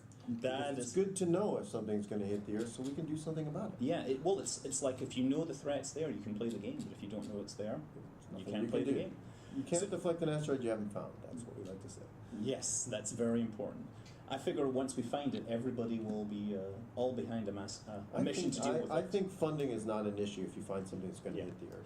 Well, anyway, funding is not an issue. You want you start picking some pieces here. Now you use the mouse, you click on items from the left. I would start with a space capsule. It's a good thing. This one here is a lightweight command pod. It's a little like the Mercury spacecraft. Destiny, upgrade your astronaut complex. That costs a It lets lot you of money, take dog. I know surface you can take samples. samples. I'm sorry, I love you, but that takes so much money. I don't have the money for that You're shit, gonna mate. need fuel for these things. That's one thing you might want to do. Oh, these don't come fueled, huh? They don't come fueled. they're You need to add. empty, Yeah, you need to put in fuel tanks for it. How much fuel does it actually take to get your spacecraft out to its target? Well, for the B612 Sentinel spacecraft, we don't need that much because we are going to use the gravity of Venus to pull us to circularize orbit around the Sun. So, but you need to get out there first. We do need to do that, but we'll do that off the ground. Our launch vehicle will provide that. Go down here and click on click on this little thing. That thing. That will bring you to the fuel tanks. Ah, okay. So tanks are first. Yeah, you probably want to put a tank on above the engine because fuel tends to flow downwards. Okay. Yes, indeed. So how about this? Yeah, try that. Okay, now, is that it? That's it. So you can click it on there. Excellent. You see. Uh-huh. So now pick up your rocket and move it up a little so you get room underneath. And pick up the capsule. Oh, shit. Stay attached? It will stay. It will. The whole thing will be moved. You have now the ability to lift rockets. 18 tons. Is this like a real meme? Is this sick what he puts together at the end, or is it just kind of like memey as fuck? Now we get a different window. Just click back on the. This is a Mac. You know how these things work, No, actually, right? I don't use a Mac. What? But you're like just down the road from Cupertino, right? Yeah, but I noticed that you're like up in Sand Hill Road, which is where all the investment in Silicon Valley. Yes, comes. and it is not a coincidence that we're located here because many of our large donors, and we are supported by private donations, live up and down Sand Hill Road. So I was going to comment that it is like an investment on the future. Really, it's the. It's just memes. Oh. And you're saving the world. Yeah. Right. So do you? Serious shock heating. Yeah, I think you used an engine that's a little too big. Okay. So why am I rotating like that? I don't know. Perhaps it's the pilot. Oh dear. Okay, how do I'm hit just space? letting go. Okay. So now how do I pitch up? You're spinning out of control here. You're gonna have Q and E will control your roll, by the way, which is kind of important. Yeah. Oh, okay. All right. That's pretty much for your. Thank you. This is fun. This is fun. Yeah, it's. He's like, I'm fucking miserable. Why the fuck am I doing these fucking YouTube videos? Damn.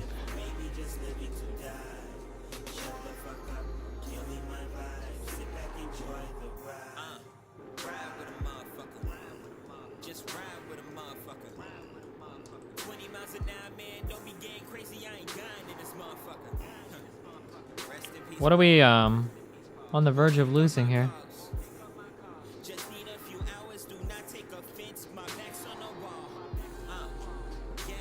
I didn't leave any doors open, did I? Do you think?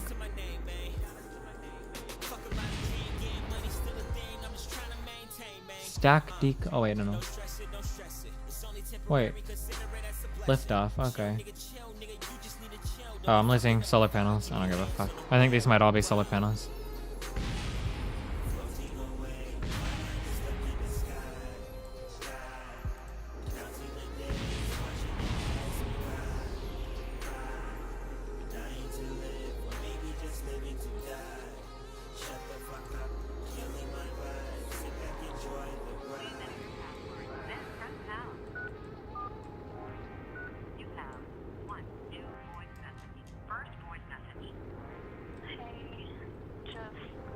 Oh my god, it flipped. I needed to turn my wheel back on. Oh, fuck. Do I really want to fucking go through all this fucking cuck shit again? Oh, fuck. I shouldn't have sped it up. Ride with a motherfucker. Ride with a motherfucker. Just ride with a motherfucker. Ride with a motherfucker. Ride with it. Ride with it.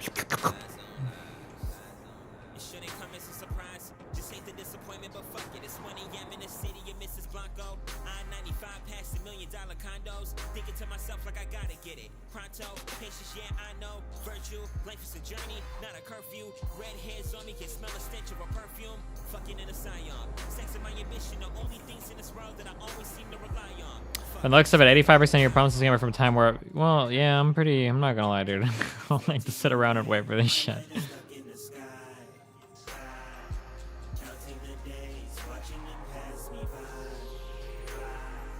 Sucking a dick.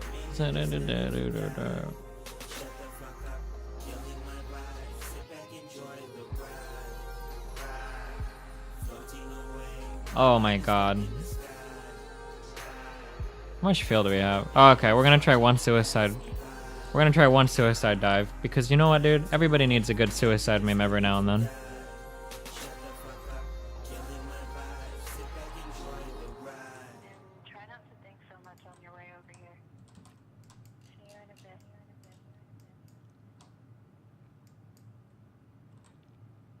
One of the greatest addictions, it's the addiction to thinking. It's actually addictive. Can't stop thinking, it's like can't stop drinking, can't stop smoking, can't stop thinking. Thinking is the greater addiction. Do you need some motivation to vote for Clinton this fall? Oh, I would never vote for Clinton.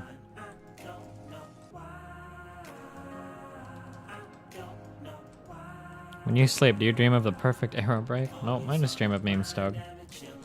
Whew, 3,000 meters per second. Whew, now this is a meme I can get behind. Alright, how much can this fucker slow us down? Let's see. All these late nights in my zone, wishing I could stay at your place. These days hate is all in my home. All my partners either went off to college, got baby mamas on deck. My nigga went ahead and got his degree. Still that chilly sleep. You need some learning on how half the shit on Clinton is propaganda? Dog, I don't need propaganda to hate fucking Clinton. Oh no, you're a shillery, dude. I don't want to say anything because you're not gonna support me if we have this, or not gonna set me if we have this argument, dude. There's nothing you could do to convince me that Hillary isn't one of the largest piece of shit scum fuck politicians in the universe. It makes you feel better. I like her more than Clinton, but you're never gonna be able to convince me that she's less than a piece of shit, than a vile piece of shit.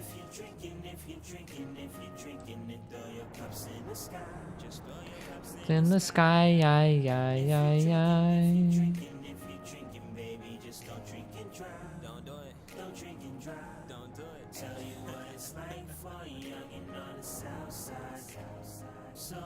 Oh, more than Trump, sorry. Don't know why. I don't know why.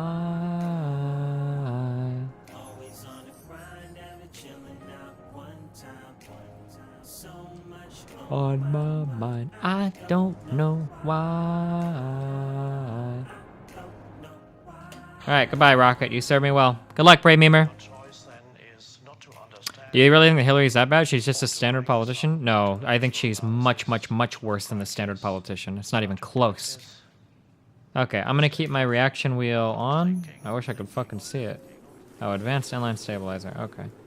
Don't bump me. Get the fuck away from me.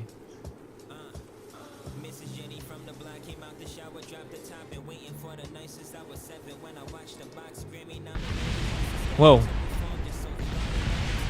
Wait, oh, well, because it was too steep. I mean, what did we expect? God damn it. I don't want to do this. Oh, I don't want to do this.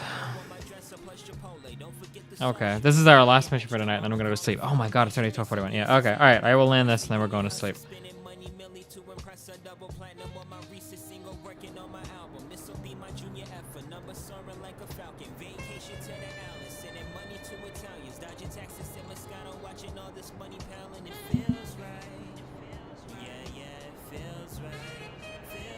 I think a lot of people get mixed up with Hillary flip-flopping and Hillary being a politician that has to compromise for incremental progress. Thoughts?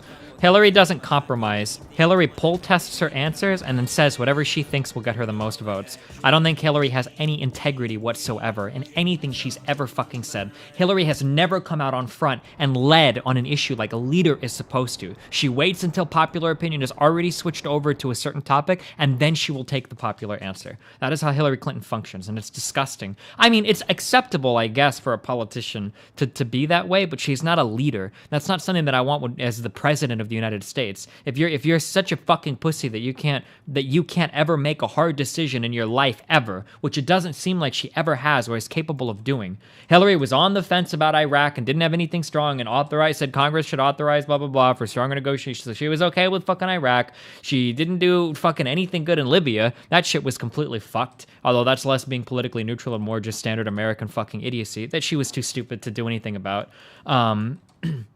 Everything with the emails shows a horrible lack of judgment and an even worse ability to communicate with the public and to just not fucking lie about anything. All of her connections with the Clinton Foundation, and the Clinton Foundation itself calls everything into question. I really just don't know how I feel about that entire thing. The fact that she won't release those speeches at Goldman Sachs and all the other speeches she's given means that she said some pretty bad shit in that she doesn't want the American public to know, which is obvious because you would never not release something like that everybody's called for if you wouldn't. Like, there's so many reasons to hate Hillary. Like,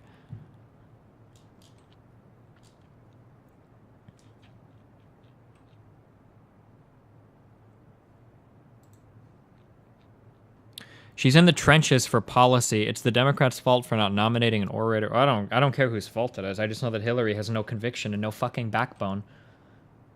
She'll say whatever the fuck she thinks she needs to say for any particular audience to like what she's saying. She's spineless when it comes to trade agreements. She's spineless when it's come to social issues in the past like gay marriage. She just has no backbone whatsoever. She's not a leader.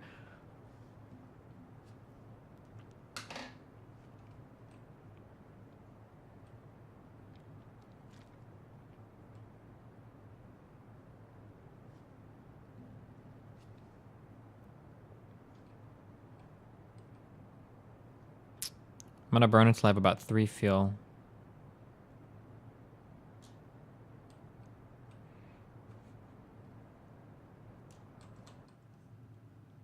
We gotta make the tough decisions. We gotta choose Clinton if we don't want Trump. I don't give a fuck. If you want to vote for Clinton because you don't like Trump, I guess that's an okay reason to do it, but I'm not happy about it. I still think Clinton is one of the worst, most piece of shit, vile, spineless, fuck, retarded politicians of all time. She's better than Trump, but that's not saying much. I would vote for fucking Plummer down the street over fucking Trump. I mean, that's the bar. That's what the bar has been set at with the Republican Party. So I mean, that's what you got. But I think this angle of re-entry is like the best we're gonna get.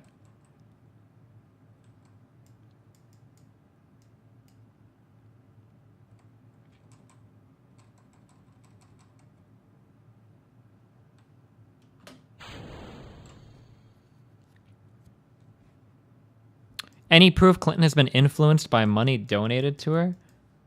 I mean, you don't think the fact that Wall Street backs Hillary Clinton has no influence on what she does? You don't think the fact that she's worked passing these horrible fucking trade agreements that now she stands against conveniently during the fucking primaries because it's good for her to say so? You don't think that her decisions on the TPP or NAFTA, or although I guess she wasn't as important for NAFTA, or you don't think that her decisions to support things like oh, fuck, what was I just thinking of? Was Hillary pro-fracking? Hold on, I don't remember.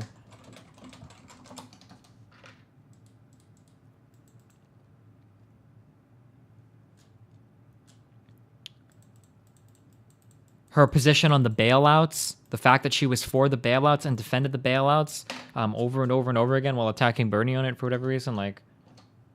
LOL, I love how now everyone hates free fucking trade. So fucking retarded. How is it retarded when you ship all of your manufacturing jobs to other countries and nobody has good work in the country? How is that retarded? The reason why you're upset, oh, now everybody hates free trade, is because when free trade was sold to America, free trade was sold as something that was going to make everybody better off. That's what free trade was sold as. That's why everybody supported free trade. It's because scumbag, vile, fucking piece of shit politicians like Hillary that are taking money from big banks on one hand and then selling bullshit to Americans on the other tells you, hey, free trade is going to be really good. Your jobs are going to be better. Everybody around the world is going to be doing better. And then you wake up and 20 years later, all of your manufacturing is gone from your fucking country. Yeah, of course people are going to change their opinions on it. But that's because people are stupid and they trust people like Hillary Clinton. That's the problem, is because we have an inherent trust in our fucking politicians. So, I mean, you can't get mad at the people for that one. When you sell people things, when you say shit like TPP is the gold standard for fucking trade agreements, like when you say shit like that,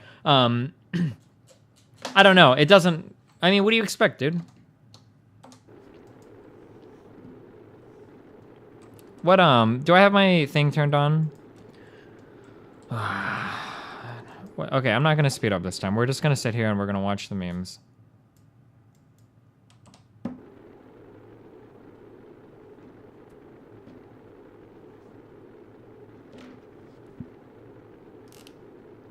Why don't you vote for Trump then? Because Trump is fucking retarded. Because he's actually fucking stupid. He's clueless. He doesn't know anything about anything. He doesn't know anything about running a country. He doesn't know anything about the fucking economy. He doesn't know anything about foreign policy. His foreign policy and everything he's done is actually embarrassing to the point of cringing when he talks about it. He doesn't know what it means to be an American or to support the Constitution. He doesn't know anything about free speech. That's why he wants to sue journalists who say mean things about him. It's why he wants to bring things back like torture of fucking and killing the families of terrorists and shit. Like, nah, Trump is a whole other world of fucking idiocy.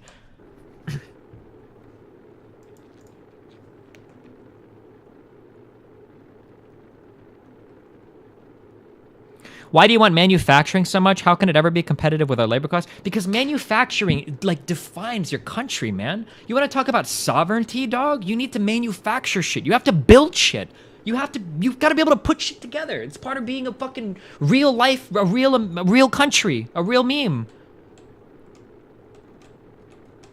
Fucking, oh God, it wants to flip. It wants to flip so bad. Just get a little bit slower.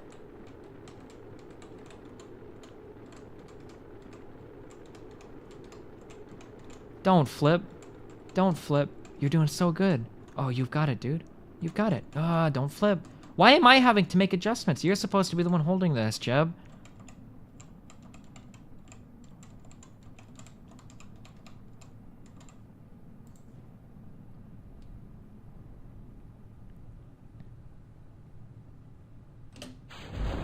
Would you vote for Rubio if you won the Republican primary? Maybe. Rubio was a little bit better in immigration, and Rubio at least understood the shit going on in the Middle East, which is surprising for a fucking Republican.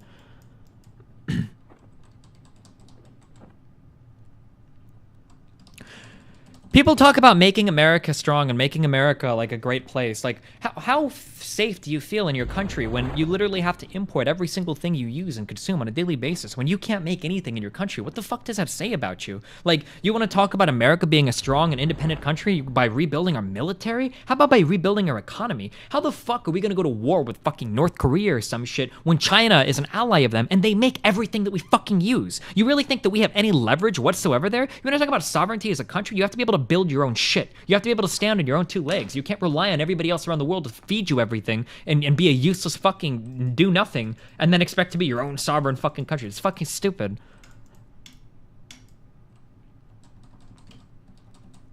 And it's better when you can make your own stuff. You should be able to make your own stuff. Manufacturing jobs used to be good jobs in the United States. Those were awesome jobs with pensions and high wages. And you felt good about yourself. You fucking drove a car that was made in America, and it was an American-made car, and it was good. Not like shit American-made cars from fucking however many years ago before the bailout. At least Ford made good shit. But like, Jesus fuck, man. You ever drove a fucking Dodge Neon? Have you ever drove a fucking Saturn? Have you seen the shit cars that America was starting to make? Like, holy fuck, dude.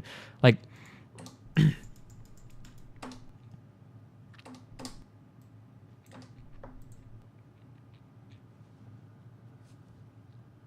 Don't we get things imported because it's so much cheaper to outsource it? Yeah, of course it's cheaper to outsource it, but you have to do things to protect your industry. That's part of what being a government is about. It's about protecting your industry.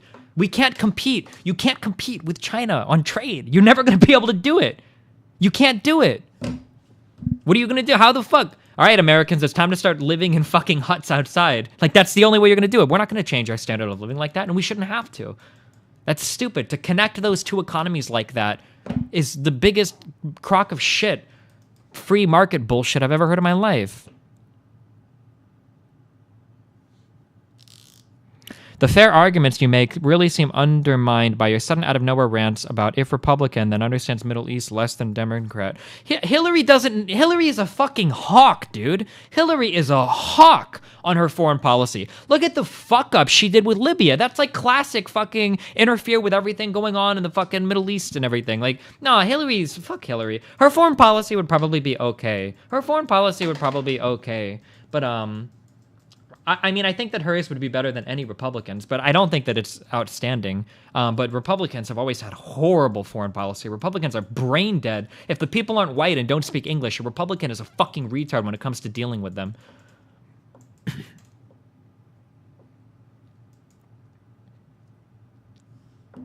But how do you do that? Does the government just outlaw outsourcing of jobs? You do it with tariffs. You do it with some kind of restriction. Yeah, you have to put some kind of artificial barrier to entry so that people can't fuck you on jobs like that. Yeah, you have to.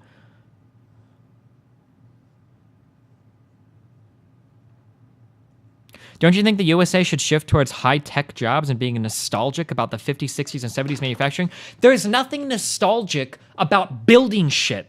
The idea that we can be a 100% service economy, in my opinion, just sounds fucking pathetic. You don't want your country to be able to do anything? Also, service can be relocated. If China one day ups and says, you know what? Fuck you, United States. We're not going to work with you anymore. What do you think is going to be harder? Relocating the services of the United States or relocating the manufacturing of China? Which one do you think will be harder? Like, so fuck service, dude. Service is a great thing, and service is obviously a means to provide high GDP and all that fucking shit, and our economy in the United States does well on service. But I mean, like, if anything ever were to happen, and we were to lose relations with something, like, I don't want to go to the table. Why would you as a country want to try to negotiate any kind of trade agreement with China when China builds every single thing you use? Like, hey, China, I'm not going to lie, dude, but I kind of don't like this agreement here. And China's like, well, dog, I mean, do you want cars? Do you want iPhones? Do you want computers? Do you want cell phones? Do you want MP3 players? Do you want fucking chairs? Do you want anything? Because you're getting it from us. So how do you negotiate on that? But like, I don't know. I don't like, personally, I don't like the idea of shipping away all of your manufacturing and just relying on sucking people's dick with your fucking service bullshit, which can be easily relocated, and which to some extent, has been. I mean, look at what happened in London. Look at all the businesses that pieced the fuck out of London when the Brexit shit happened. Like, you can relocate service really fucking easily. Well, not easily. I mean, it sucks, but has their markets even recovered yet from the Brexit bullshit? Nope. Oh, they almost did on the 29th. They sunk a little bit recently, though. They almost have recovered from the Brexit shit. Ooh. Ugh.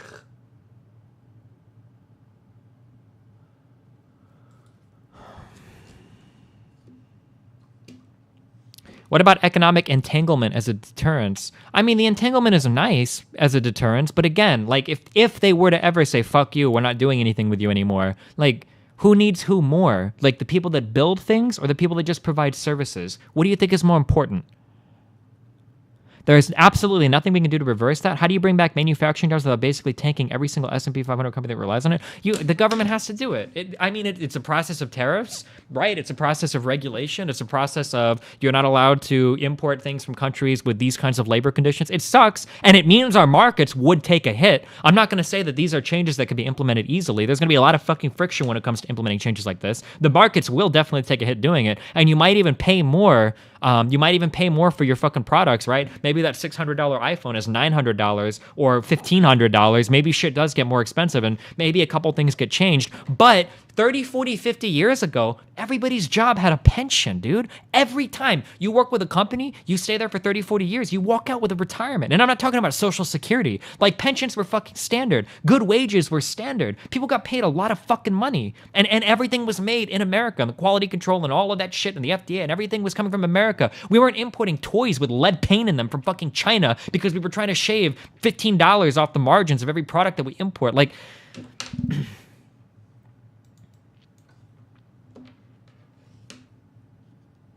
You're boxing issues and isolating them. No, I'm not. You just assume that I'm fucking retarded. Dealing with Chinese manufacturing with our own counter manufacturing isn't an exclusive, isolated issue, and it's not if then. No fucking shit, dude. It's almost like domestic policy influences foreign policy, and foreign policy can influence domestic policy, and your economy and your relations with other countries all around the world are intrinsically tied together. What is globalism? I don't know, dude. I thought that we could just flip a fucking switch and turn on our manufacturing and compete. But thank you, Vromrig. I really thought that it was that simple, dude. But you just made me understand that it's a little bit more complicated. Thanks, dog.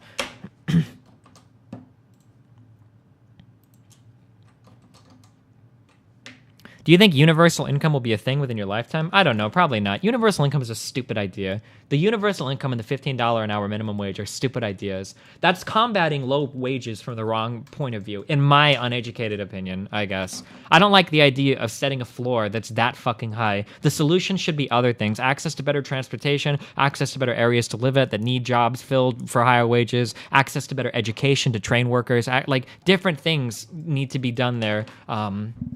Instead of just artificially boosting all the fucking wages. That's a really stupid solution to a really complicated problem. But people like it because people love simple solutions to complicated problems.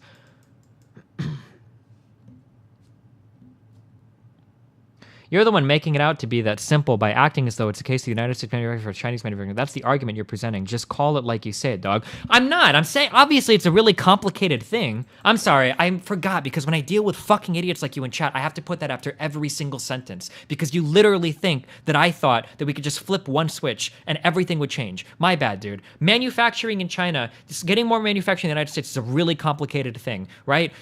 Being able to negotiate deals with China that would cut their manufacturing is a really complicated thing. Mitigating damage to our markets would be a really complicated thing. Protecting workers in our markets while altering all of the manufacturing would be a really complicated thing. Keeping businesses from leaving the United States because we're relocating manufacturing would be a really complicated thing. What are all the other impacts that could come across as part of this, right? Whatever president or Congress is sitting while all these changes are taking place, the PR would be a really complicated thing, because your markets and everything are probably going to tank a little bit while you do all of this reformation. Maintaining confidence in the American economy and our investments and all of that shit, right, would be a really complicated thing, because selling bonds and all of that shit is really important as part of funding all of our shit, right, is selling treasury bonds and shit and raising our debt every year. What other really complicated things are there a part of? Because since you think, apparently I think you could just flip a switch to get all of it. Convincing the American public would be the most complicated thing, because as soon as prices start to go up on any fucking piece of electronics, the entire public is going to rally the fuck against you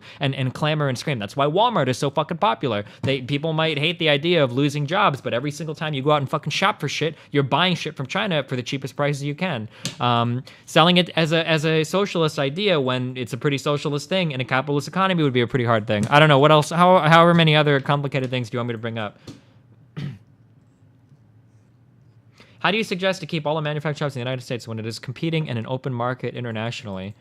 You have to deal with international trade agreements. It's a really complicated thing to deal with. It's a horrendously complicated thing. I'm not denying that. It would take a lot of work, but it would take somebody that's really educated in the area, has the right goals in mind, and has the orator ability to get everybody together to work on that issue. And the hardest job is you would have to sell it to some of the stupidest fucking people in the history of all of mankind, which is the American public, right? Those are your challenges, and I think they're insurmountable. That's why I don't vote, and I don't give a fuck about any of this shit. And American politics is a waste of fucking time. I don't give a fuck, dude. Stay at home, don't fucking vote. Let Trump or Clinton become president, because nothing is fucking changing anyway.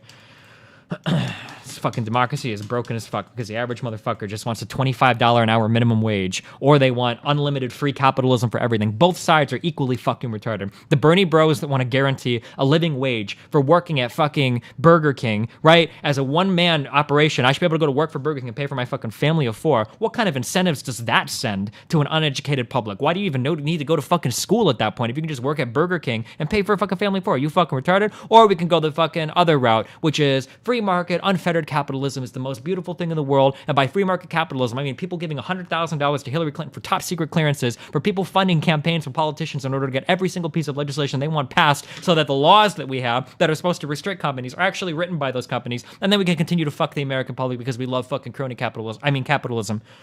Both sides are fucking stupid, and both people that support both sides are fucking stupid. And then when I say that, everybody just says, oh, Destiny, but the important thing is you found a way to feel superior above them. But I stand by my fucking statements. Everybody's fucking retarded. What were we doing, dude? I did contracts. I'm sorry. I don't even want to talk about this shit.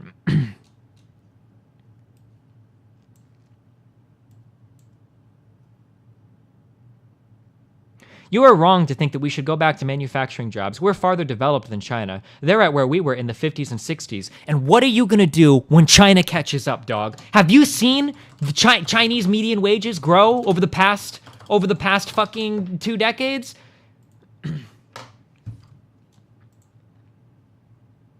These motherfuckers are growing like fucking madmen, dude. China is fucking growing huge.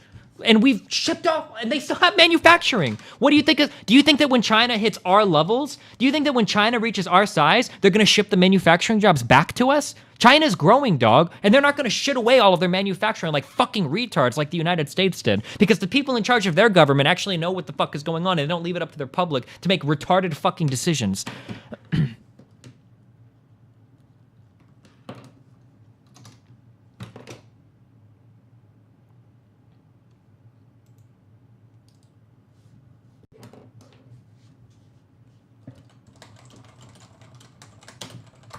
Pretty sure median wages in the United States have been falling for like the past fucking 10 years on average. Oh, maybe not. I wonder if these are in real dollars, adjusted or not. Oh, I guess they've just been stagnating.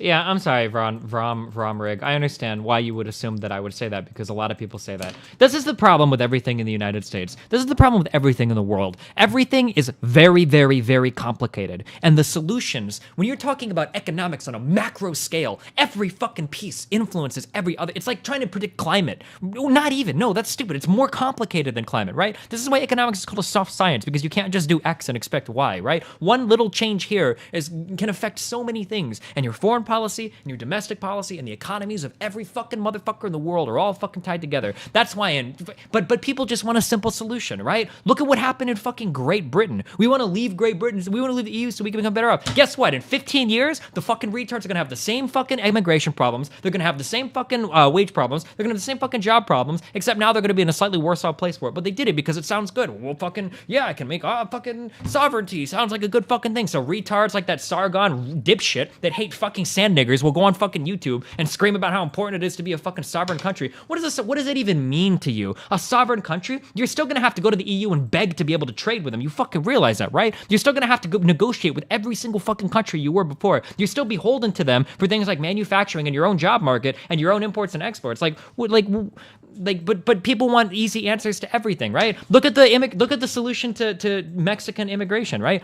There's only one solution to the Mexican immigration problem, right? And that's making Mexico a strong country. I stand by that firmly. It's the only thing that solves. Why don't we have people illegally immigrating from Canada? It's not because we have a giant fucking wall between the United States and Canada, is it? Why don't we have a wall between the United States? Because nobody wants to illegally immigrate from Canada, because Canada's doing fine and China and Mexico is fucked. If Mexico was a strong country, it wouldn't have. But what's the solution to illegal immigration? We need to send more immigrants back over the border. We need to build a fucking wall. It's fucking retarded. It's not gonna solve your fucking problems. It's a multi-billion-dollar annual industry shipping immigrants across the border. You think putting a wall up is gonna stop them from getting here? Like, how fucking simple-minded, how much of a fucking retard do you have to believe to think that that's the solution to your problem, is building a fucking wall? Like,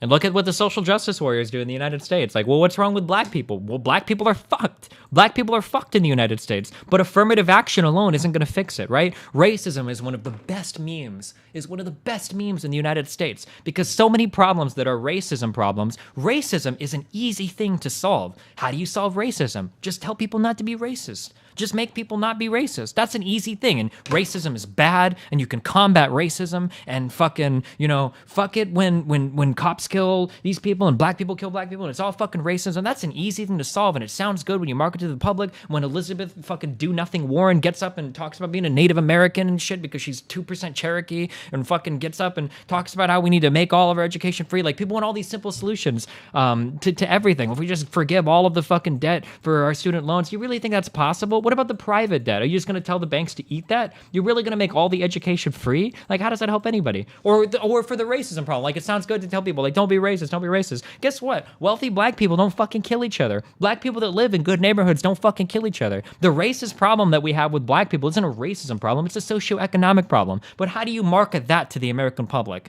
How does it sound when you come on stage? You're like, listen, guys, this is what we need to do. Like, black people are disproportionately impoverished in the United States, and then they all get bundled up with each other and they fucking kill each other. They need to get more money. How do you get more money? We need better access to jobs, better access to transportation to get to jobs, and better education. But that doesn't sound good. Nobody wants to hear that shit. They need better schools available to them, better transportation, better job market. That doesn't sound good. So you talk about fucking racism, but racism doesn't do fuck all. You can have no racist people in the United States, and black people are still going to perform a disproportionate amount of crime because they're fucked economically, right? But those things don't sound good. So you have to talk about shit like the lib cucks want to talk about racism and everybody needs to be kind to each other, even though that won't make a fucking bit of difference in the world.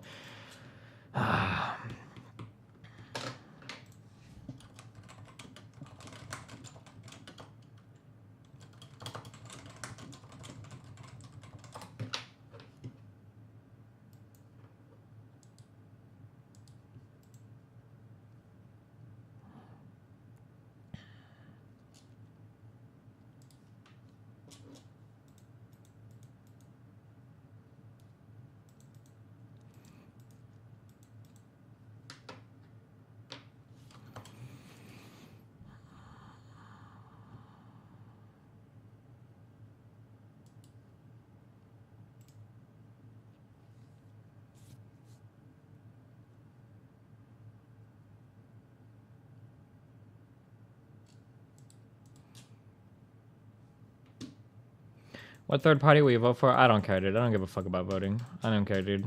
I don't give a fuck, dude. What about in states like California where they link resolving those issues to the way you tied with racism? For instance, the white privilege thing is inherently and often tied to the increased education for low-income/back neighborhoods. Do you think including racial terminology in these solutions is overtly damaging to the end goal? Personally, I think it is. I feel like I could talk to a racist Republican, and I feel like I could have a good discussion and get them to agree with me that providing more access to lower income people to things like education is an overall good thing for the economy. When people get educated, when people get good jobs, and when people move out of ghetto fuck neighborhoods, they tend to do better. So increasing access is a good thing. But when you say things, there's a way to approach that conversation where you can convince the other person, because everything you're saying is pretty true and pretty self-evident, right? You believe these things, right? Yeah, of course, yeah.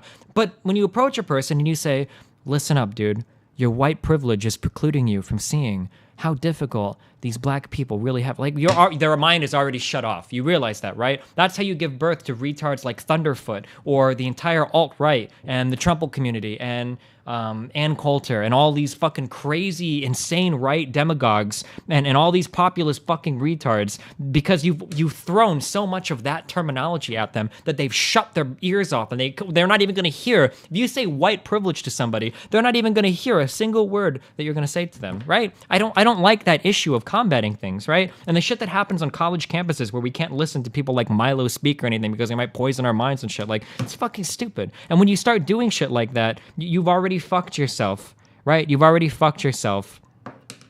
What's wrong with Sargon? Don't want to get me started, dude. I don't know. He sounds like a Milo Jr. to me.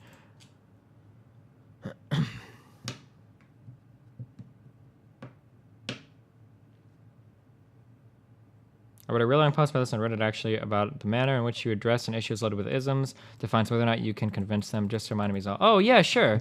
Like I said, like I think I could convince most people. Like I think I could convince most people not to use the word faggot. I think I could do it. Like I could have a conversation with someone that says faggot a ton, and I think I could convince them, assuming they're not actually homophobic, which I think most of the people that say faggot aren't actually homophobic. I think I could convince them not to say it. However, I think that most social justice warriors will never convince somebody not to say faggot. I think that I would wager that bet that if you could put me next to a social justice warrior and we went through 50 individuals that identified as people that said faggot recreationally, I think I would have like 10 times the conversion rate of people that wouldn't say it than a social justice warrior. Like I think I could do it. But it's because the way you address an argument is so insanely important, right?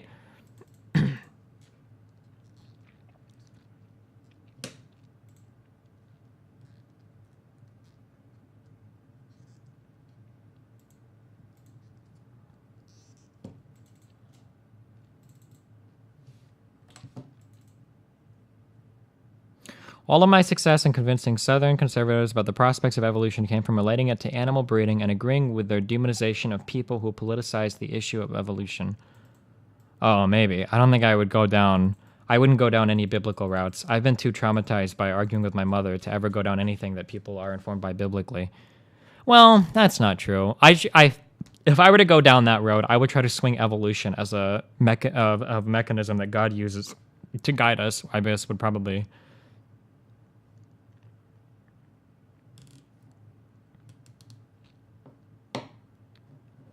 Destiny, I mean, the big reason why my school doesn't want people like Milo isn't because their ideas will poison our minds, it's because their form of rhetoric is cancerous and purpose is only to be provocative. Like, what's the point of inviting a person who just says nigger, nigger, nigger? They don't offer anything to a discussion. So, I can't explain to you the why, but I can say that you need both sides, always. You have to have... Whenever you're approaching an argument over a moral issue or an economic issue or anything, you need both sides. You cannot ever be in a scenario where you only have one side of an argument represented. Because in my personal experience, very, very, very rarely is the correct answer this or is the correct answer this. More often than not, that answer lies somewhere in the middle. And you will never, ever get to that middle if only one side is allowed to present their argument. I do not trust a single side to moderate their own fucking ideas. It will never, ever, ever, ever happen. The answer usually always lies somewhere between the middle. So when you do things like tell Milo that he's not allowed to go and speak at a college campus, first of all, what does that say about you? You can't listen to somebody with a different point of view without it causing your fucking brain to explode? Where's your fucking intelligence or your intellectual honesty or your ability to be an independent, free-thinking person that can evaluate an idea that's different than yours without suddenly losing hold of everything that you know to be true? Like, are you scared that if you challenge an idea that you have, some notion or concept that you know to be true, that all of a sudden you're not going to be so sure anymore? Like, that kind of hug-boxed, circle-jerk fucking thinking is one of the most toxic and polluting forms of bullshit to ever fuck with people's minds. It's one of the worst parts about the internet. Is that you can go anywhere you want online to find your own private hugbacks. Any idea that you have, any opinion you have, like, oh, fuck, like, I don't want to challenge my mind today. Better go to the Donald and read about how all Muslims are bad and the Middle East is bad and Mexico put up the wall. Oh, this feels so good. I love the Donald because I never have to challenge any ideas that I have ever. It feels so good to have everybody talking about how I'm right about everything. Or shit Reddit says, like, oh, God, dude, fucking, man, dude, I love... I read the subreddit all the time, sorry. I'm such a fucking liberal, I hate fucking alt-right pieces of shit, and now I can just come here, and God, white people are so fucking stupid, and oh my God, like, and I could just sit here and jerk off about how fucking privileged most of Reddit is, and they don't even realize it, and like, this kind of thinking is far more cancerous than Milo going to a university and presenting any presentation will ever be. This is the cancer that rots your mind and robs you of the ability to form new ideas, right?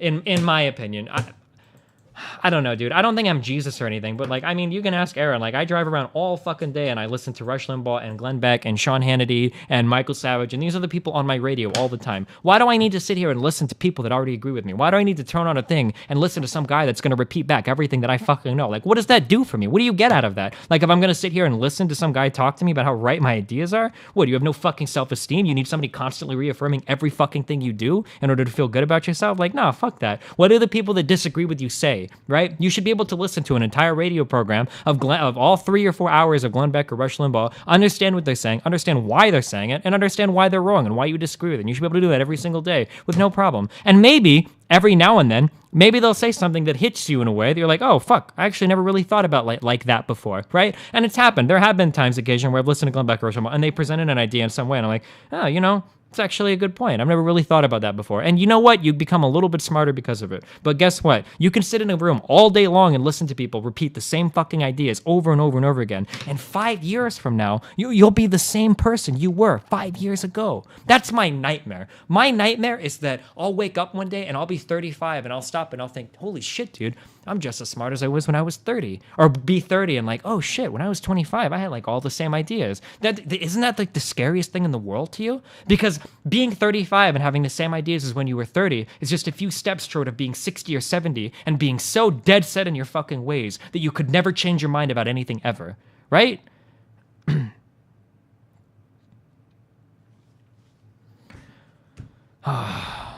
Just listen to Christopher Hitchens or something, someone who's not completely retarded.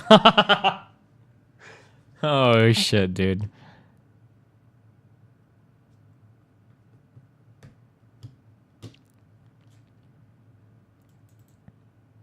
When the fuck did being liberal become being a social justice warrior, white privileged dumbass?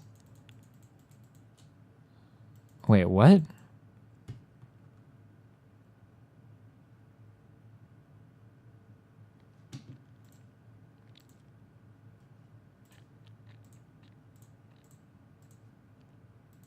Whew. I feel like I just talked a lot. Hold on, let me fucking recover.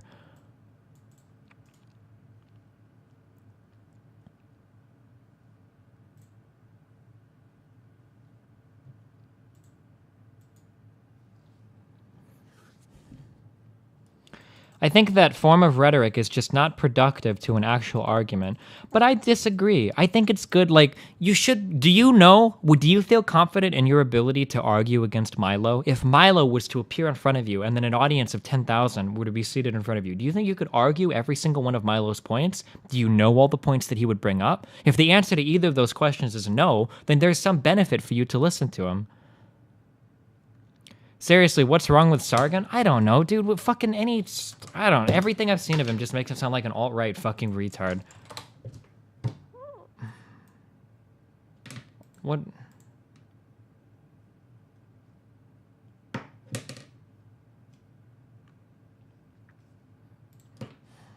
"23 minutes. Fuck me, dude." And I thought it might be worth addressing. The tagline to the article is, "It's an incoherent, impossible ideal. And if we're really going to fight inequality, it needs to be abandoned." You can already tell by the way that this is phrased that the author really doesn't understand the concept of equality of opportunity. I suspect that the definition that most people are working with when they say equality of opportunity is the removal of structural barriers that would otherwise prevent meritocratic success. The Stanford Encyclopedia of Philosophy... Okay, this is not the guy I was thinking of. I'm sorry. I thought it was Sargon. Who's the guy with the deeper voice who's really edgy? I thought it was Sargon of Akkad. It might not be this guy. I'm sorry. Who am I thinking of?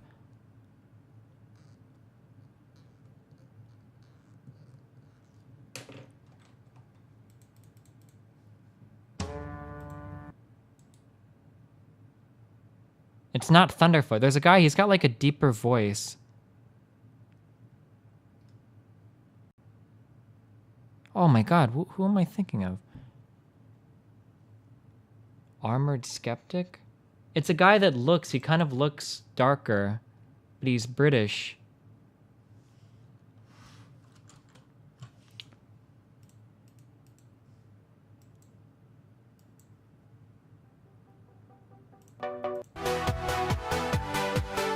He's usually, the camera is usually a picture of him. But can you easily...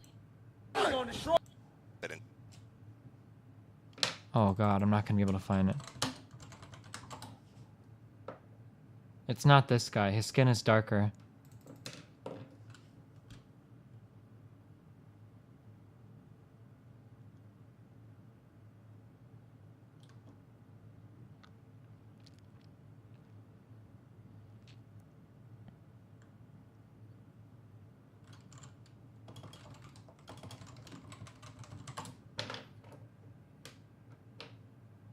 Oh my god, I'm not gonna be able to find it. I'm not thinking of Alex Jones. Truly, this is the dankest. I know I watched a YouTube video. Oh, but I can't go through my whole Destiny YouTube democracy playlist. is fine if you have more than 2 parties. Your American 2-party system is fucking retarded.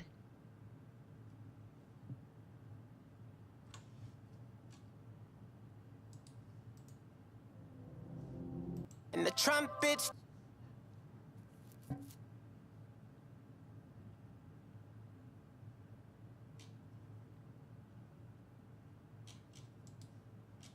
You talking about Doomed? I don't know, am I?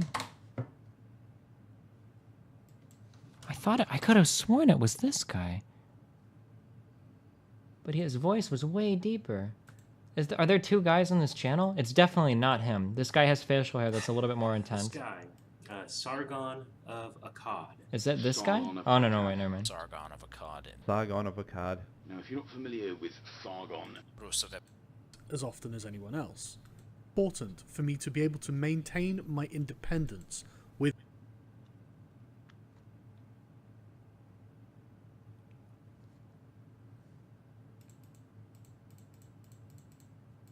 This is like all of them.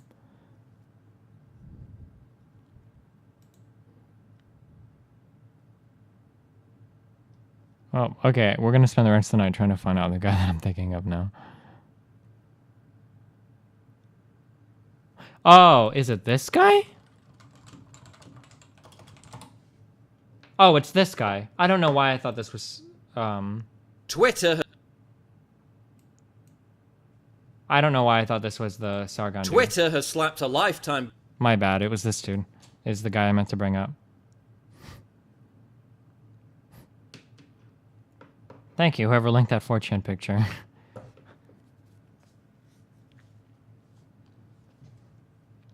He's not dark. No, he's not. I'm sorry. I guess it's just the background being dark made me imagine.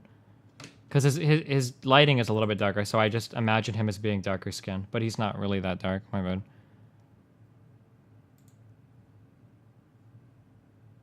I must have, because of the videos I've seen, I must have just seen videos where the lighting is a little darker.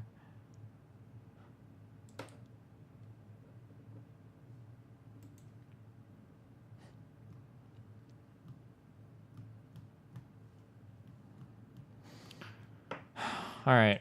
Okay, I'm done. I'm going to sleep. I love you guys. It's been fun. I'm sorry for getting triggered. You guys are probably fucking retarded if you're American. I'm just kidding. You're all beautiful people. You guys are especially intelligent, okay? I can tell this audience is.